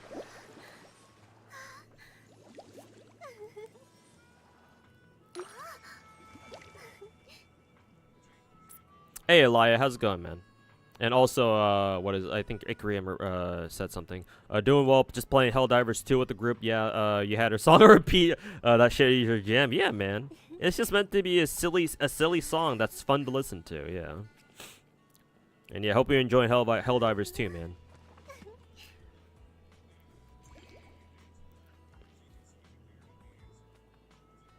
If you could have a Z3 collab with anything, what would you like to see?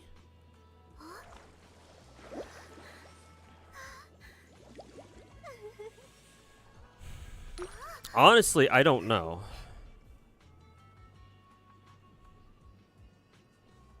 Like, for me to have a better idea of what I'd like to see Z3 collab with, I think I'd want to see, like, MiHoYo go out of the way to collab with something first. And then, once I have that precedent, I can kind of narrow down my choices to be like, okay, I think having seen MiHoYo do one collab, right, maybe, you know, I'd have a better time, or I had an easier time picking, like, you know, oh, I think this collab would also do pretty well too.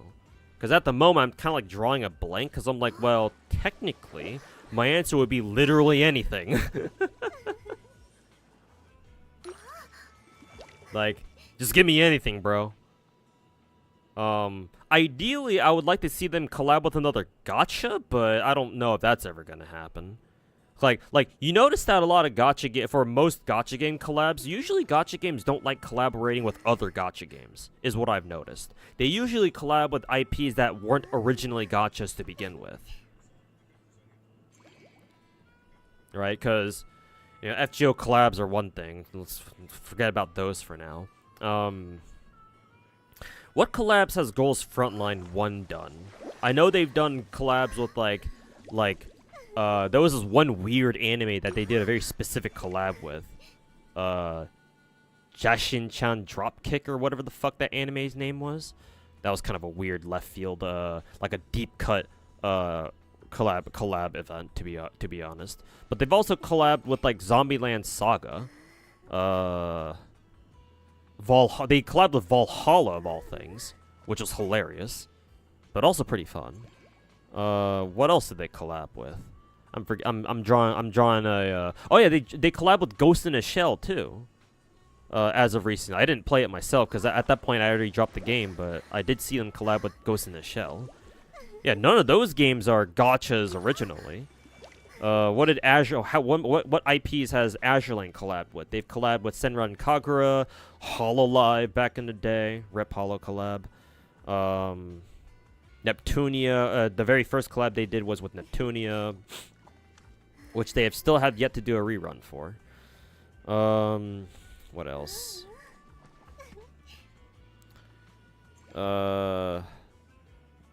Dead or Alive, actually, which is also hilarious. That they even did a collab with DOA.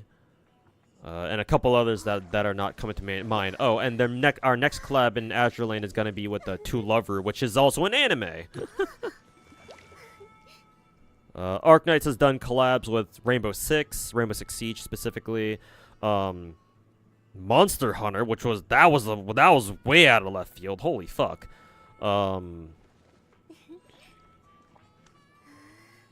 What else? The most recent collab on the Chinese server was with Dungeon Meshi.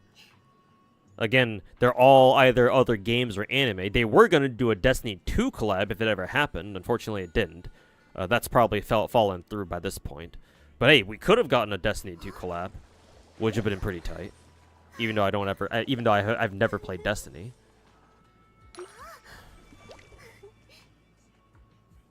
Time to bully Rathalos again.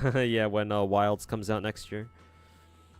Did you hear Tuloveru? Yeah, Masamune. They confirmed that eventually they're going to be doing a collab with the Tuloveru in Azure Lane. Let's see. Genshin doesn't do collabs. Blue Archive has done collabs so far with Hatsune Miku. And Railgun, right? Toaru Majutsu no, or Toaru Kagaku no Railgun. Or a certain scientific railgun or some shit. Whatever the English translation of that is. Are those the only two collabs that Blue Archive has done? I know Blue Archive doesn't do collabs often, but they do them every now and then. Those are the only two that come to mind. Maybe JP has done another collab that I don't know about, but those are the two that I remember. Again, neither of them are gachas. Nikkei's collabs have been with Chainsaw Man, Nier, and most recently Evangelion. So they've had 3 collabs so far. None of those are gachas, or at least not originally. Yeah, both Chainsaw Man and Evangelion are animes / movies, and Nier is obviously a game. But yeah, none of those were gachas initially. Yeah, like, gacha games, just for whatever reason, they don't like collabing with other gacha games. Which is kind of hilarious to me. And, like, I would love to see, like, so, like, I guess to give you a concrete answer as to, like, oh, who do you want to see Z3 collab with it once they start doing collabs, if they do, my answer would be, like, another gacha game. Just because I've never seen a gacha game collab with another gacha game. Oh yeah, GFL also had a Gunslinger Girl collab too. Yeah, good. Thanks for bringing that up. Oh yeah, that's right. Mahjong Soul had a Blue Archive collab, so yeah, I guess technically that would count. Yeah, a gacha collabing with another gacha. But to be fair, both of those games are published by Yostar, at least in Japan. So like, do I even want to count that? I mean, I guess I have to, cause yeah, it is gacha collabing with the gacha. But like that was probably a lot easier to do though, right? Because they're both published by the same company. So yeah, Yostar was probably like, oh yeah, like they probably helped negotiate some sort of collab between Blue Archive and Mahjong Soul. So like, okay, they probably had a lot easier then, if they had like the whole same publisher shit. Oh yeah, Nikkei also had a collab with Dave the Diver. That was kind of random, but I guess isn't Dave the Diver also published by Nexon? So yeah, I guess that kind of makes sense. Weird to think that a game like Dave the Diver is published by a company like Nexon. Like holy shit, that is random. Oh yeah, Nikkei also had a collab with ReZero too. Yeah, I forgot about that.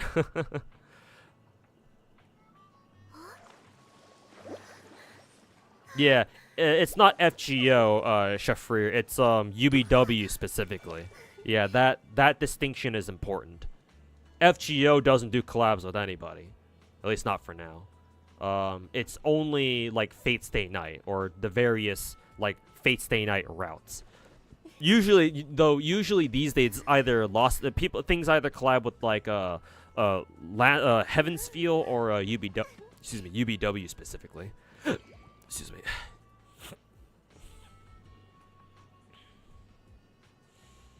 Hey, Amelia's streaming again, or I should say, Doobie.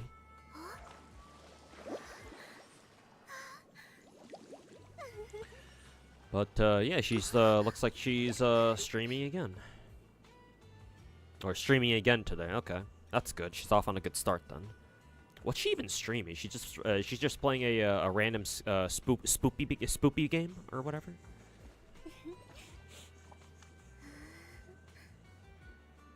And then Mori's Callie's doing a random a hollow TCG pull. Huh. Mori isn't wearing like full arm gloves. Like she's wearing like shorter plastic gloves, and she just has on like a long sleeve shirt or jacket or something. I wonder if management's gonna fucking yell at her for something like that. Because anytime a Hollow Girl does like a hand cam stream, I've only ever seen them wear like full length like arm gloves and shit, so that way they don't show any skin. But Mori's not doing. Callie's not doing that. Interesting.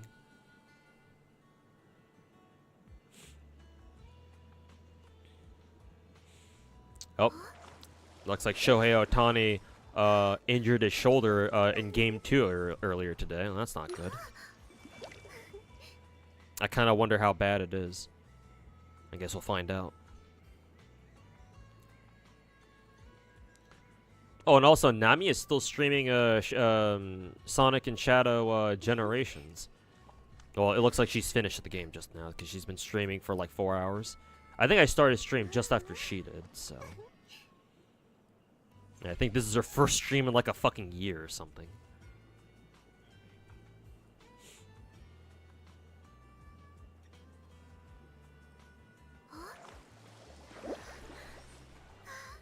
Is Honkai Impact the only Hoyo game that really collabs? Yeah, and the reason is obvious. Honkai Impact is MiHoYo's like crown jewel, or it's their baby girl basically. They give Honkai Impact all the preferential treatment, which is why Honkai Impact gets actual collabs like with Evangelion and other IPs, including ones with Genshin and most recently Star Rail, because both Fischl and now Sparkle are both playable characters in that game. So yeah, Honkai Impact is the only. Well, maybe their smaller games also get some collabs here and there. I wouldn't know. I don't really follow those games. But Honkai Impact for sure. There's one thing for sure, and Honkai Impact is MiHoYo's favorite. Like, it's their favorite child, basically, if you want to think of it that way.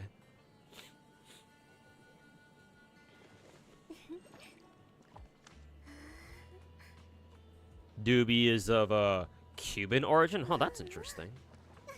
Maybe she's part. I guess I'm assuming she's part Cuban.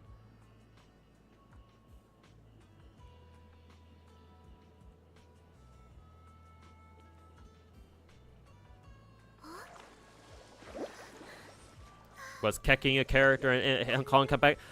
The way I understand it is that she was in the game. She was horribly broken, but she was never made playable, which is interesting.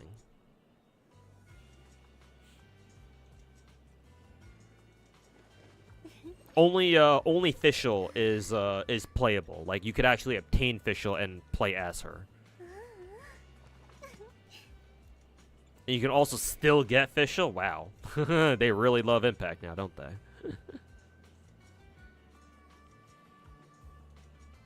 Her parents are both Cuban. Oh, she's full-blood Cuban? That's very surprising. I guess I've been gaslit by her Amelia VTuber avatar into thinking that she was a white girl. But that's really interesting. She's a full-blood, or I should say a pure-blood Cuban? That's interesting.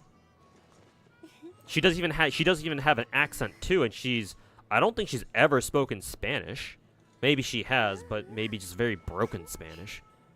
That's surprising.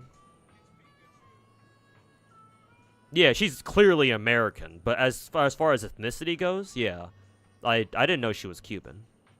And like you know, I have an IRL friend who loves digging into like VTuber like past lives and like their real life information and shit.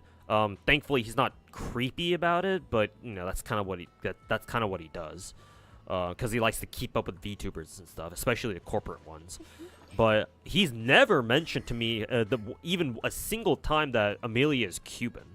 So I'm assuming he didn't know that too, or yeah, I'm assuming he never knew that knew about that himself either. Yeah. Do people even remember To Love Ru anymore? I mean, some people do. Like the old heads like me. I remember watching the first one or two seasons of To Love Ru back in the day. Like I still remember some of their openings too. Like some of the To Love Ru openings are absolute weeb classics, or like old school weeb classics. There was a Mahjong Soul and Blue Arca collab. There was. It's gone now, but I specifically remember like Pippa from FaZe Connect and Mint, or formerly Pomu from Nichisanji, doing sponsored streams for them. Like, I watched those fucking streams like a month or two ago. But yes, Mahjong Soul did have, I think 4 Blue Archive characters. I think they put Hoshino, Aru. Did they put Mutsuki in the game? I forget. I think it was Mutsuki. And then one last Blue Archive character. I forget who they were. I think it was another Abidos character, same as Hoshino. But they put 4 separate Blue Archive. Oh, Shiroko, yeah, of course. Can't forget about the poster girl. But yeah, those 4. They put those 4 in Mahjong Soul.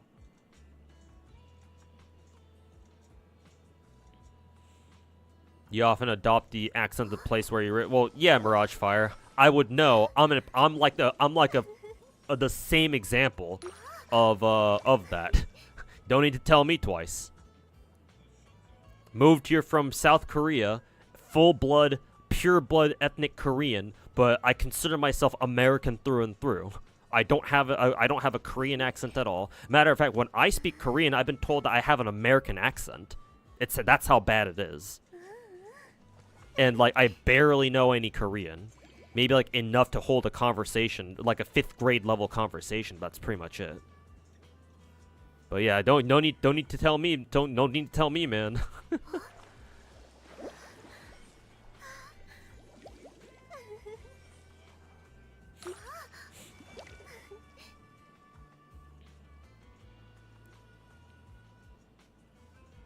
Preco, Ian, and Dragalia lost was why Cygames decided to make a branch office in the because they've realized that they can't trust third party publishers. That's exactly why FGO back in the day made the decision that the Lightworks themselves would be in charge of the NA server, and they would just have like a proprietary Aniplex team to just help them carry out their orders. Yeah. Like, just over the years, it appears that if you're a gacha developer, you really don't want to let to outsource your game to a third-party publisher because you don't know if they're gonna do a good enough job or not. At least as far as outsourcing to American publishers go. Though Dragalia Lost was published by Nintendo or something, so I don't know what happened there. Either way, just third-party publishers clearly is not the way to go.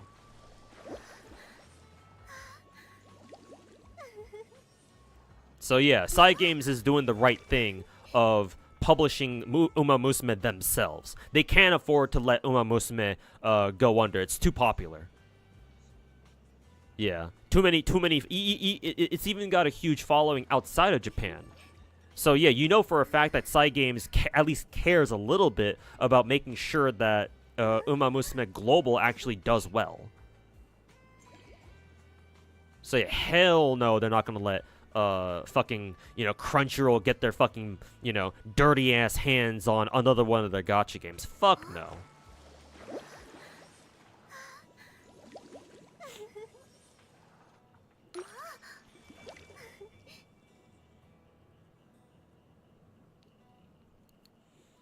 Did you hear about the new gacha game Blue Archive Epic Anime RPG? I have been getting ads on Twitch whenever streamers like roll ads in the middle of their streams or whatever. But I have been getting ads that are done by Numi, which is hilarious.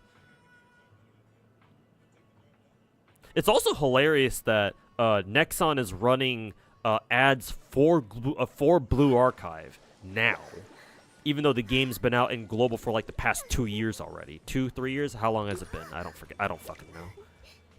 I think 3 years? 2 years? How long has it been? I forget. Fuck Blue Archive.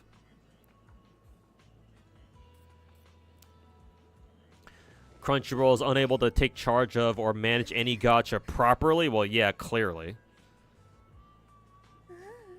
And thus, they can go fuck themselves.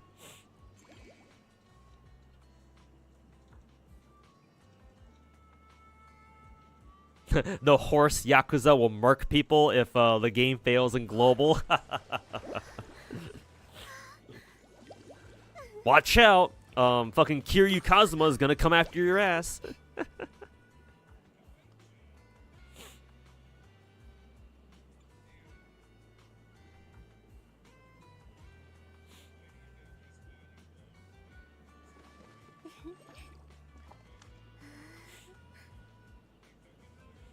Apparently, speaking of Crunchyroll, apparently they held fan mail that was meant for a voice actor, and their staff threw away letters. Oh boy, more Crunchyroll drama. Lovely.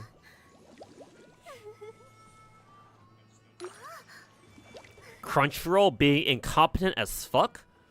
Wow. I would have never seen that coming.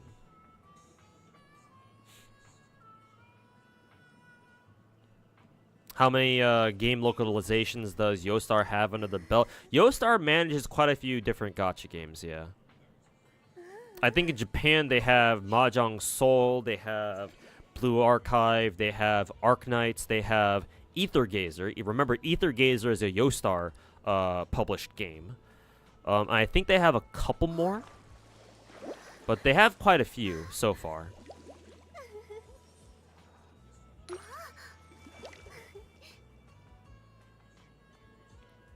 A lot of the OG founders of Crunchyroll aren't there anymore. Well, okay, that would explain at least a lot of it then, yeah.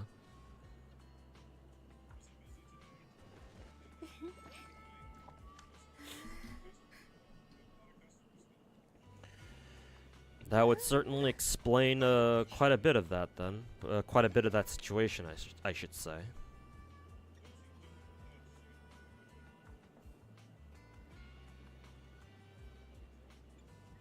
Oh, I just realized Doobie is, or I should say Amelia, is dual streaming. She's playing Choo Choo Charles, okay. That's really cool that she's actively dual streaming, because she dual streamed her debut, right? She's dual streaming to both YouTube and Twitch, kind of like what I'm doing. It's really cool, actually. Good to see that she wasn't like dual streaming as a gimmick just for her debut stream. She's like actually still dual streaming, even on a normal stream. Why did she decide to leave Hollow? I think there's a couple theories out there. I don't know what they are. I don't know. It's definitely not because she's tired of being a VTuber. Because obviously if she were tired of being a VTuber, then why would she come back as an indie? She might have left us for like similar reasons as Coco did back in the day. Because of like creative differences or whatever the fuck. Maybe Amelia felt like she was being constrained too much by corporate management, and she couldn't do the things that she wanted to or something. I don't know. Maybe chat can explain that better than I can. I haven't really been following Amelia very closely ever since she did leave. So, like, that would be what I would imagine. Yeah, considering the nature of Amelia's streams, and considering the fact that she was like the techie of Hollow EN, right? Like, it's very easy to imagine that she probably wanted to do her own thing and left because of it. I mean, hey, you just heard dual streaming right now, at this very moment, dual streaming to both YouTube and Twitch. Like, she has 15,000 people watching her on YouTube and another almost 10K, like 9.5K on Twitch. Damn, man. Like, to me, it feels like she's really wanted to dual stream to both YouTube and Twitch for a long time. Now, we'll see if she keeps dual streaming. Hopefully she does. But, I mean, that's already a huge departure from her corporate VTuber activities. Not to mention, Amelia was one of the VTubers where she she regularly, I think at least more regularly than her peers, she regularly streamed both on YouTube and Twitch. I think she certainly streamed more than her genmates did, at least. I don't think Callie streamed on Twitch, but on her Demon Dice account, never on. I don't think I've ever seen her stream on Twitch as Callie. I don't remember seeing Kiara ever do a Twitch stream. Maybe she did just out on her own personal account way back when, but certainly not these days. I don't know. Maybe she's done at least one Twitch stream, but I wouldn't remember. Maybe it was a long time ago at this point. I have never seen Ina stream outside of YouTube. Maybe she's done like art streams because she's a famous artist on Twitch before she became a VTuber. I don't know. I don't know if Guro's ever streamed outside of Twitch or outside of YouTube. Sorry. Again, maybe as Senzawa, but I highly doubt it. But Amelia is the only one in her generation that's ever bothered streaming on Twitch at all, as far as I'm aware. So yeah, it's easy to assume that it's because of creative differences, and like she just wanted to go off and do her own thing.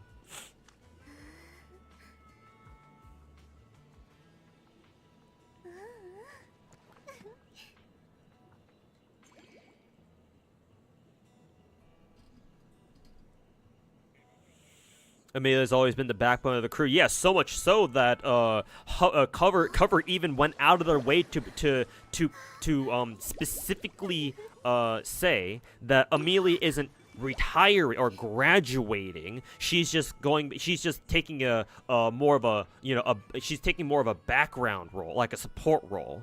Like, clearly they don't want to let go of Amelia completely. Just because of how much she's that backbone of tech support for Hollow EN. Yeah. Yeah, that much is fucking obvious.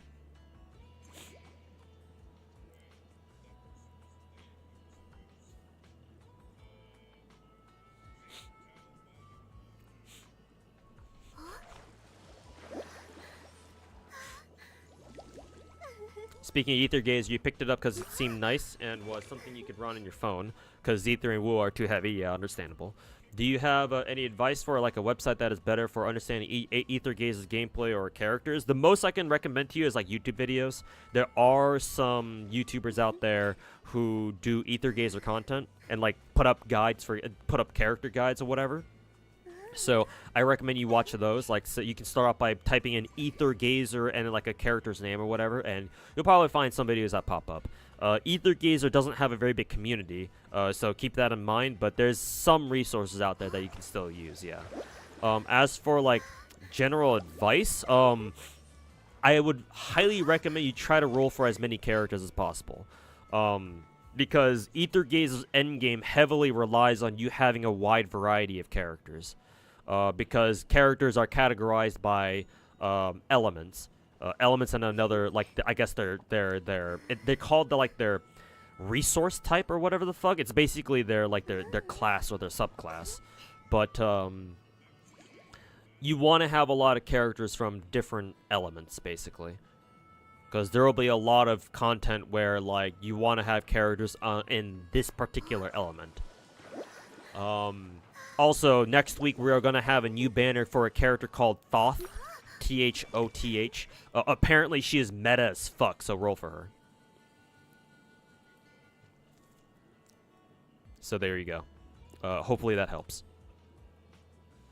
La Plus streaming on Twitch right now. Yeah, La Plus also streams quite a bit on Twitch, surprisingly. I think that's more to do with, like, the fact that she can't, like, stream on a regular basis. Like on YouTube, or like something in regards to like her real life. It prevents her from streaming on YouTube like regularly. So she usually does guerrilla streams on Twitch or whatever. Honestly, though, I think there was a point where she was streaming more on her Twitch channel than on her YouTube channel, which is kind of funny. How is she doing? Oh, Lazy Chair, she's back. She re-debuted as an indie, and she's streaming right now. In fact, she goes by Doobie 3D now. Yeah, Doobie 3D, Dooby 3 as in the number and the capital D. She actually now she's streaming. She's dual streaming just like I am to both YouTube and Twitch. So you can actually watch her on whatever platform you want, whichever you prefer. But she's back now. She re-debuted yesterday, and she's doing her first normal stream as Doobie today. And she's still streaming by the looks of it. So yeah, you can go catch a stream right now.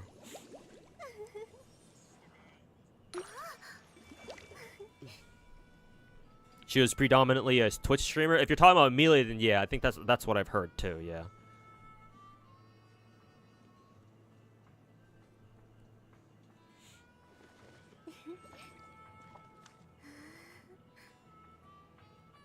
Are you gonna lurk the new pull system? What do you mean? Currently having enhanced scans. Do you mean until next week? I already rolled for S rank Oneroi, so I don't feel the need to roll anymore. Currently, I'm saving everything I can for Thoth. Thanks a lot. Yeah, no problem.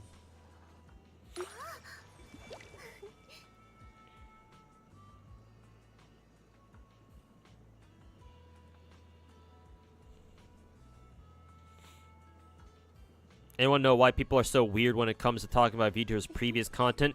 It's becoming less and less of a taboo these days with how often like former corporate VTubers are going indie. As I would say that beginning with the whole Niji Sanji debacle, right, where after who was it? Selen got fucking defenestrated. And like we started seeing more and more Niji Sanji VTubers follow suit, like Matara, what was her previous name again? Nina, I think it was. Yeah, almost forgetting at this point. Nina, Kyo, Kaneko, I forget. Kyo, Michi, or what was her YouTube name?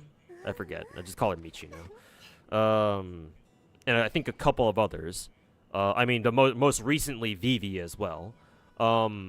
Ever since then, ever since the Selen incident, it has become a lot less of a taboo nowadays. But it used to be a taboo that you don't talk about a VTuber's previous life because it usually pertained to like former indie VTubers making the cut for like bigger like corporate agencies, right? Like Hololive or Niji Sanji or whatever. So it used to be like all hush hush, right? Oh, we don't want to dox like any of our current new talents that we're onboarding.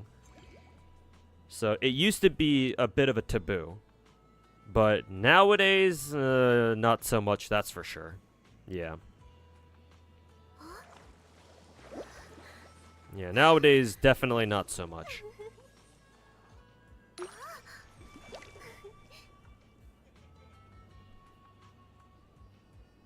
They added a new 5-star selector and ether gazer, but that we're gonna get in the new update, or like currently.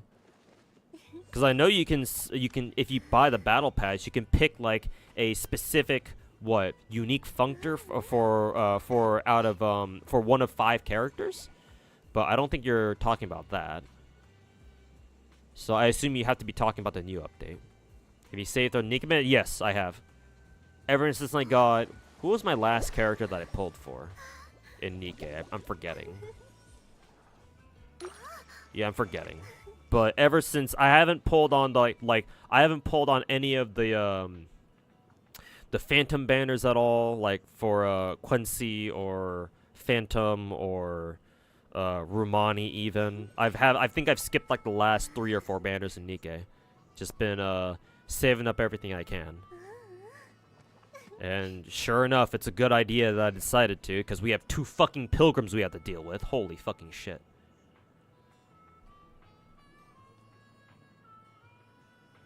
God save my Nikke account. Watson is back? Yes. Her name, she goes by Doobie 3D now.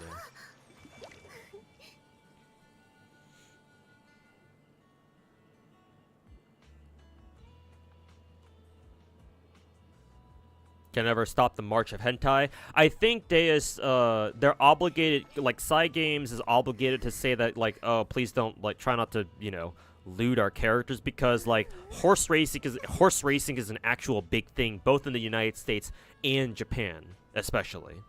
So it'd be kind of weird for Cygames to have to explain to their shareholders why the fuck there's so many people drawing their horses, either if they're alive or dead, as cute, sexy anime girls with their fucking huge ass tits and pussies out. Yeah, that'd be kind of awkward. So like, I get where Cygames is coming from, but yeah, you're not gonna stop the internet. The internet will do internet things. But like, I don't necessarily fault Cygames for asking their player base to, you know, try not to do that, please. We don't want to get weird calls from our shareholders. Or from racing horse families who are asking us why the fuck they're drawing sexualized human characters of their own horses. Like, that's gonna be weird.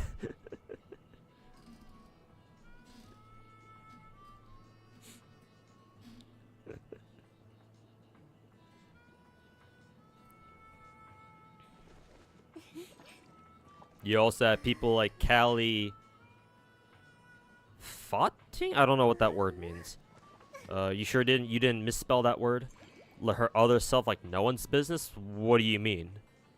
What do you mean Callie's flaunting? I assume the word you're looking for is flaunting? What do you mean Callie's flaunting her demon dice part like no one's business? What do you mean by that? Because she, as far as I've seen, she hasn't done that one bit. And if she did, Cover would fucking crack down on her ass real fucking hard for doing so. Throwing out? What do you mean by throwing out, my dude? I'm starting to think you have no idea what the fuck you're talking about.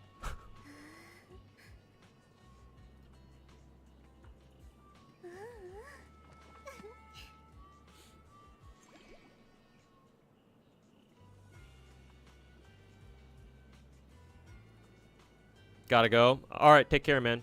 Thanks for hanging out, Muhammad. Yeah, I gotta go here pretty soon, too. 10 minutes till 10 p.m. my time. And that's my That's my cue to end stream before my neighbors start fucking calling security on my ass again.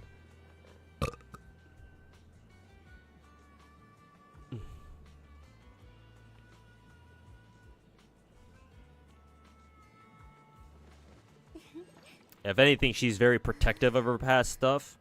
I mean, technically, she's not even done with Demon Dice. She's probably not as active on it as she was before, because obviously she's focusing on her VTuber stuff now. But if she ever retires as a VTuber, she can always fall back to her Demon Dice stuff. So yeah.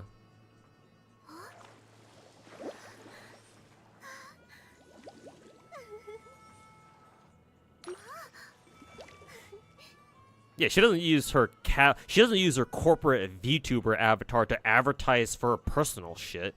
Yeah, what the fuck? Cover would fucking fire her immediately if she ever tried doing shit like that. What the See, I don't know what you mean by what you're saying, Rizius, over in YouTube chat. Like, what the fuck do you mean you also have people like Callie throwing out her other self like no one's business? What the fuck are you talking about? Huh? Do you watch her, motherfucker?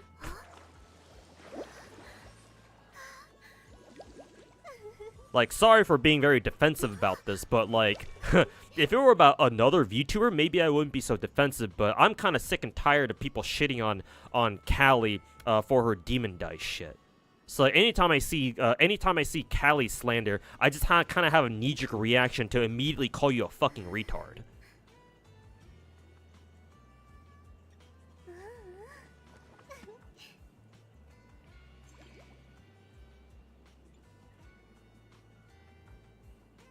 Do I look like a bitch? Does he look like a bitch? Or whatever the line is in Pulp Fiction. But yeah, no, just to set this record straight, Callie has not been advertising her Demon Dice shit at all. Because again, corporate wouldn't even allow it in the first place.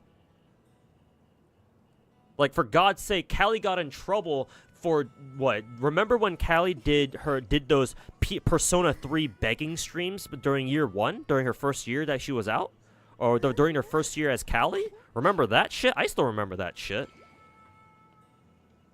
Like, she got in trouble with corporate with cover or with management just for doing that. Which, as an American, I find fucking completely unfathomable. Obviously, in Japan, things are different. But personally, as an American, like, what? You can get in trouble for that? Yeah, they never allowed to play. To be fair, they probably didn't let her play it because they were probably working on Persona 3 Remake back then. Or they were, like, you know, getting ready to work on it. And, you know, 4 years later, ta-da, P3 Reloaded is here.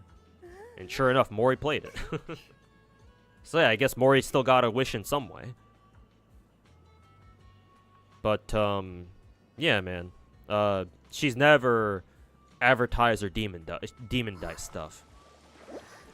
Like, I guess I can see why you're confusing. You got confused with that because, like, obviously Callie does a lot of rap stuff, and well, more so these days she's been doing more like, you know, J-pop stuff and stuff like that. But like, no, she's never referenced her Demon Dice, her personal work at all. She keeps it separate like every other Hollow girl does. You didn't even know about her previous persona until you just mentioned it here? Well, I mean, hey, you were going to find out eventually. Like, you can find that out very easily as long as you do a little bit of digging. Like, corporate VTuber identities are no secret these days. Like, if you join Hololive, people will know where you came from. So, not exactly a secret these days.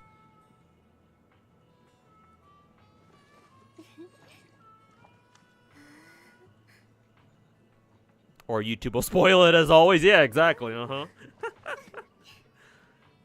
Like, you have no idea how many what were Fuamoko's previous, what was their PL? Like, traveling in Japan. Like, they were supposed to be like travel guides, right? Their VTuber avatars were all about them being travel guides or something, right? And like I don't even look for I'm not even looking for those videos, in part because I already knew where they came from, which is why I was so interested in Fuwamoka when they first came out, because I knew where they were from to begin with. But like so I have no reason to look up their old videos because I already know where they're from, and yet YouTube still decides that, hey, look, here are some videos from these two VTubers you are probably very familiar with. I wonder who they are. I'm just like, shh, fuck YouTube. I'll watch it anyway, but still, fuck, man. Yeah, visual novel travel guides in Japan or something, and they were like, they had something to do with like Manga Gamer from what I remember, yeah.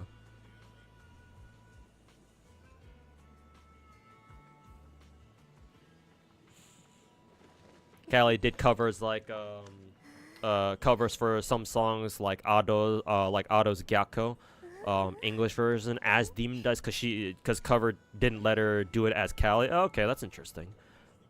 I guess that's the advantage of being a musical artist, right? If corporate won't let you cover a song on your corporate VTuber avatar, then you can do it on your personal one. Fuck 'em. Fuck you, I do what I want. You can't stop me.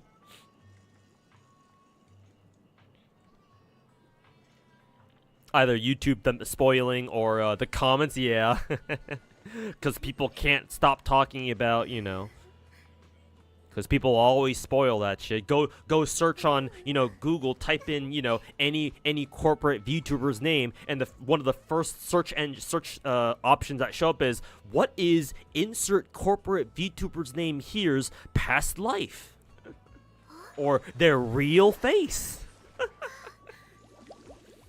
God, VTuber fans are so fucking retarded, let me tell you, man. Gacha game players and VTuber fans, let me tell you, we're all fucking retarded.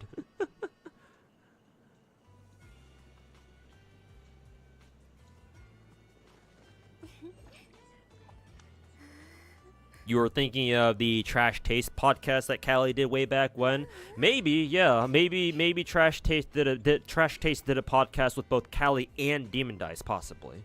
I know they did one with Callie, obviously. But I guess, I don't know. Maybe.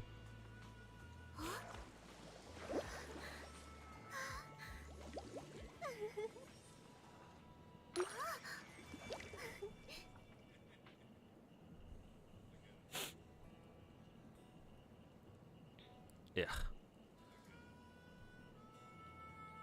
Just listen to the first video that popped up and recognized Cinder. I mean, Cinder has mentioned it several times before on stream. I mean, she's indie. She's not corporate at all, so unless you count her like whatever like talent agency that she belongs to. Like, what does she belong to again? Mythic Talent or something? But like Mythic isn't really a corporate agency or anything. They're just like a general talent supporting agency. So for all intents and purposes, Cinder is still very much so indie. So she can talk about her past life, if you even want to call it that. But she's talked about it a couple times before. She knows that people talk about it. So.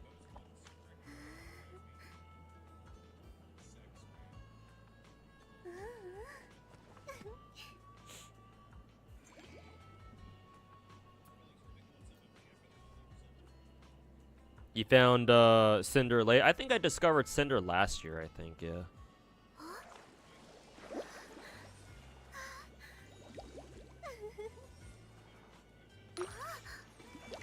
Demon Dice did show up on one of their on a Trash Taste episode, like an After Dark episode or whatever. Okay, then that makes sense. Did something happen here? No, we're just yapping. We're just yapping to close out the stream. Which, speaking of closing out the stream, I should probably end the stream now because it is 10 o'clock. And once again, I don't want to piss off my upstairs neighbor by being too loud in the middle of the night. Otherwise, they'll call security on my ass like a fucking 5th or 6th time. Woohoo! Love living in this fucking place. A place full of fucking geriatrics, just like one of our presidential candidates. But that's me getting political. Anyways, That should do it. But that should about do it for me, chat. I have an achievement. What did I get? Oh, just a event achievement, I guess. Man, I wanted to knock out this event by today, and here I am ending up doing another like 4-hour yap stream basically. But oh well, I wouldn't have it any other way. Kind of wonder what Sana is doing these. Oh, that's funny you mentioned Sana. She just had a stream today where she played through all of Sonic and Shadow Generations, and today was the first stream that she did in over a year. And she started her stream just before I did. Well, on her own YouTube channel. Not Sana. Sorry, false alarm. I shouldn't have said Sana. I keep forgetting that she's retired. Not on her Hololive YouTuber channel. Sana's retired for good. And she ain't coming back. But on her own personal YouTube channel, she came back to stream to do her first stream in over a year, I think. And she streamed a Sonic and Shadow game. I don't follow Sonic at all, so I don't know if it was a new game or what, but you're surprised not everyone here knows that Sana and Nami are the same person. To be fair, it's been like 2 or 3 years since Sana graduated or retired. Like these days, Sana is like akin to legend among among the Hollow Ian fan base, because like a lot of Hollow fans these days do not know who Sana is, or even if they are aware of her, they never watched her back when she was around, because she was only here for a year and she was gone, just like that. And not to mention, Sana wasn't exactly like the biggest. She was actually the smallest, like in terms of viewership, VTuber among the Hollow EN Gen 2 girls. So she didn't have as big of a following as the other girls did in the first place. So yeah, no, not a lot of people actually. Surprisingly, not a lot of people are aware of Sana as Nami.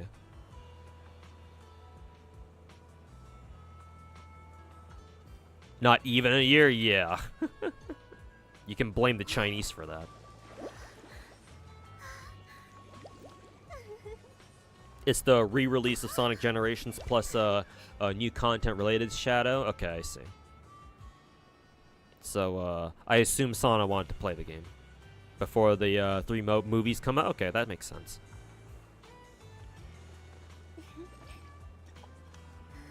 So Sana streamed as Nami, not as Sana. But yeah, she did stream earlier. Yeah. Her stream of her wailing for her Arknights children is funny, yeah.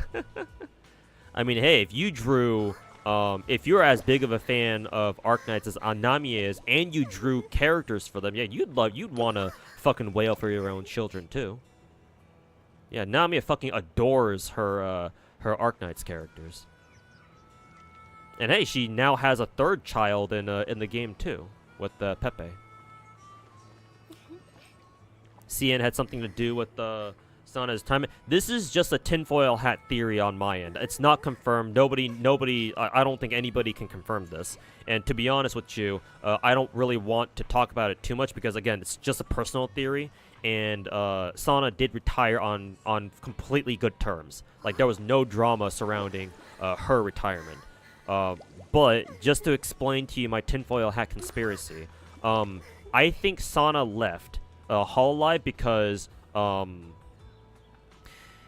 basically I think Hypergriff wanted to make her an artist, right? A main artist for their game, because as you can see, she drew Mizuki, Golden Glow, and now Pepe in Arknights. They wanted to make her like a returning artist for their game, but they were probably afraid that, you know, their fans would eventually, like some fucking Chinese people, some little pinks as we call them, who are super fucking patriotic about China, the CCP, would eventually blow it up. They would get a hold of Sana's like actual identity, right? Oh, a Hololive VTuber is drawing characters for our glorious Chinese gacha game, right? And this was, I think, Hollow Gen 2 came out after the Coco incident.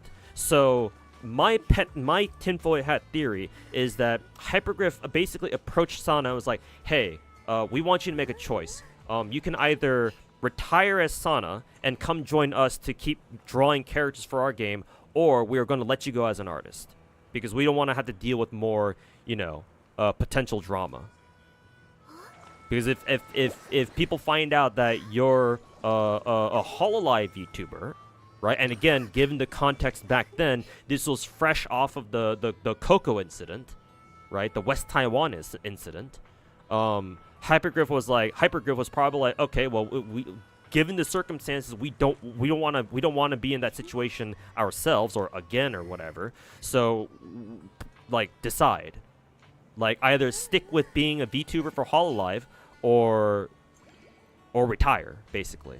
That's my tinfoil hat theory. Again, I have no basis for no evidence to support that. Again, I just want to make it very clear, it's just a conspiracy. I have no way to prove that. But, like, I have to say, it kind of makes sense. Because after she retired as Sana, Namiya goes on to draw not only... I forget actually if Golden Globe came out after Coco retired. Probably, right? Because the West Taiwan incident was all the way back in 2021, I think. Right? It happened quite a while ago at this point. It's been like at least 2 or 3 years. So I want to say Golden Globe came out after the Coco incident. So if true, then... It's easy for me personally to believe that Namiya chose to stick with Arknights rather than stick with cover. What's the West Taiwan incident? Oh, West Taiwan is just a derogatory name that we anti-CCP folks call China. Because China is west of Taiwan. That's kind of the joke. But the West Taiwan incident with specifically with Coco is that Coco was doing a stream where she was looking at her YouTube analytics, like trying to see where her viewers were from, who were watching her on YouTube, and she one of the countries was Taiwan, so she's like, oh, I have so and so many viewers from Taiwan, and she said Taiwan specifically, and so some little pinks over in China got wind of this, and they fucking blew it out of proportion like they always do. And it blew up into this whole incident where Cover had to come out, it felt the need to come out and apologize, and they even fucking had the gall to suspend Coco and Hachima for some reason. I forget how Hachima was related, but apparently she was also implicated too. But they suspended both of them for like a month, I think. But afterwards, Cover cut all their Chinese ties, because it turned out that because at the time they had a Chinese branch as well, with some Chinese VTubers like Sivia, Artia, and I think like 3 others. I think they had a Chinese branch at the time. But following the incident and following the revelation that one of their Chinese VTubers, I'm pretty sure it was Artia, allegedly was talking mad shit behind their back. Like, they were talking mad shit about Cover on Chinese internet.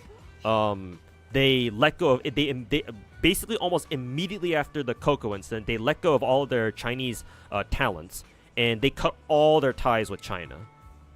Because before the incident, Cover was actually working on expanding into the Chinese market. Right? Because, for example, Suisei did like a Bilibili exclusive stream. Matter of fact, one of her songs is actually owned by Bilibili itself. I think her Pieces song or whatever. Which I think you can still listen to on YouTube, but you won't find it on her official channel because Bilibili owns it. For whatever dumb fucking reason. Yeah, the drama that basically killed Hollow CN. Yeah, pretty much. But that was a Coco incident, or aka the West Taiwan incident.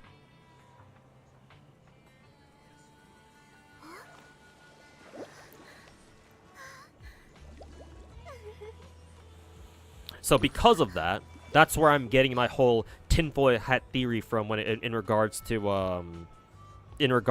Sana's retirement.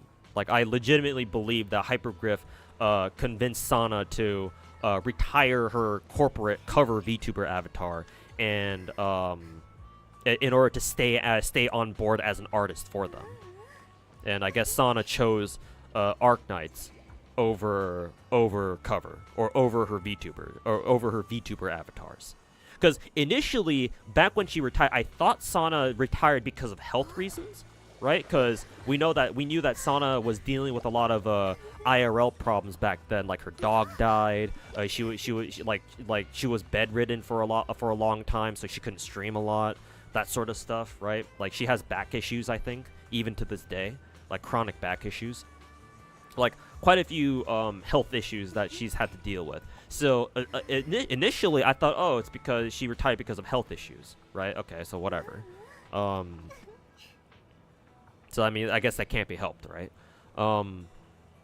But ever since then, the more I think about it, like the more I think, no, I don't think it was because of health reasons, man. Because you look at a lot of the Hollow JP girls, a lot of the Hollow JP girls have all sorts of fucking health issues. Mia went to the hospital recently because her fucking appendix exploded or some shit.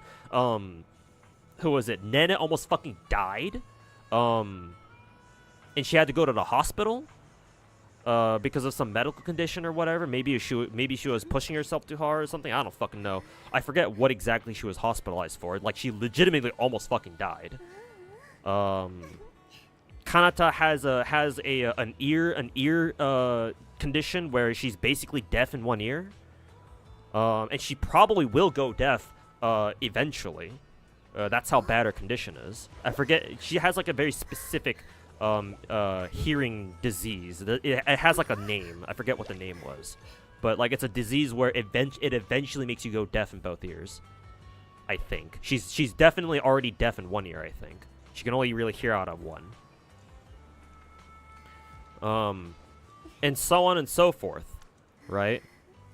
And yet all those girls, none of those girls have retired yet. None of those girls have felt the need to graduate. Matter of fact, I think so far, besides like forced terminations, like in the case of Aloe or whatever, and like even Coco, even Coco didn't retire because of the West Taiwan incident. She retired because she felt she felt like, you know, she wanted more creative freedom, which is why she left, or at least according to her. And yeah, most, if not all, cover VTuber retirements or graduations, as they call it. Besides, again, the ones that were forced terminations because of like breach of contracts or whatever. Like again, Aloe, or most recently, I think it was Mel. Yeah, Mel, who got purged because apparently she breached contract for whatever dumb reason. Though I think it wasn't even her fault. It was probably her dumbass friend who ratted her out like a little bitch. Fuck her. If that's the case, I don't know exactly. But if it is, then fuck that bitch. But other than the forced terminations, yeah, almost every VTuber who was previously with cover graduated or retired because of creative differences, not because of health reasons.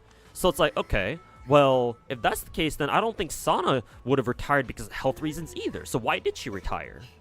Right? Why would anybody sign on with cover and then just graduate not even a year later? Why would anyone do that? Like, it had to be because of some reason, and the only thing that I can think of is because Namie wanted to stick with Arknights because she wanted to draw characters for that game.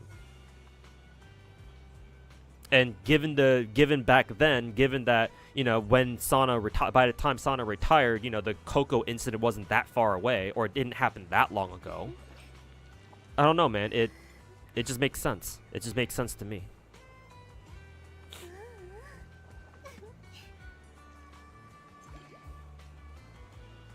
So you say had a throat operation? Yeah, but I mean, that's kind of related to her singing ability, so I wouldn't really call that a health complication, unless she really did have something wrong with her throat, like something medically wrong with her throat, which maybe she did.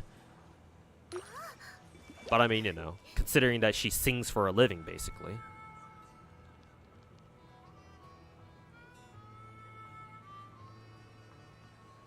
To be fair, the whole Sana graduated because of her health problems was mostly a cope, because Sana never... Yeah, exactly. She never said... Yeah, I don't think she ever said what her exact reason was, yeah.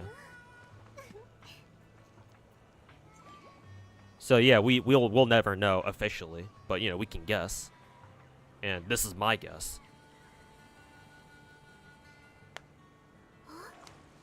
If so, you hate Arknights? I don't think you should hate Arknights, though obviously that's understandable. Hate the CCP, because the CCP is the root cause of all of this. Like, you can argue even if you hate Arknights for that decision, I can sit here and argue that Arknights is just doing whatever they can to cover their tracks so that they don't get in hot water with the CCP. The people you should hate are the Chinese Communist Party. Fuck the CCP.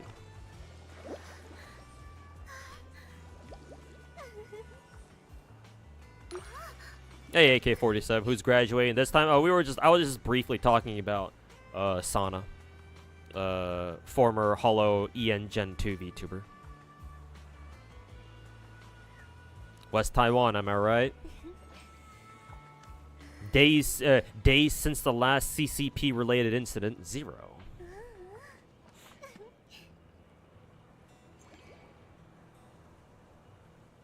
But yeah, that's just my little quick rant and my tinfoil hat theory about Sana. Again, it's a conspiracy. You know, take whatever I say with a grain of salt. I have no evidence to support that. It's just my gut feeling, right? Off of my own observations and, you know, me thinking about it for way too long. So, like, if you think everything I'm saying is just horse shit, then, you know, so be it. So, yeah, don't take it too seriously. I just personally feel very strongly about it, but, you know, you don't have to do the same. It makes too much sense. Well, I'm glad. All I can say is I'm glad you see, you know, what I'm seeing. So, but yeah, don't take it too seriously though. Like, I don't want people to like fucking propagate that and shit like that. Obviously, I'm just a small streamer, so I don't really need to worry about you guys like running out there and fucking propagating that. But, yeah, just know that that's where I stand on that situation. Anyways, that'll do it for me. I'm going over my allotted curfew time. So yeah, I want to thank you guys for hanging out and listening to me yap. I wanted to finish this Z3 event by in this stream, but I guess I'm not doing that. So hell yeah. I guess we can do another stream where I attempt to finish this event, but without yapping. Challenge, attempt to finish a MiHoYo event without yapping for 4 hours straight. Challenge impossible. Anyways, thanks for hanging out, guys. And I will see you guys hopefully tomorrow. I think I should be streaming tomorrow. I don't know why it wouldn't be. Unless I decide to spend tomorrow, all day tomorrow working on, you know, videos, but hopefully I don't. Hopefully I can get like the next video I'm working on done by tomorrow, or done by tonight. Actually, we shall see. But yeah, barring any unforeseen circumstances, I'll see you guys here all tomorrow around the same time. Then hopefully earlier.